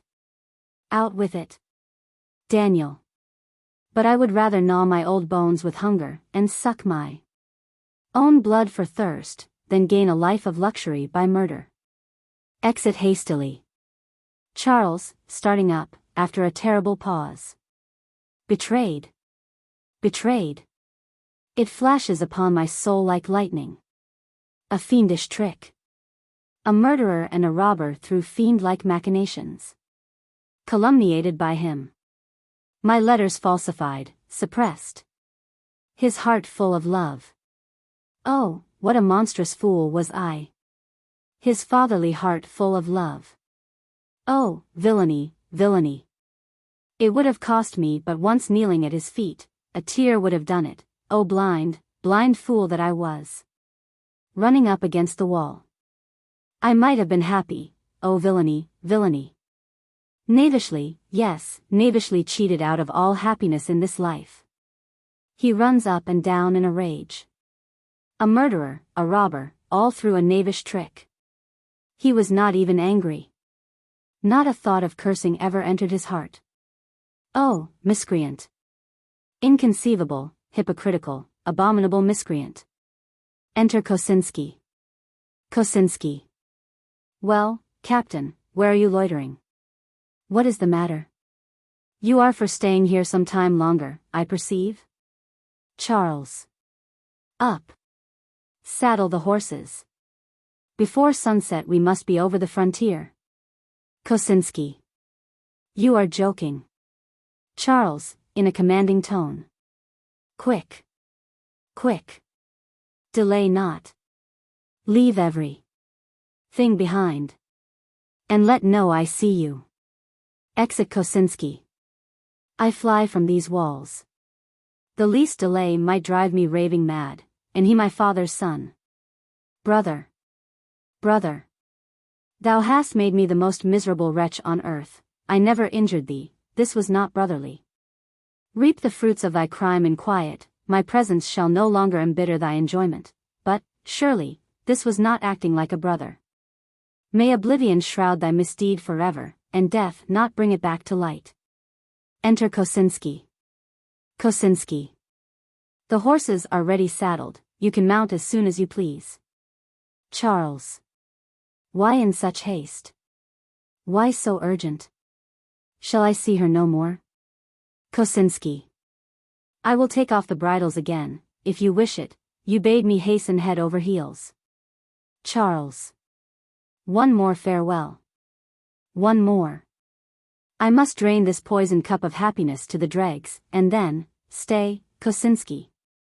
10 minutes more, behind, in the castle yard, and we gallop off. Scene 4. In the garden. Amelia. You are in tears, Amelia.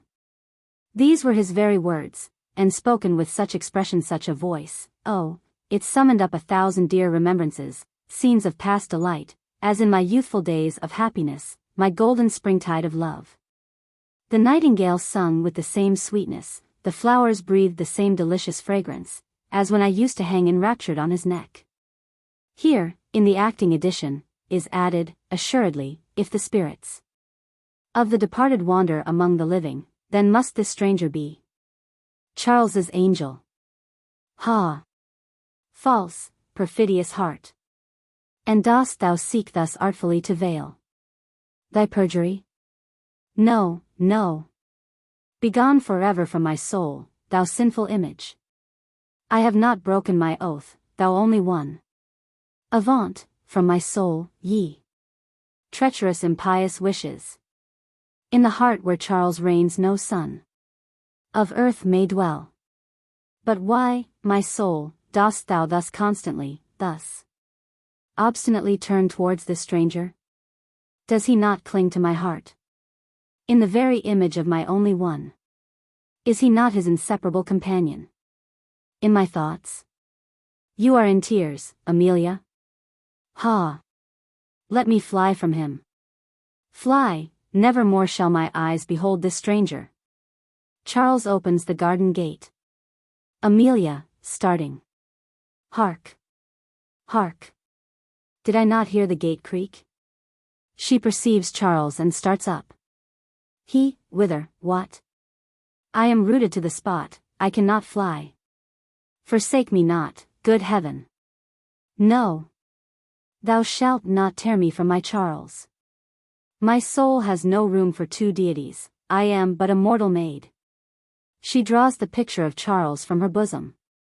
Thou, my Charles. Be thou my guardian angel against this stranger, this invader of our loves. At thee will I look, at thee, nor turn away my eyes, nor cast one sinful look towards him.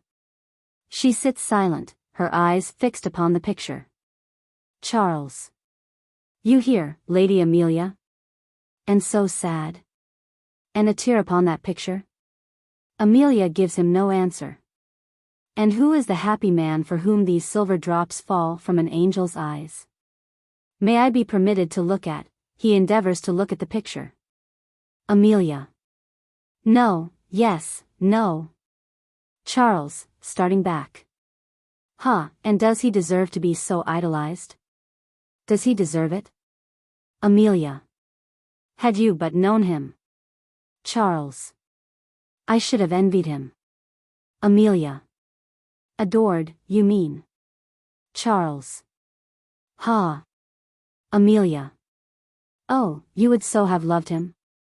There was so much in his face, in his eyes, in the tone of his voice, which was so like yours, that I love so dearly. Charles casts his eyes down to the ground. Here, where you are standing, he has stood 1,000 times, and by his side, one who, by his side, forgot heaven and earth. Here his eyes feasted on nature's most glorious panorama, which, as if conscious of his approving glance, seemed to increase in beauty under the approbation of her masterpiece. Here he held the audience of the air captive with his heavenly music. Here, from this bush, he plucked roses, and plucked those roses for me. Here, he lay on my neck, here he imprinted burning kisses on my lips, and the flowers hung their heads with pleasure beneath the foot-tread of the lovers. In the acting edition the scene changes materially at this point. And the most sentimental part of the whole drama is transformed into the most voluptuous. The stage direction here is, they give way to their transports without control, and mingle their kisses. Moor hangs in ecstasy on her lips, while she sinks half delirious on the couch. O Charles! Now avenge thyself, my vow is broken. Moor, tearing himself away from her, as if in frenzy. Can this be hell that still pursues me? Gazing on her, I felt so happy. Amelia, perceiving the ring upon her finger, starts up from the couch. What? Art thou still there, on that guilty hand? Witness of my perjury. Away with thee. She pulls the ring from her finger and gives it to Charles. Take it, beloved seducer. And with it what I hold most sacred, take my all, my Charles. She falls back upon the couch. Moor changes color. O thou most high! Was this thy almighty will? It is the very ring I gave her in pledge of our mutual faith. Hell be the grave of love. She has returned my ring. Amelia, terrified. Heavens! What is the matter? Your eyes roll wildly, and your lips are pale as death. Ah! Woe is me! And are the pleasures of thy crimes so soon forgotten? Moor, suppressing his emotion. 'Tis nothing. Nothing. Raising his eyes to heaven. I am still a man. He takes of his own ring and puts it on Amelia's finger. In return take this, sweet fury of my heart. And with it what I hold most sacred, take my all, my Amelia. Amelia, starting up. You're Amelia. Moor, mournfully. Oh, she was such a lovely maiden, and faithful as an angel. When we parted we exchanged rings, and vowed eternal constancy. She heard that I was dead, believed it, yet remained constant to the dead. She heard again that I was living, yet became faithless to the living. I flew into her arms, was happy as the blessed in paradise. Think what my heart was doomed to feel. Amelia. She gave me back my ring, she took her own. Amelia, her eyes fixed on the earth in amazement. 'Tis strange. Most strange. 'Tis horrible. Moor. Aye, strange and horrible. My child, there is much, aye, much for man to learn ere his poor intellect can fathom the decrees of him who smiles at human vows and weeps at human projects. My Amelia is an unfortunate maiden. Amelia. Unfortunate. Because she rejected you? Moor. Unfortunate. Because she embraced the man she betrayed. Amelia, with melancholy tenderness. Oh, then, she is indeed unfortunate. From my soul I pity her. She shall be my sister. But there is another and a better world. Charles. He is no more. Amelia. He sails on troubled seas, Amelia's love sails with him.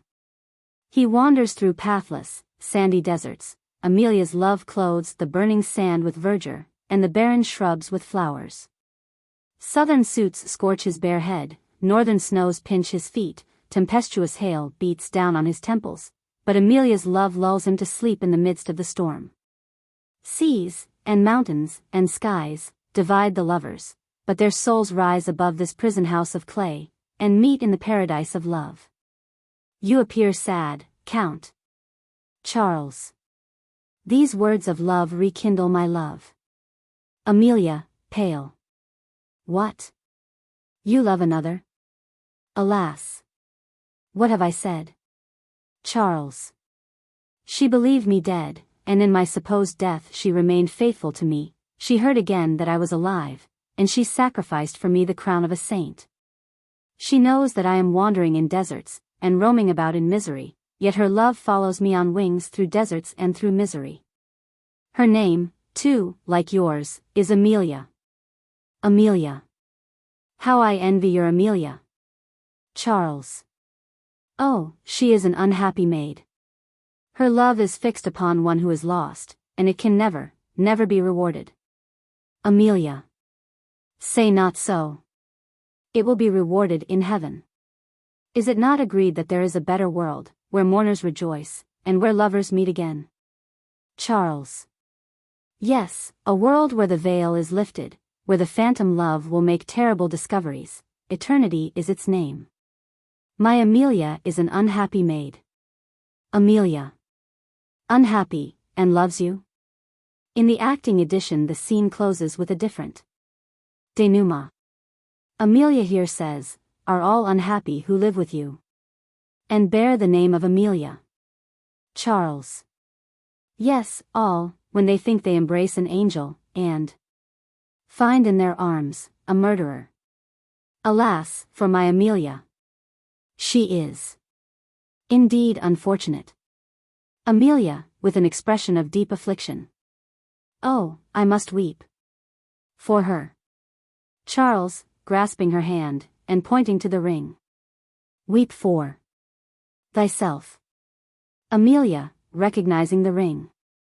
Charles. Charles. Oh heaven and earth. She sinks fainting. The scene closes. Charles. Unhappy, because she loves me. What if I were a murderer? How, Lady Amelia, if your lover could reckon you up a murder for every one of your kisses? Woe to my Amelia. She is an unhappy maid. Amelia, gaily rising. Ha! What a happy maid am I. My only one is a reflection of deity, and deity is mercy and compassion. He could not bear to see a fly suffer. His soul is as far from every thought of blood as the sun is from the moon. Charles suddenly turns away into a thicket, and looks wildly out into the landscape. Amelia sings, playing the guitar. Oh! Hector, wilt thou go forevermore? Where fierce Achilles, on the blood-stained shore, heaps countless victims o'er Patroclus' grave? Who then thy hapless orphan boy will rear? Teach him to praise the gods and hurl the spear, when thou art swallowed up in Xanthus' wave?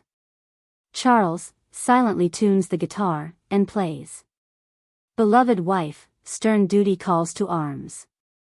Go, fetch my lance, and cease those vain alarms. He flings the guitar away, and rushes off. Scene V.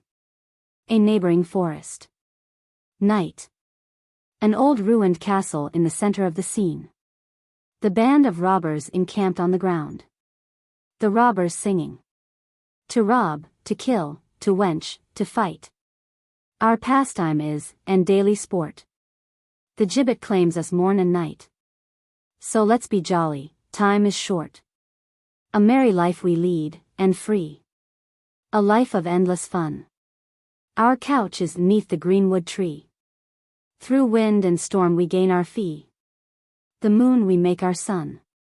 Old Mercury is our patron true, and a capital chap for helping us through. Today we make the abbot our host, the farmer rich tomorrow, and where we shall get our next day's roast. Gives us nor care nor sorrow.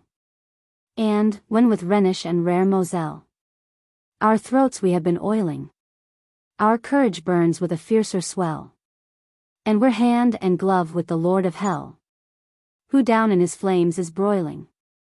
For fathers slain the orphans' cries, the widowed mothers moan and wail, of brides bereaved the whimpering sighs.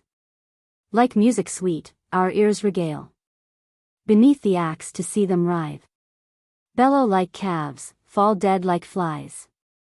Such bonny sights, and sounds so blithe, with rapture fill our ears and eyes. And when at last our death knell rings, the devil take that hour, payment in full the hangman brings, and off the stage we scour. On the road a glass of good liquor or so, then hip, hip, hip, and away we go. Schweitzer. The night is far advanced, and the captain has not yet returned. Raz. And yet he promised to be back before the clock struck 8. Schweitzer. Should any harm have befallen him, comrades, wouldn't we kindle fires? Aye, and murder sucking babes? Spiegel. Takes Rasman aside. A word in your ear, Rasman. Schwartz, to Grimm. Should we not send out scouts? Grimm. Let him alone. He no doubt has some feat in hand that will put us to shame. Schweitzer. Then you are out, by old Harry.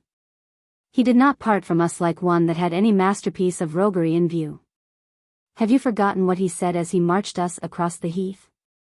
The fellow that takes so much as a turnip out of a field, if I know it, leaves his head behind him, as true as my name is Moor. We dare not plunder. Raz. Aside to Spiegelberg. What are you driving at? Speak plainer. Spiegel. Hush. Hush.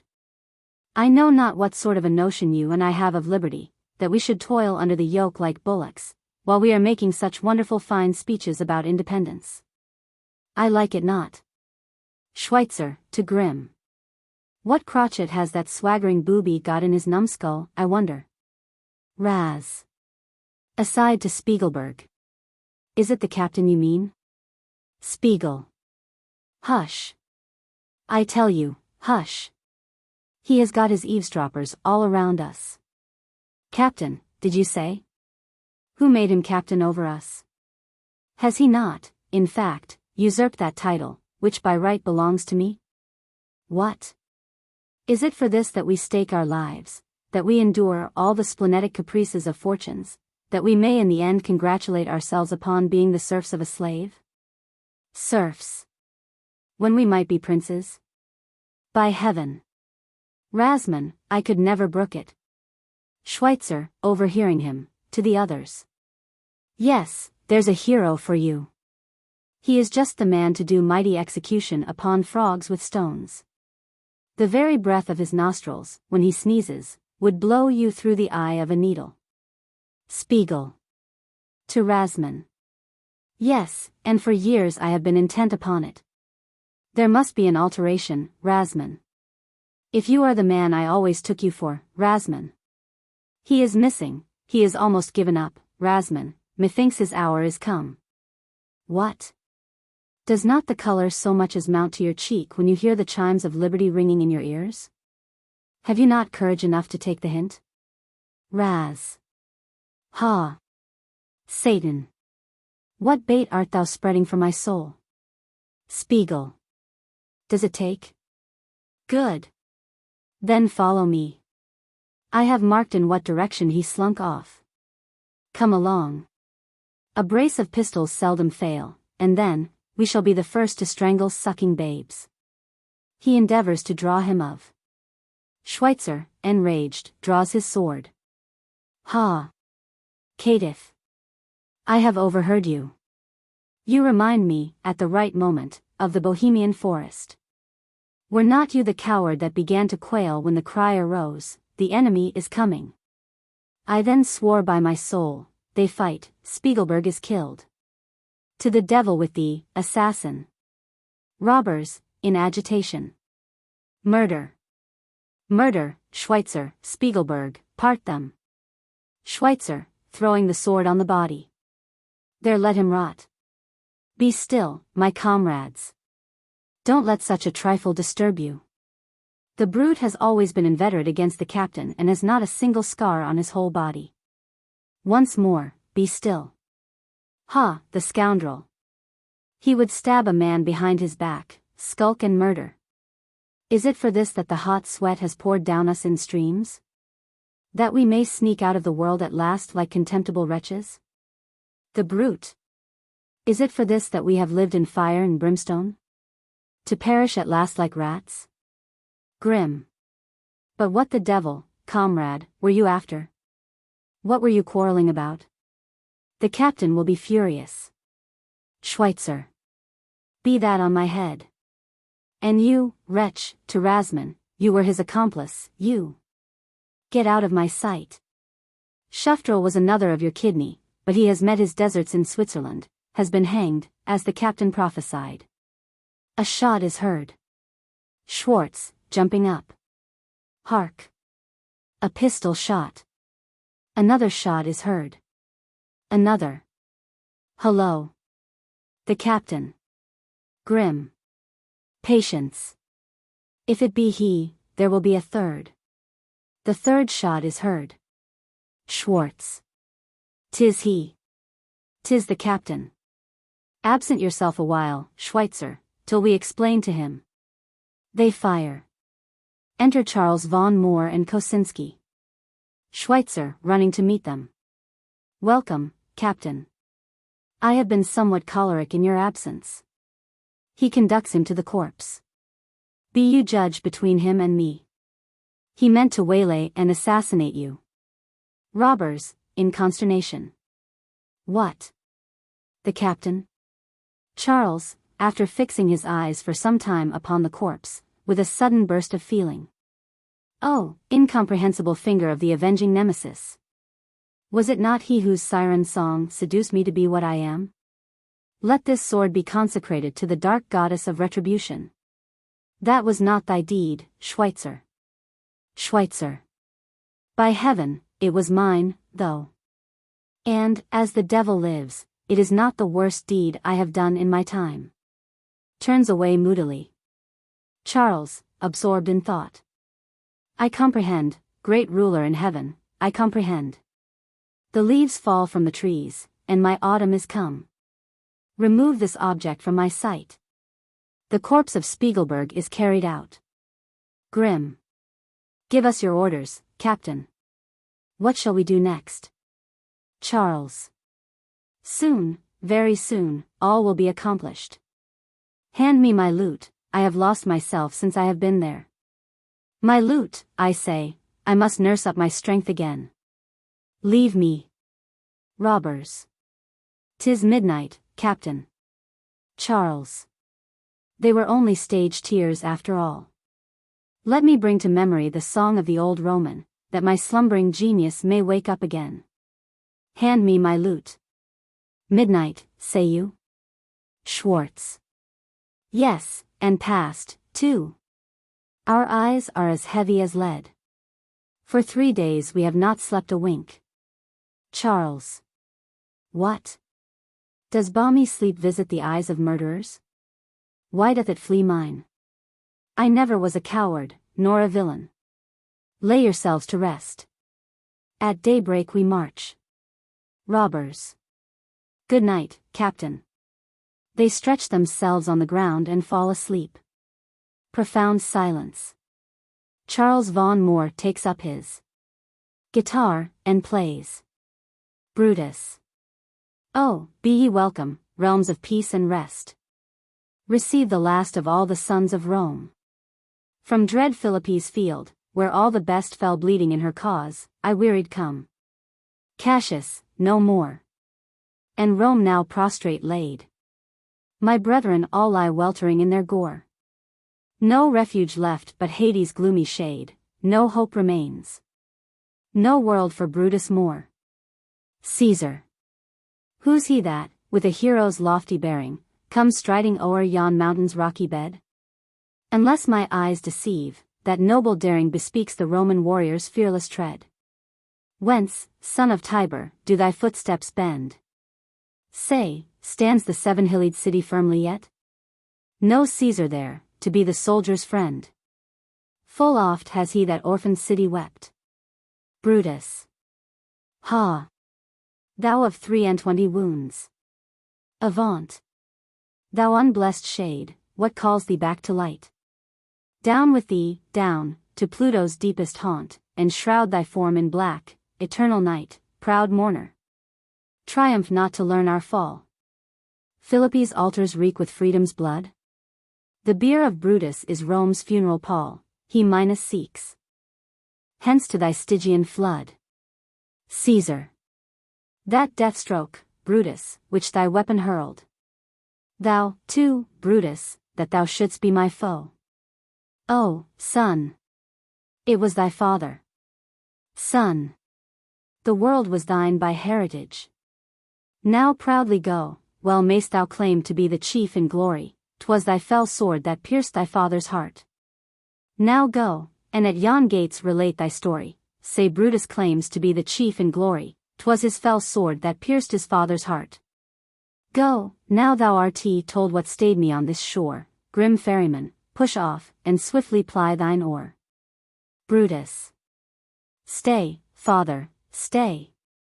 Within the whole bright round of soul's diurnal course I knew but one who to compare with Caesar could be found, and that one, Caesar, thou didst call thy son. 'Twas only Caesar could destroy a Rome. Brutus alone that Caesar could withstand, where Brutus lives, must Caesar die.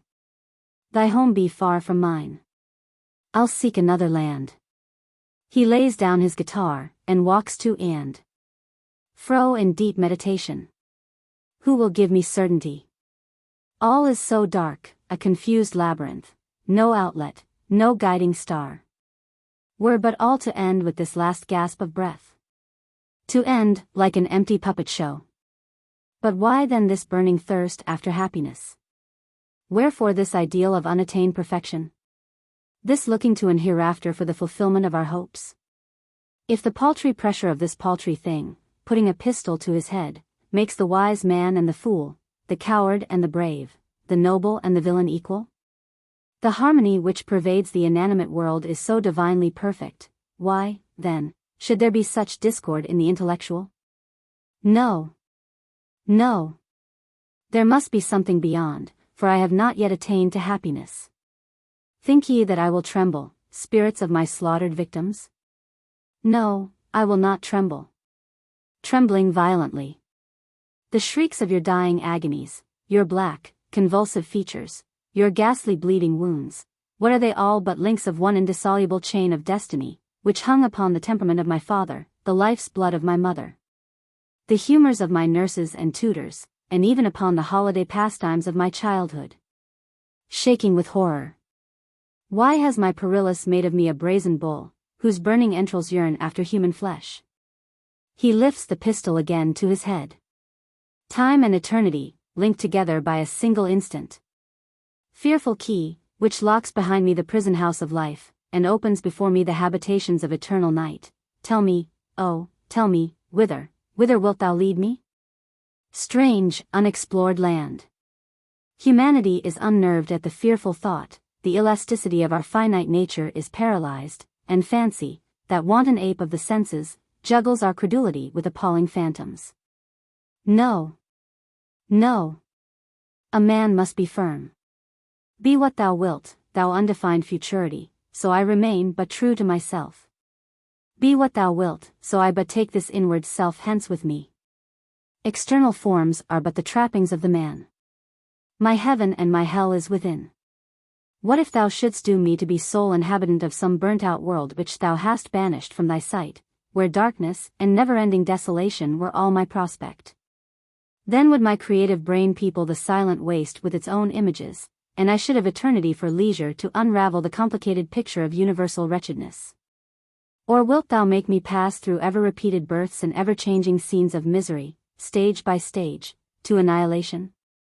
This and other passages will remind the reader of Cato's soliloquy. It must be so, Plato, thou reasonest well. But the whole bears a strong resemblance to Hamlet's to be or not to be, and some passages in Measure for Measure, Act 3, Sc. 1. Can I not burst asunder the life threads woven for me in another world as easily as I do these?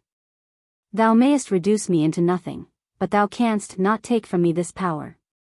He loads the pistol, and then suddenly pauses. And shall I then rush into death from a coward fear of the ills of life? Shall I yield to misery the palm of victory over myself? No. I will endure it. He flings the pistol away. Misery shall blunt its edge against my pride. Be my destiny fulfilled. It grows darker and darker. Hermann, coming through the forest. Hark! Hark! The owl screeches horribly, the village clock strikes 12. Well, well, villainy is asleep, no listeners in these wilds. He goes to the castle and knocks. Come forth, thou man of sorrow. Tenant of the miserable dungeon. Thy meal awaits thee. Charles, stepping gently back, unperceived. What means this? Voice, from within the castle. Who knocks? Is it you, Hermann, my raven? Hermann. Yes, 'tis Hermann, your raven.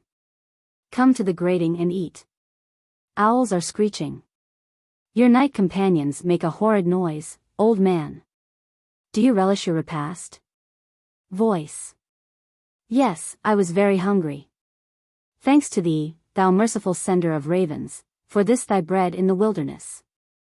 And how is my dear child, Hermann? Hermann. Hush. Hark, a noise like snoring. Don't you hear something?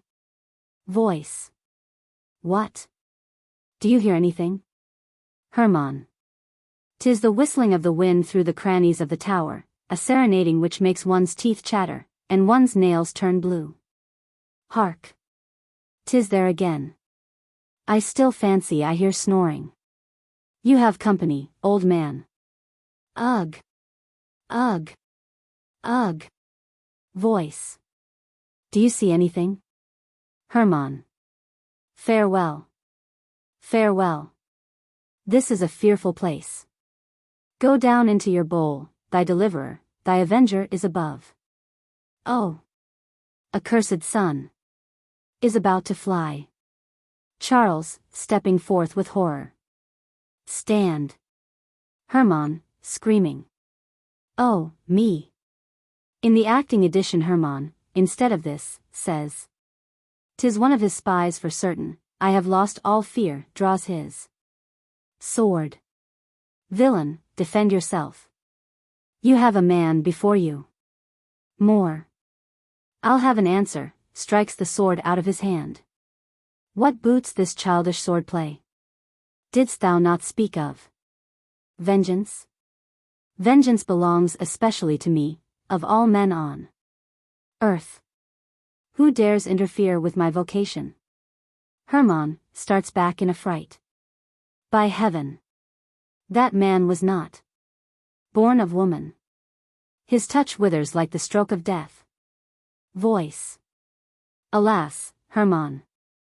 To whom are you speaking? Moor. What? Still those sounds?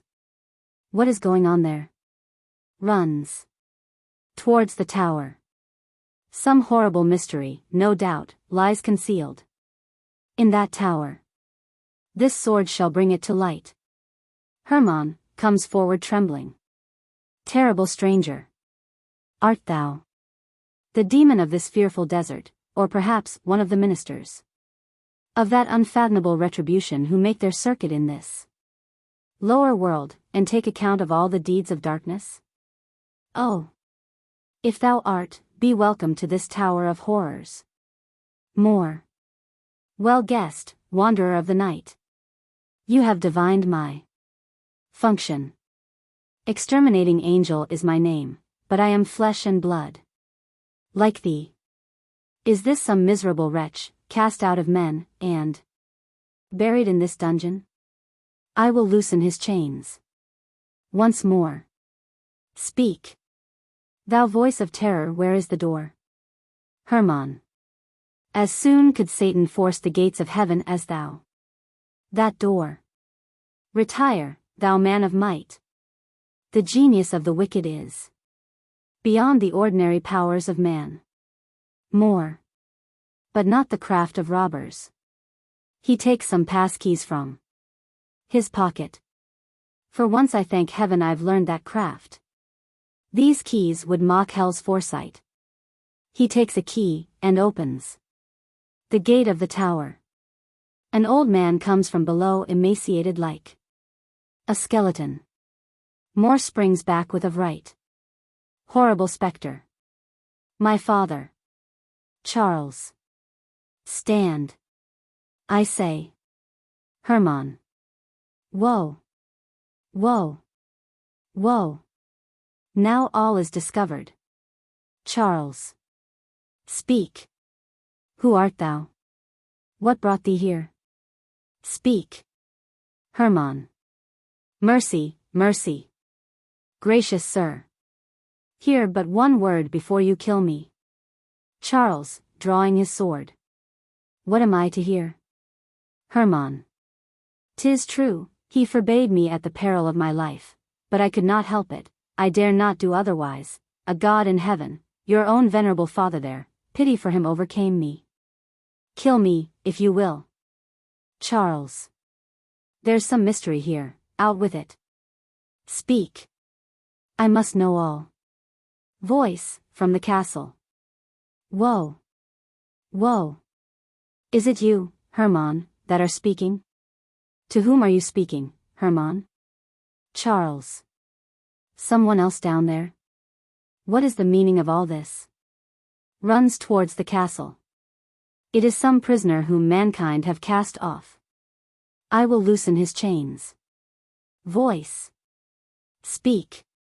Where is the door? Hermann. Oh, have mercy, sir, seek no further, I entreat, for mercy's sake desist. He stops his way. Charles. Locks, bolts, and bars, away. It must come out. Now, for the first time, come to my aid, thiefcraft. He opens the grated iron door with housebreaking tools. An old man, reduced to a skeleton, comes up from below. The old man. Mercy on a poor wretch. Mercy.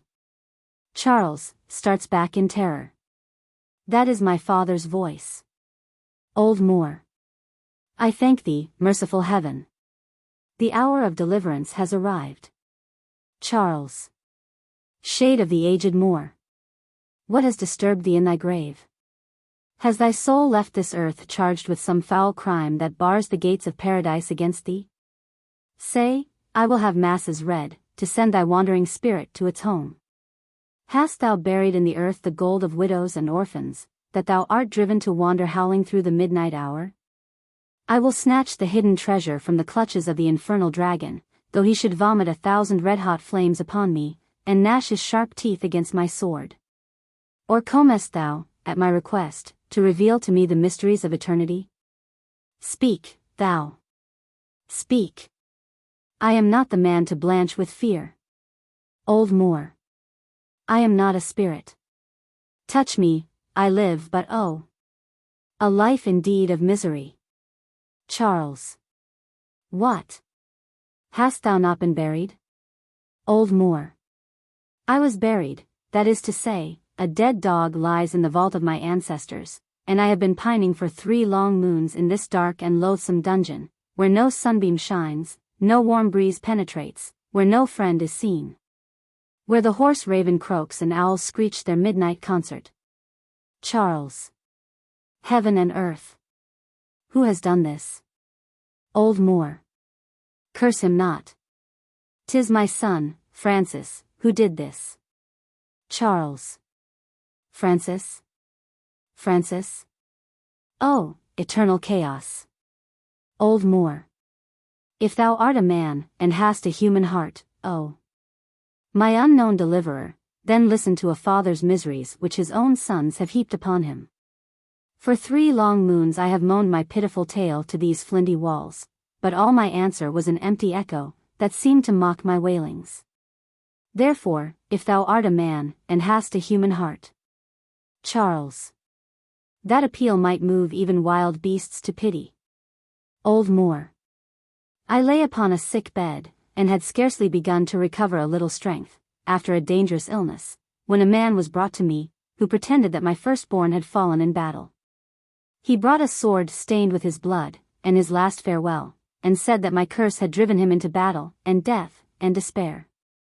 Charles, turning away in violent agitation. The light breaks in upon me. Old Moor. Hear me on. I fainted at the dreadful news. They must have thought me dead, for, when I recovered my senses, I was already in my coffin, shrouded like a corpse. I scratched against the lid. It was opened. 'Twas in the dead of night. My son Francis stood before me. What, said he, with a tremendous voice, wilt thou then live forever? And with this he slammed to the lid of the coffin. The thunder of these words bereft me of my senses. When I awoke again, I felt that the coffin was in motion, and being borne on wheels. At last it was opened. I found myself at the entrance of this dungeon. My son stood before me, and the man, too, who had brought me the bloody sword from Charles. I fell at my son's feet, and 10 times I embraced his knees, and wept, and conjured, and supplicated, but the supplications of a father reached not his flinty heart. Down with the old carcass, said he, with a voice of thunder. He has lived too long, and I was thrust down without mercy, and my son Francis closed the door upon me. Charles. Impossible, impossible. Your memory or senses deceive you. Old Moor. Oh, that it were so. But hear me on, and restrain your rage. There I lay for 20 hours, and not a soul cared for my misery. No human footstep treads this solitary wild, for it is commonly believed that the ghosts of my ancestors drag clanking chains through these ruins, and chant their funeral dirge at the hour of midnight. At last I heard the door creak again on its hinges. This man opened it, and brought me bread and water. He told me that I had been condemned to die of hunger, and that his life was in danger should it be discovered that he fed me. Thus has my miserable existence been till now sustained, but the unceasing cold, the foul air of my filthy dungeon, my incurable grief, have exhausted my strength, and reduced my body to a skeleton. 1,000 times have I implored heaven, with tears, to put an end to my sufferings, but doubtless the measure of my punishment is not fulfilled, or some happiness must be yet in store for me, for which he deigns thus miraculously to preserve me. But I suffer justly, my Charles. My Charles, and before there was even a grey hair on his head. Charles. Enough. Rise. Ye stocks, ye lumps of ice. Ye lazy unfeeling sleepers. Up. Will none of you awake? He fires a pistol over their heads. The robbers, starting up. Ho! Hullo! Hullo! What is the matter? Charles. Has not that tale shaken you out of your sleep? 'Tis enough to break the sleep eternal. See here, see here. The laws of the world have become mere dice play. The bonds of nature are burst asunder, the demon of discord has broken loose, and stalks abroad triumphant. The son has slain his father. The robbers. What does the captain say? Charles. Slain. Did I say? No, that is too mild a term. A son has 1,000-fold broken his own father on the wheel, impaled, racked, flayed him alive, but all these words are too feeble to express what would make sin itself blush and cannibals shudder. For ages, no devil ever conceived a deed so horrible. His own father, but see him. He has fainted away. His own father, the son, into this dungeon, cold, naked, hungry, athirst, oh. See, I pray you, see, 'tis my own father, in very truth it is. The robbers, come running and surround the old man. Your father? Yours? Schweitzer approaches him reverently, and falls on his knees before him. Father of my captain, let me kiss thy feet. My dagger is at thy command. Charles. Revenge, revenge, revenge. Thou horribly injured, profaned old man. Thus, from this moment and forever, I rend in twain all ties of fraternity. He rends his garment from top to bottom. Here, in the face of heaven, I curse him, curse every drop of blood which flows in his veins. Hear me, O moon and stars. And thou black canopy of night, that lookest down upon this horror. Hear me, thrice terrible avenger. Thou who reignest above yon pallid orb, who sittest an avenger and a judge above the stars, and dartest thy fiery bolts through darkness on the head of guilt. Behold me on my knees, behold me raise this hand aloft in the gloom of night, and hear my oath, and may nature vomit me forth as some horrible abortion from out the circle of her works if I break that oath. Here I swear that I will never more greet the light of day, till the blood of that foul parricide, spilt upon this stone, reeks in misty vapor towards heaven. He rises. Robbers. 'Tis a deed of hell. After this, who shall call us villains? No. By all the dragons of darkness, we never have done anything half so horrible. Charles. True. And by all the fearful groans of those whom your daggers have dispatched, of those who on that terrible day were consumed by fire, or crushed by the falling tower, no thought of murder or rapine shall be harbored in your breast. Till every man among you has dyed his garments scarlet in this monster's blood. It never, I should think, entered your dreams, that it would fall to your lot to execute the great decrees of heaven? The tangled web of our destiny is unraveled. Today, an invisible power has ennobled our craft. Worship him who has called you to this high destiny, who has conducted you hither, and deemed you worthy to be the terrible angels of his inscrutable judgments. Uncover your heads. Bow down and kiss the dust, and rise up sanctified. They kneel. Schweitzer. Now, Captain, issue your commands. What shall we do? Charles. Rise, Schweitzer. And touch these sacred locks. Leading him to his father, and putting a lock of hair in his hand. Do you remember still, how you cleft the skull of that Bohemian trooper, at the moment his saber was descending on my head, and I had sunk down on my knees, breathless and exhausted? 'Twas then I promised thee a reward that should be right royal. But to this hour I have never been able to discharge that debt. Schweitzer. You swore that much to me, 'tis true, but let me call you my debtor forever. Charles. No, now will I repay thee, Schweitzer. No mortal has yet been honored as thou shalt be. I appoint the avenger of my father's wrongs. Schweitzer rises. Schweitzer. Mighty captain. This day you have, for the first time, made me truly proud. Say, when, where, how shall I smite him? Charles. The minutes are sacred. You must hasten to the work. Choose the best of the band, and lead them straight to the Count's castle. Drag him from his bed, though he sleep, or he folded in the arms of pleasure. Drag him from the table, though he be drunk. Tear him from the crucifix, though he lie on his knees before it. But mark my words, I charge thee, deliver him into my hands alive. I will hew that man to pieces, and feed the hungry vultures with his flesh, who dares but graze his skin, or injure a single hair of his head. I must have him whole. Bring him to me whole and alive, and 1,000,000 shall be thy reward. I'll plunder kings at the risk of my life, but thou shalt have it, and go free as air. Thou hast my purpose, see it done. Schweitzer. Enough, Captain. Here is my hand upon it. You shall see both of us, or neither.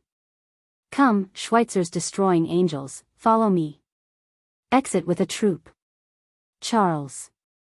The rest of you disperse in the forest, I remain here. Act V. Scene I. A vista of rooms. Dark night. Enter Daniel, with a lantern and a bundle. Daniel. Farewell, dear home.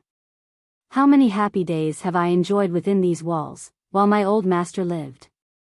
Tears to thy memory, thou whom the grave has long since devoured. He deserves this tribute from an old servant. His roof was the asylum of orphans, the refuge of the destitute, but this sun has made it a den of murderers. Farewell, thou dear floor. How often has old Daniel scrubbed thee? Farewell, dear stove, old Daniel takes a heavy leave of thee. All things had grown so familiar to thee, thou wilt feel it sorely, old Eleazar. But heaven preserve me through grace from the wiles and assault of the tempter. Empty I came hither, empty I will depart, but my soul is saved. He is in the act of going out, when he is met by Francis, rushing in his dressing gown. Heaven help me. Master. He puts out his lantern. Francis. Betrayed. Betrayed. The spirit of the dead are vomited from their graves. The realm of death, shaken out of its eternal slumber, roars at me, murderer, murderer. Who moves there? Daniel, frightened. Help, Holy Virgin. Help. Is it you, my gracious master, whose shrieks echo so terribly through the castle that every one is aroused out of his sleep? Francis. Sleep. And who gave thee leave to sleep? Go, get lights. Exit Daniel. Enter another servant. No one shall sleep at this hour. Do you hear? All shall be awake, in arms, let the guns be loaded. Did you not see them rushing through yon vaulted passages? Servant. See whom, my lord? Francis. Whom? You dolt, slave. And do you, with a cold and vacant stare, ask me whom? Have they not beset me almost to madness? Whom? Blockhead. Whom? Ghosts and demons. How far is the night advanced? Servant. The watch has just called 2. Francis. What? Will this eternal night last till doomsday? Did you hear no tumult near? No shout of victory? No trampling of horses? Where is Char, the Count, I would say? Servant. I know not, my lord. Francis.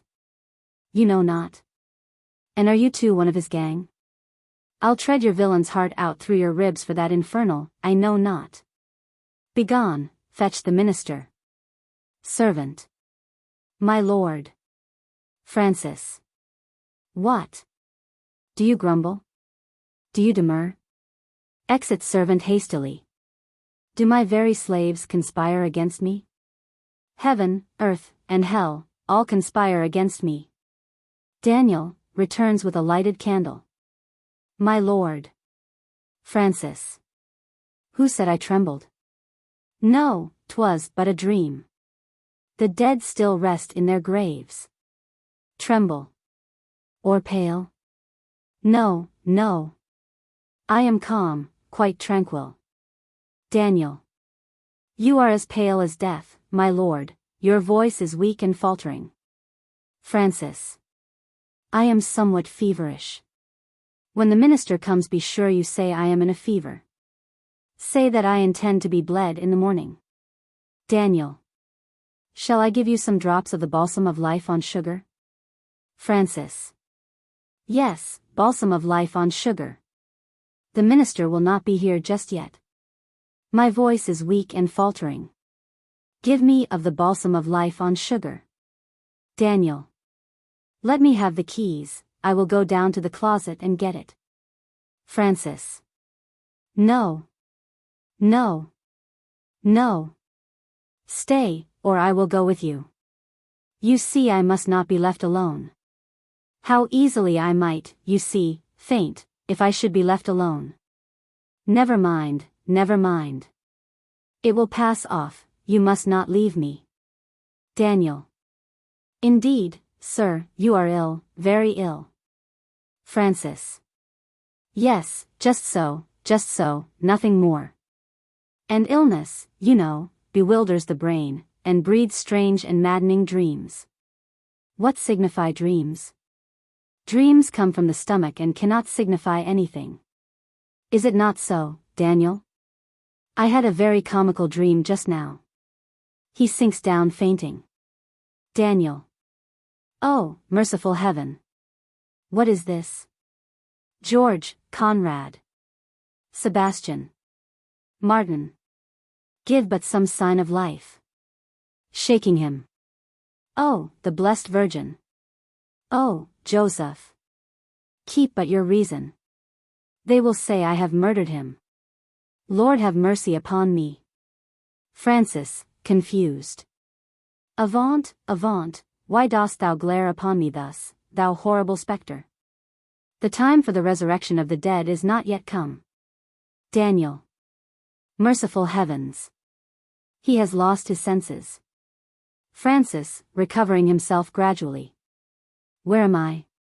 You here, Daniel? What have I said? Heed it not. I have told a lie, whatever I said. Come, help me up. Tea was only a fit of delirium, because, I have not finished my night's rest. Daniel. If John were but here. I'll call for help, I'll send for the physician. Francis. Stay. Seat yourself by my side on this sofa. There. You are a sensible man, a good man. Listen to my dream. Daniel. Not now, another time. Let me lead you to bed, you have great need of rest. Francis. No, no, I pry thee, listen, Daniel, and have a good laugh at me.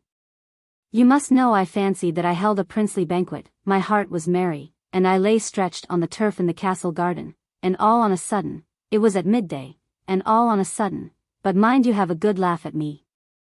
Daniel. All on a sudden. Francis. All on a sudden a tremendous peal of thunder struck upon my slumbering ear. I started up staggering and trembling. And lo, it seemed as if the whole hemisphere had burst forth in one flaming sheet of fire, and mountains, and cities, and forests melted away like wax in the furnace. And then rose a howling whirlwind, which swept before it the earth, and the sea, and heaven. Then came a sound, as from brazen trumpets, earth, give up thy dead, sea, give up thy dead. And the open plains began to heave, and to cast up skulls, and ribs, and jawbones, and legs, which drew together into human bodies, and then came sweeping along in dense, interminable masses, a living deluge. Then I looked up, and lo!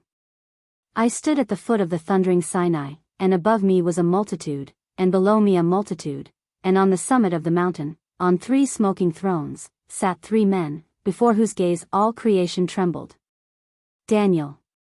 Why, this is a living picture of the day of judgment. Francis. Did I not tell you? Is it not ridiculous stuff?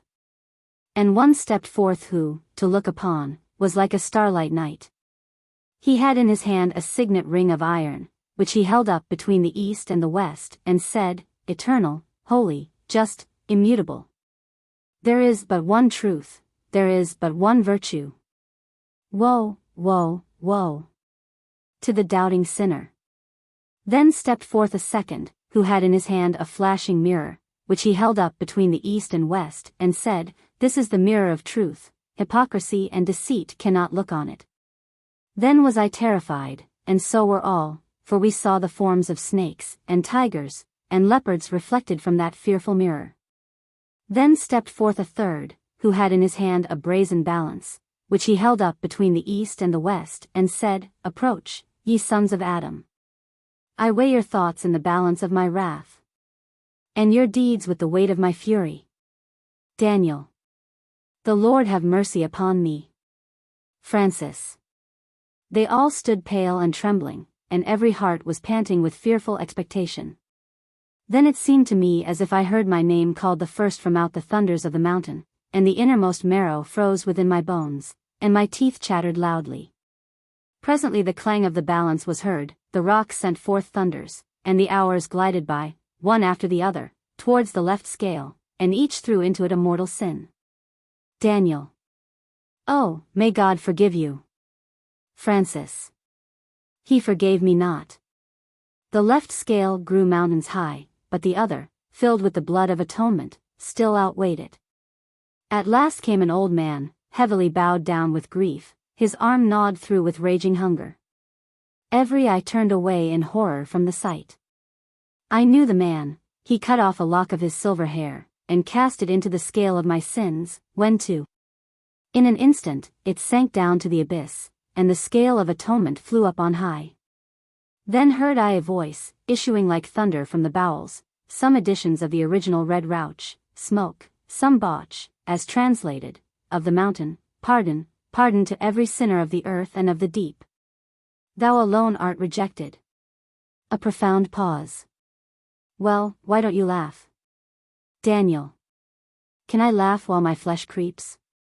Dreams come from above. Francis. Pshaw. Pshaw. Say not so. Call me a fool, an idiot, an absurd fool. Do, there's a good Daniel, I entreat of you. Have a hearty laugh at me. Daniel. Dreams come from God. I will pray for you. Francis. Thou least, I tell thee. Go, this instant, run. Be quick. See where the minister tarries all this time, tell him to come quickly, instantly. But, I tell thee, thou least. Daniel. Heaven have mercy upon you. Exit. Francis. Vulgar prejudice. Mere superstition. It has not yet been proved that the past is not past and forgotten, or that there is an eye above this earth to take account of what passes on it. Humph. Humph. But whence, then, this fearful whisper to my soul? Is there really an avenging judge above the stars? No, no. Yes, yes. A fearful monitor within bears witness that there is one above the stars who judgeth. What? Meet the avenger above the stars this very night? No, no. I say. All is empty, lonely, desolate, beyond the stars. Miserable subterfuge, beneath which thy cowardice seeks to hide itself. And if there should be something in it after all? No. No. It cannot be. I insist that it cannot be.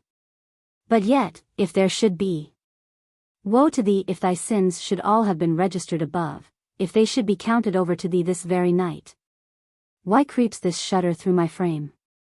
To die. Why does that word frighten me thus? To give an account to the avenger, there, above the stars. And if he should be just, the wails of orphans and widows, of the oppressed, the tormented, ascending to his ears, and he be just? Why have they been afflicted? And why have I been permitted to trample upon them? Enter Pastor Moser. Moser. Your lordship sent for me. I am surprised. The first time in my life. Is it to scoff at religion, or does it begin to make you tremble? Francis. I may scoff or I may tremble, according as you shall answer me. Listen to me, Moser, I will prove that you are a fool, or wish to make fools of others, and you shall answer me. Do you hear? At the peril of your life you shall answer me. Moser.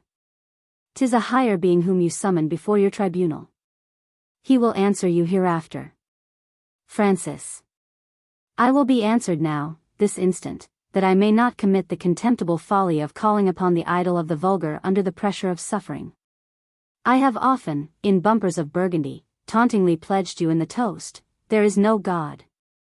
Now I address myself to you in earnest, and I tell you there is none. You shall oppose me with all the weapons in your power, but with the breath of my lips I will blow them away. Moser. 'Twere well that you could also blow away the thunder which will alight upon your proud soul with 10,000 times 10,000 tons weight. That omniscient God, whom you, fool and miscreant, are denying in the midst of his creation, needeth not to justify himself by the mouth of dust. He is as great in your tyrannies as in the sweetest smile of triumphant virtue. Francis. Uncommonly well said, parson. Thus I like you. Moser. I stand here as steward of a greater master, and am addressing one who, like myself, is a sinner, one whom I care not to please. I must indeed be able to work miracles, to extort the acknowledgement from your obdurate wickedness, but if your conviction is so firm, why have you sent for me in the middle of the night? Francis. Because time hangs heavy on my hands, and the chessboard has ceased to have any attraction. I wish to amuse myself in a tilt with the parson. Your empty terrors will not unman my courage. I am well aware that those who have come off short in this world look forward to eternity, but they will be sadly disappointed. I have always read that our whole body is nothing more than a blood spring, and that, with its last drop, mind and thought dissolve into nothing. They share all the infirmities of the body. Why, then, should they not cease with its dissolution? Why not evaporate in its decomposition? Let a drop of water stray into your brain, and life makes a sudden pause, which borders on non-existence, and this pause continued is death.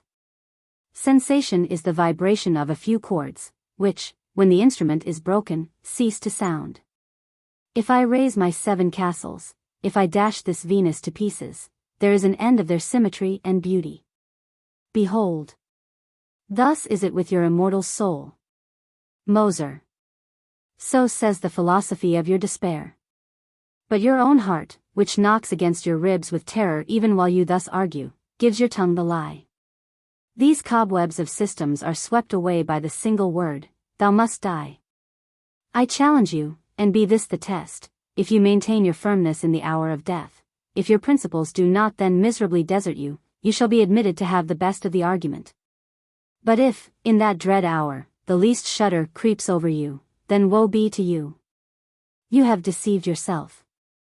Francis, disturbed.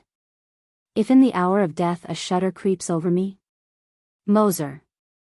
I have seen many such wretches before now, who set truth at defiance up to that point, but at the approach of death the illusion vanished.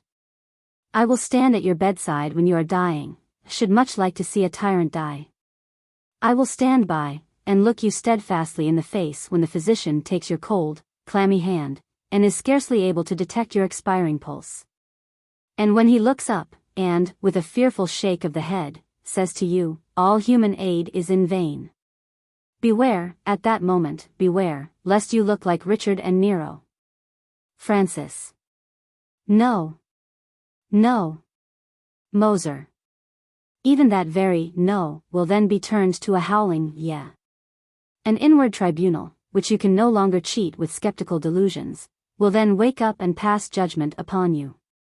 But the waking up will be like that of one buried alive in the bowels of the churchyard. There will come remorse like that of the suicide who has committed the fatal act and repents it. 'Twill be a flash of lightning suddenly breaking in upon the midnight darkness of your life.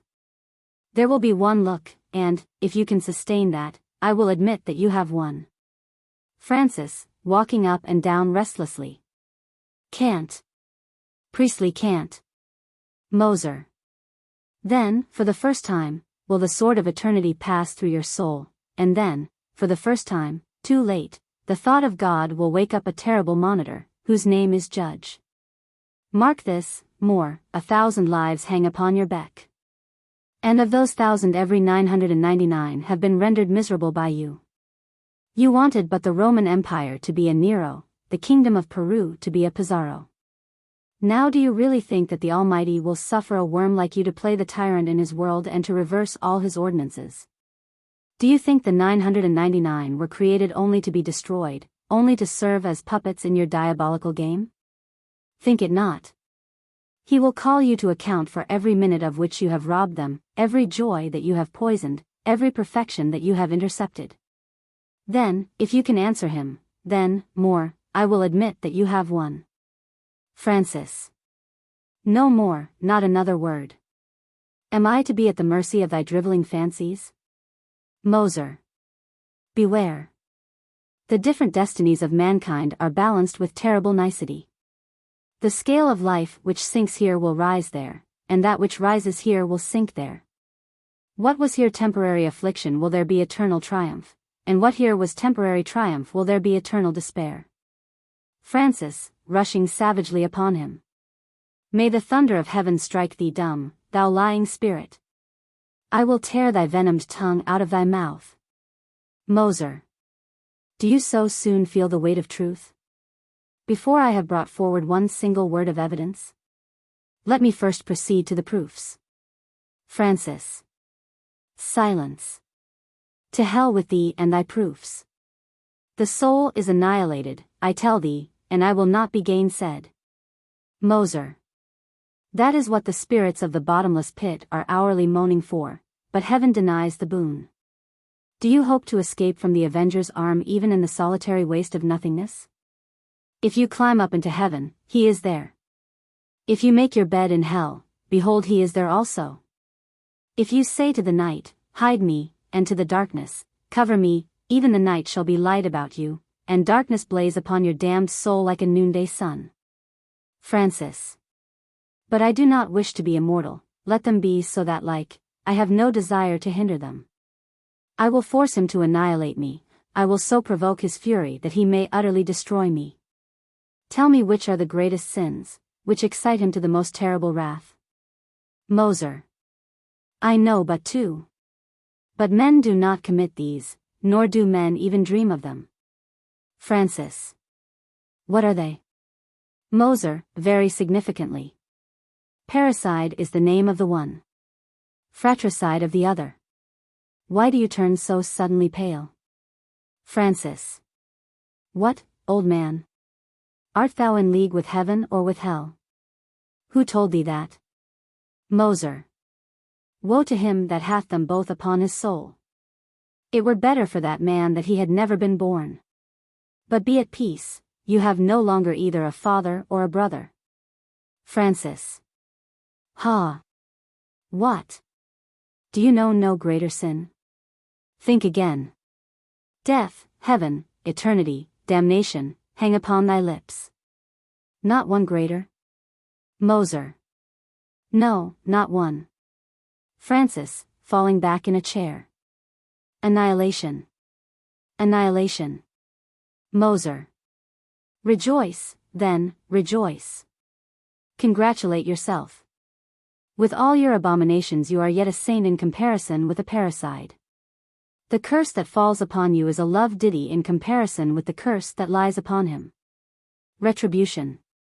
Francis, starting up. Away with thee.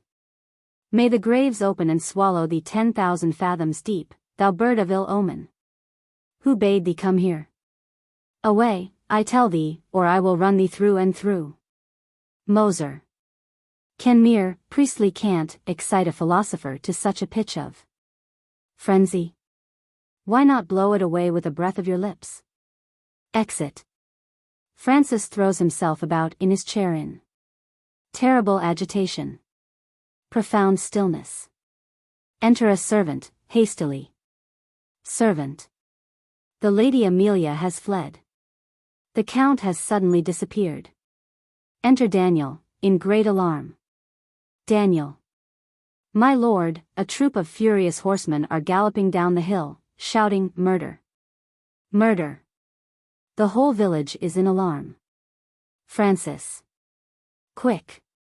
Let all the bells be tolled, summon everyone to the chapel, let all fall on their knees, pray for me.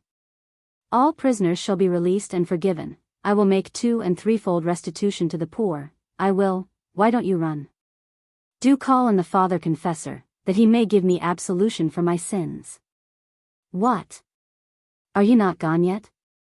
The uproar becomes more audible. Daniel. Heaven have mercy upon me, poor sinner. Can I believe you in earnest, sir? You, who always made a jest of religion. How many a Bible and prayer book have you flung at my head when by chance you caught me at my devotions? Francis. No more of this. To die. Think of it. To die. It will be too late. The voice of Schweitzer is heard, loud and furious. Pray for me, Daniel. Pray, I entreat you. Daniel. I always told you, you hold prayer in such contempt, but take heed. Take heed. When the fatal hour comes, when the waters are flowing in upon your soul, you will be ready to give all the treasures of the world for one little Christian prayer. Do you see it now? What abuse you used to heap on me. Now you feel it. Is it not so? Francis, embracing him violently. Forgive me. My dear precious jewel of a Daniel, forgive me. I will clothe you from head to foot, do but pray. I will make quite a bridegroom of you, I will, only do pray, I entreat you, on my knees, I conjure you. In the devil's name, pray. Why don't you pray? Tumult in the streets, shouts and noises. Schweit. In the street. Storm the place. Kill all before you. Force the gates. I see lights. He must be there. Francis, on his knees. Listen to my prayer, O God in heaven. It is the first time, it shall never happen again. Hear me, God in heaven. Daniel. Mercy on me. What are you saying? What a wicked prayer. Uproar of the people, rushing in. People. Robbers. Murderers. Who make such a dreadful noise at this midnight hour? Schweit, still in the street. Beat them back, comrades. 'Tis the devil, come to fetch your master. Where is Schwartz with his troop? Surround the castle, grim. Scale the walls. Grim. Bring the firebrands. Either we must up or he must down. I will throw fire into his halls. Francis, praying. O Lord. I have been no common murderer, I have been guilty of no petty crimes, gracious Lord. Daniel. Heaven be merciful to us. His very prayers are turned to sins. Stones and firebrands are hurled up from below, the windows fall in with a crash, the castle takes fire. Francis. I cannot pray. Here. And here. Striking his breast and his forehead, all is so void, so barren. Rises from his knees. No, I will not pray. Heaven shall not have that triumph, nor hell that pastime. Daniel. O Holy Virgin. Help. Save. The whole castle is in flames. Francis. There, take this sword. Quick. Run it right through my body, that these fiends may not be in time to make holiday sport of me. The fire increases. Daniel. Heaven forbid? Heaven forbid. I would send no one before his time to heaven, much less to, he runs away. Francis, following him with a ghastly stare, after a pause.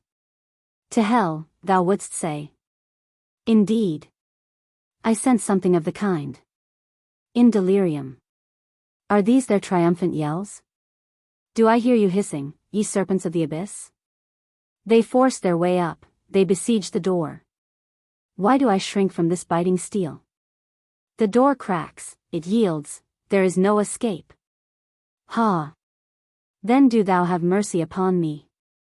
He tears away the golden cord from his hat, and strangles himself.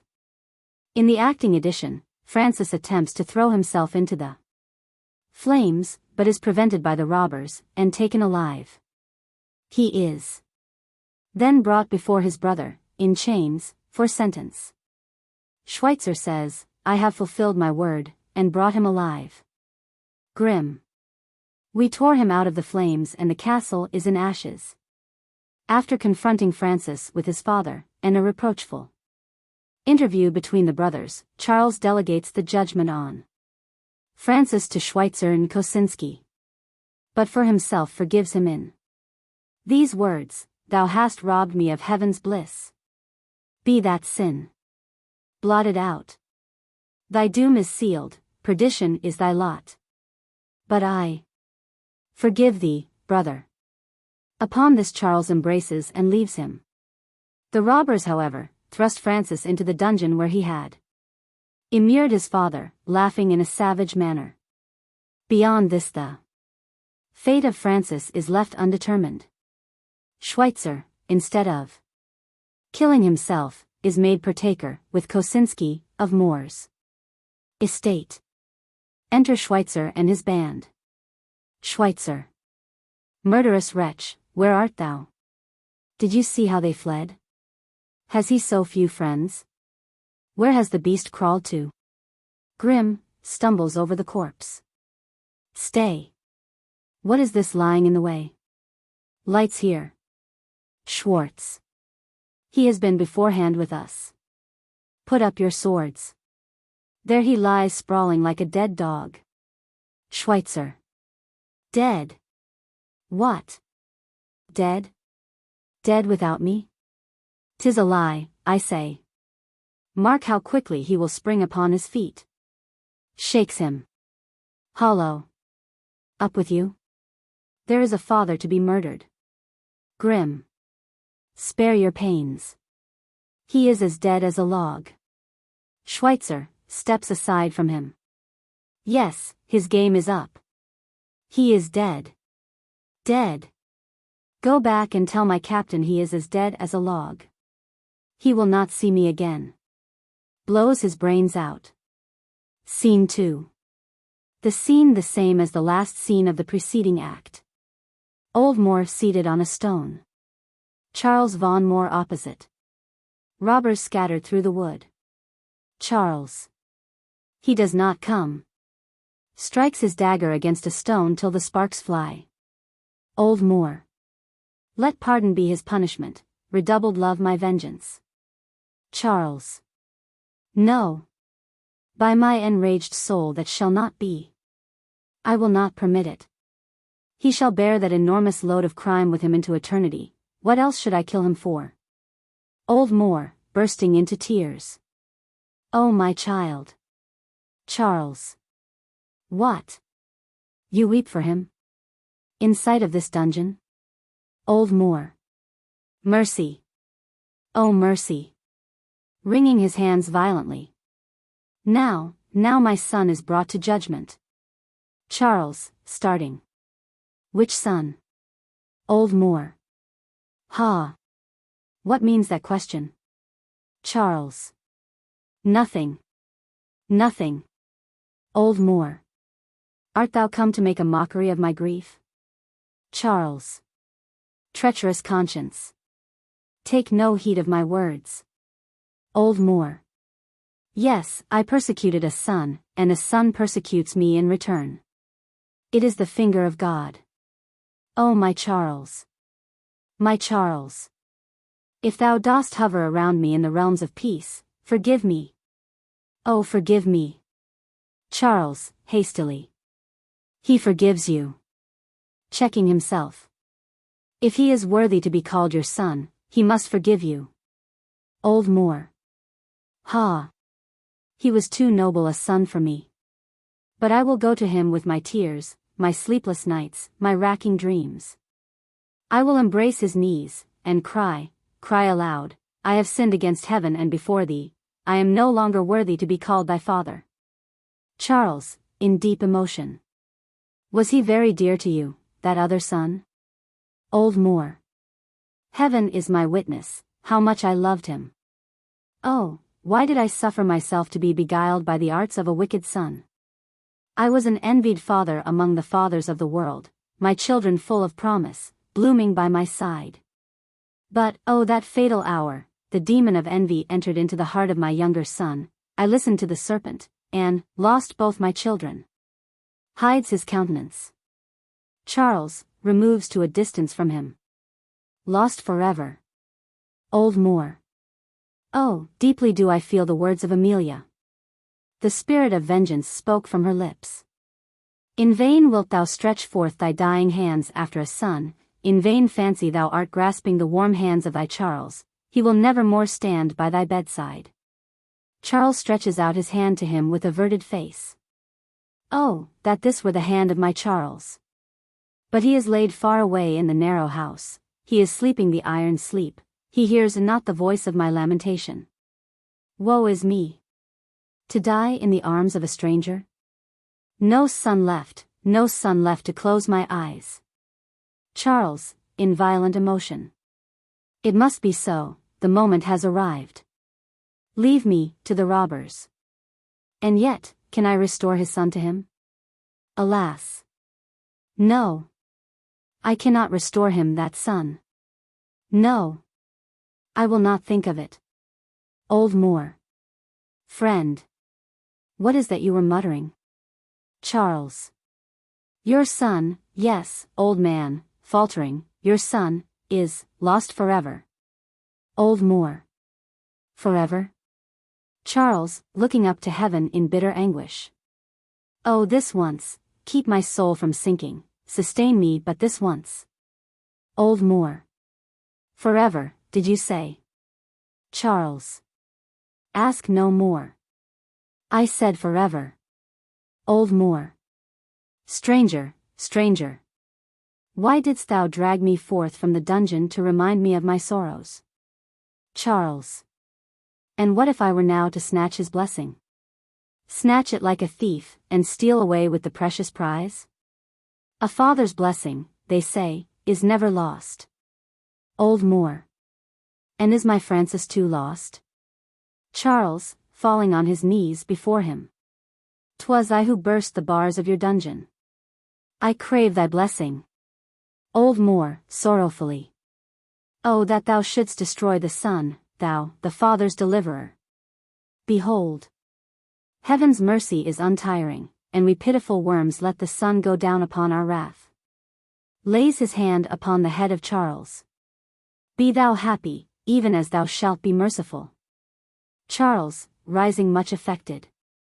Oh, where is my manhood? My sinews are unstrung, the sword drops from my hand. Old Moor. How lovely a thing it is when brethren dwell together in unity. As the dewdrops of heaven that fall upon the mountains of Zion.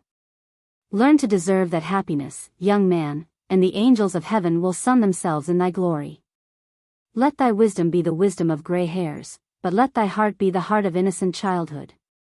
Charles. Oh, for a foretaste of that happiness. Kiss me, divine old man.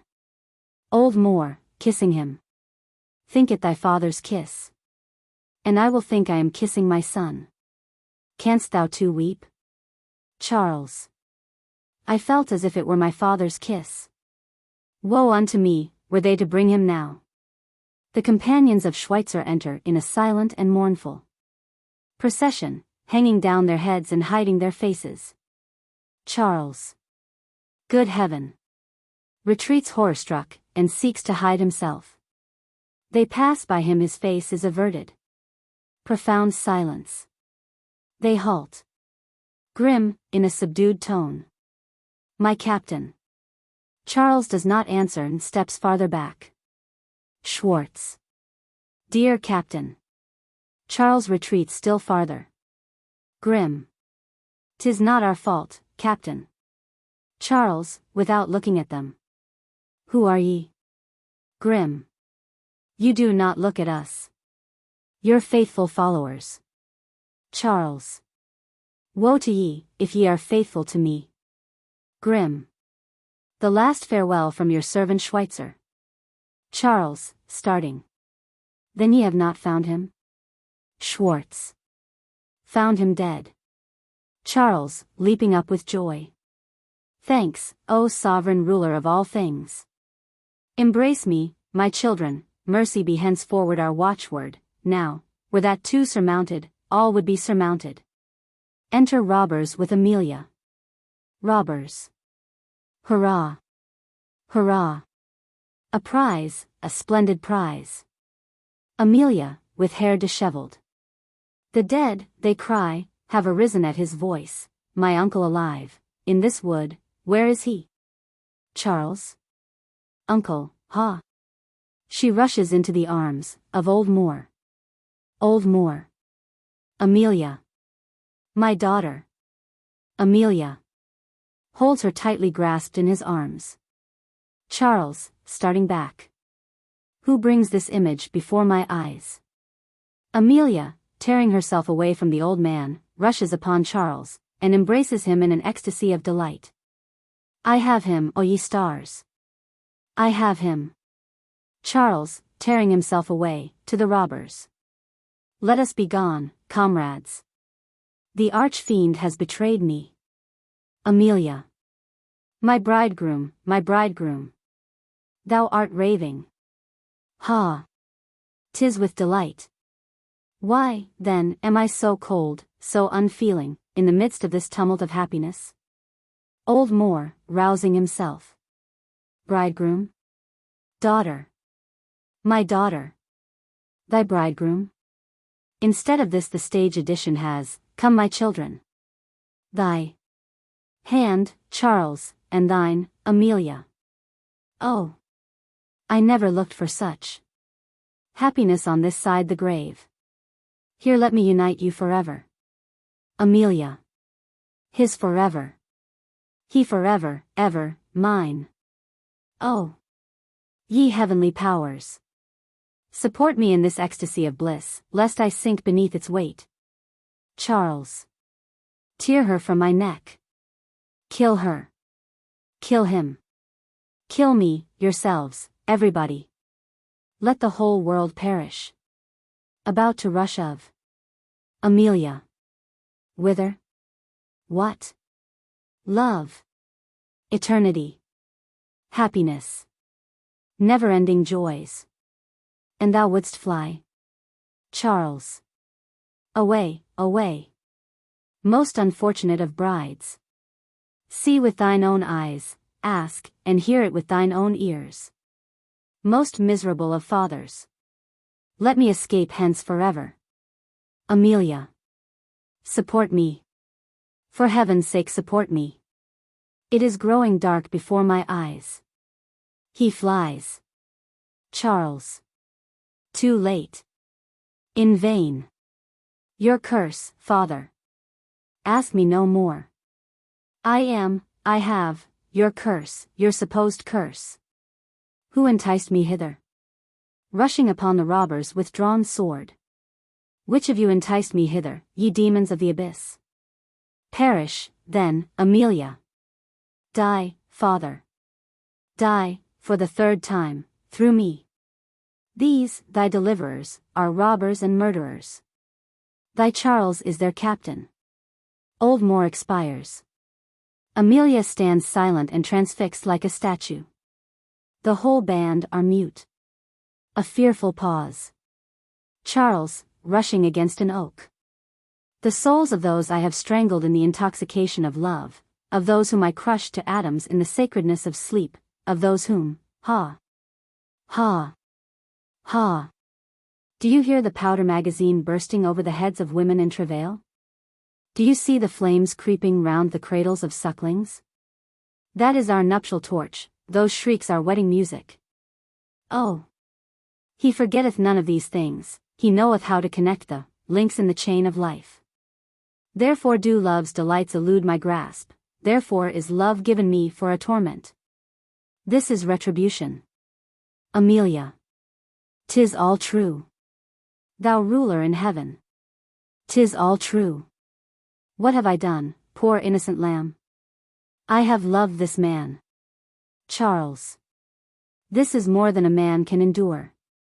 Have I not heard death hissing at me from more thousands of barrels, and never yet moved a hair's breadth out of its way?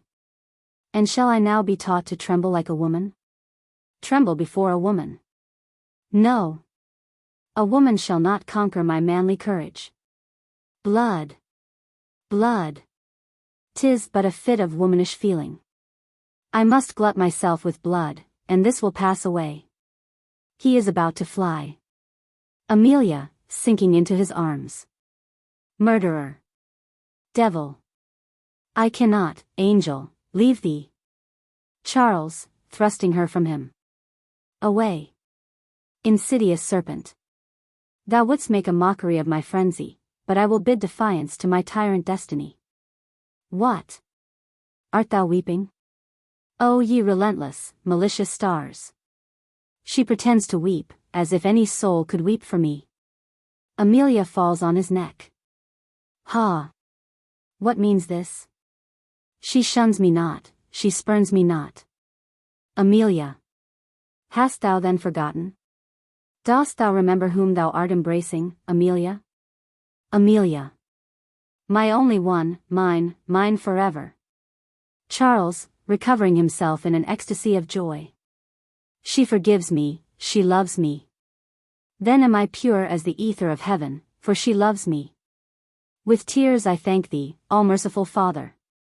He falls on his knees, and bursts into a violent fit of weeping.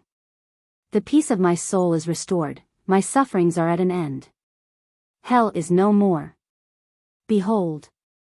Oh, behold! The child of light weeps on the neck of a repentant demon. Rising and turning to the robbers. Why are ye not weeping also? Weep, weep, ye are all so happy. Oh, Amelia! Amelia! Amelia! He hangs on her neck, they remain locked in a silent embrace. A robber, stepping forward enraged. Hold, traitor! This instant come from her arms. Or I will speak a word that shall make thy ears tingle, and thy teeth chatter with horror. He holds his sword between them. An aged robber. Remember the Bohemian forests. Dost thou hear? Dost thou tremble? Remember the Bohemian forests, I tell thee. Faithless man! Where are thy oaths? Are wounds so soon forgotten? Who staked fortune, honor, life itself for thee? Who stood by thee like walls, and like shields caught the blows which were aimed at thy life? Didst not thou then lift up thy hand and swear an iron oath never to forsake us, even as we forsook not thee? Base, perfidious wretch! And wouldst thou now desert us at the whining of a harlot? A third robber! Shame on thy perjury! The spirit of the immolated roller, whom thou didst summon from the realms of death to attest thy oath, will blush at thy cowardice, and rise from his grave full armed to chastise thee. The robbers, all in disorder, tearing open their garments. See here! And here! Dost thou know these scars? Thou art ours. With our heart's blood we have bought thee, and thou art ours bodily, even though the archangel Michael should seek to wrest thee out of the grasp of the fiery Moloch. Now! March with us. Sacrifice for sacrifice, Amelia for the band. Charles, releasing her hand. It is past. I would arise and return to my father, but heaven has said, it shall not be. Coldly. Blind fool that I was. Why should I wish it? Is it possible for a great sinner to return? A great sinner never can return. That ought I long since to have known. Be still. I pray thee be still. 'Tis all as it should be. When he sought me I would not, now that I seek him, he will not. What can be more just? Do not roll about thine eyes so wildly. He has no need of me. Has he not creatures in abundance? One he can easily spare, and that one am I. Come along, comrades. Amelia, pulling him back. Stay, I beseech you. One blow. One deadly blow. Again forsaken. Draw thy sword, and have mercy upon me. Charles. Mercy has taken refuge among bears. I will not kill thee. Amelia, embracing his knees. Oh, for heaven's sake. By all that is merciful. I ask no longer for love. I know that our stars fly from each other in opposition. Death is all I ask. Forsaken, forsaken. Take that word in all its dreadful import. Forsaken. I cannot survive it. Thou knowest well that no woman can survive that. All I ask is death. See, my hand trembles. I have not courage to strike the blow. I shrink from the gleaming blade. To thee it is so easy, so very easy, thou art a master in murder, draw thy sword, and make me happy. Charles. Wouldst thou alone be happy? Away with thee. I will kill no woman. Amelia. Ha! Destroyer. Thou canst only kill the happy, they who are weary of existence thou sparest. She glides towards the robbers. Then do ye have mercy on me, disciples of murder. There lurks a bloodthirsty pity in your looks that is consoling to the wretched. Your master is a boaster and a coward. Charles. Woman, what dost thou say? The robbers turn away. Amelia. No friend? No, not even among these a friend? She rises. Well, then, let Dido teach me how to die. She is going, a robber takes aim at her. Charles. Hold. Dare it. Moor's Amelia shall die by no other hand than Moor's. He strikes her dead. The robbers. Captain. Captain. What hast thou done? Art thou raving? Charles, with his eyes fixed on the body. One more pang and all will be over. She is immolated. Now, look on. Have you any farther demand? Ye staked a life for me, a life which has ceased to be your own, a life full of infamy and shame. I have sacrificed an angel for you. Now, look upon her. Are you content? Grim. You have repaid your debt with usury. You have done all that man could do for his honor, and more. Now let's away. Charles. What say you? Is not the life of a saint for the life of a felon more than an equal exchange? Oh. I say unto you, if every one of you were to mount the scaffold, and to have his flesh torn from his bones piecemeal with red-hot pincers, through 11 long summer days of torture, yet would it not counterbalance these tears? With a bitter laugh. The scars.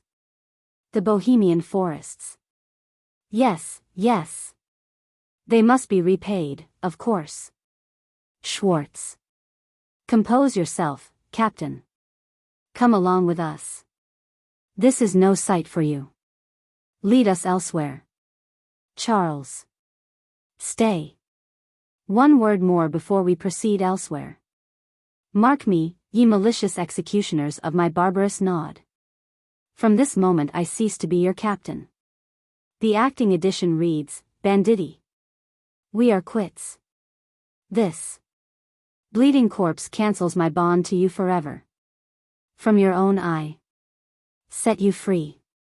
Robbers. We are again your slaves till death. Charles. No, no, no. We have done with each other. My genius whispers me, go no further, more. Here is the goal of humanity. And thine. Take back this bloody plume, throws it at their feet. Let him who seeks to be your captain take it up.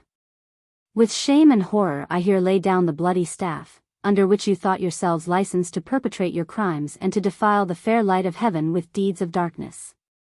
Depart to the right and to the left. We shall never more have aught in common. The robbers. Ha! Coward! Where are thy lofty schemes? Were they but soap bubbles, which disperse at the breath of a woman? In lieu of this soliloquy and what follows, to the end, the acting edition has R. Moor. Dare not to scrutinize the acts of Moor. That is my last command. Now, draw near, form a circle around me, and receive the last words of your dying captain. He surveys them attentively for some time. You have been devotedly faithful to me, faithful beyond example. Had virtue bound you together as firmly as vice, you would have been heroes, and your names recorded by mankind with admiration. Go and offer your services to the state. Dedicate your talents to the cause of a monarch who is waging war in vindication of the rights of man. With this blessing I disband. You, Schweitzer and Kosinski, do you stay? The others disperse. Slowly, with signs of emotion. Scene 8. R. Moor, Schweitzer, and Kosinski. R. Moor. Give me thy right hand, Kosinski, Schweitzer thy left. He takes their hands, and stands between them. To Kosinski. Young man, thou art still pure amongst the guilty, thou alone art guiltless. To Schweitzer. Deeply have I imbrued thy hand in blood. 'Tis I who have done this. With this cordial grasp I take back mine own. Schweitzer. Thou art purified. He raises their hands fervently to heaven. Father in heaven, here I restore them to thee. They will be more devoted to thy service than those who never fell. Of that I feel assured. Schweitzer and Kosinski fall on his neck with fervor. Not now, dear comrades. Spare my feelings in this trying hour. An earldom has this day fallen to my lot, a rich domain on which no malediction rests. Share it. Between you, my children, become good citizens, and if for 10 human beings that I have destroyed you make but one happy, my soul may yet be saved. Go, no farewell. In another world we may meet again, or perhaps no more. Away, away, ere my fortitude desert me. Exeunt both, with downcast countenances. Scene 9. And I, too, am a good citizen. Do I not fulfill the extremity of the law? Do I not honor the law? Do I not uphold and defend it? I remember speaking to a poor officer on my way hither, who was toiling as a day laborer, and has 11 living children. 1,000 ducats have been offered to whoever shall deliver up the great robber alive. That man shall be served. Exit. Charles. Oh, fool that I was, to fancy that I could amend the world by misdeeds and maintain law by lawlessness. I called it vengeance and equity. I presumed, O Providence, upon whetting out the notches of thy sword and repairing thy partialities. But, oh, vain trifling! Here I stand on the brink of a fearful life, and learn, with wailing and gnashing of teeth, that 2 men like myself could ruin the whole edifice of the moral world. Pardon the boy who thought to forestall thee. To thee alone belongeth vengeance, thou needest not the hand of man. But it is not in my power to recall the past, that which is ruined remains ruined, what I have thrown down will never more rise up again. Yet one thing is left me whereby I may atone to the offended majesty of the law and restore the order which I have violated.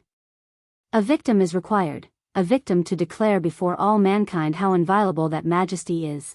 That victim shall be myself. I will be the death offering. Robbers, take his sword from him, he will kill himself. Charles. Fools that ye are, doomed to eternal blindness. Think ye that one mortal sin will expiate other mortal sins? Do you suppose that the harmony of the world would be promoted by such an impious discord? Throwing his arms at their feet, he shall have me alive. I go to deliver myself into the hands of justice. Robbers, put him in chains. He has lost his senses. Charles. Not that I have any doubt but that justice would find me speedily enough if the powers above so ordained it. But she might surprise me in sleep, or overtake me in flight, or seize me with violence in the sword, and then I should have lost the only merit left me, that of making my death a free will atonement. Why should I, like a thief, any longer conceal a life, which in the councils of the heavenly ministry has long been forfeited? Robbers, let him go. He is infected with the great man mania, he means to offer up his life for empty admiration. Charles. I might, 'tis true, be admired for it. After a moment's reflection. I remember, on my way hither, talking to a poor creature, a day laborer, with 11 living children. A reward has been offered of 1,000 louis d'ors to any one who shall deliver up the great robber alive. That man shall be served. Exit.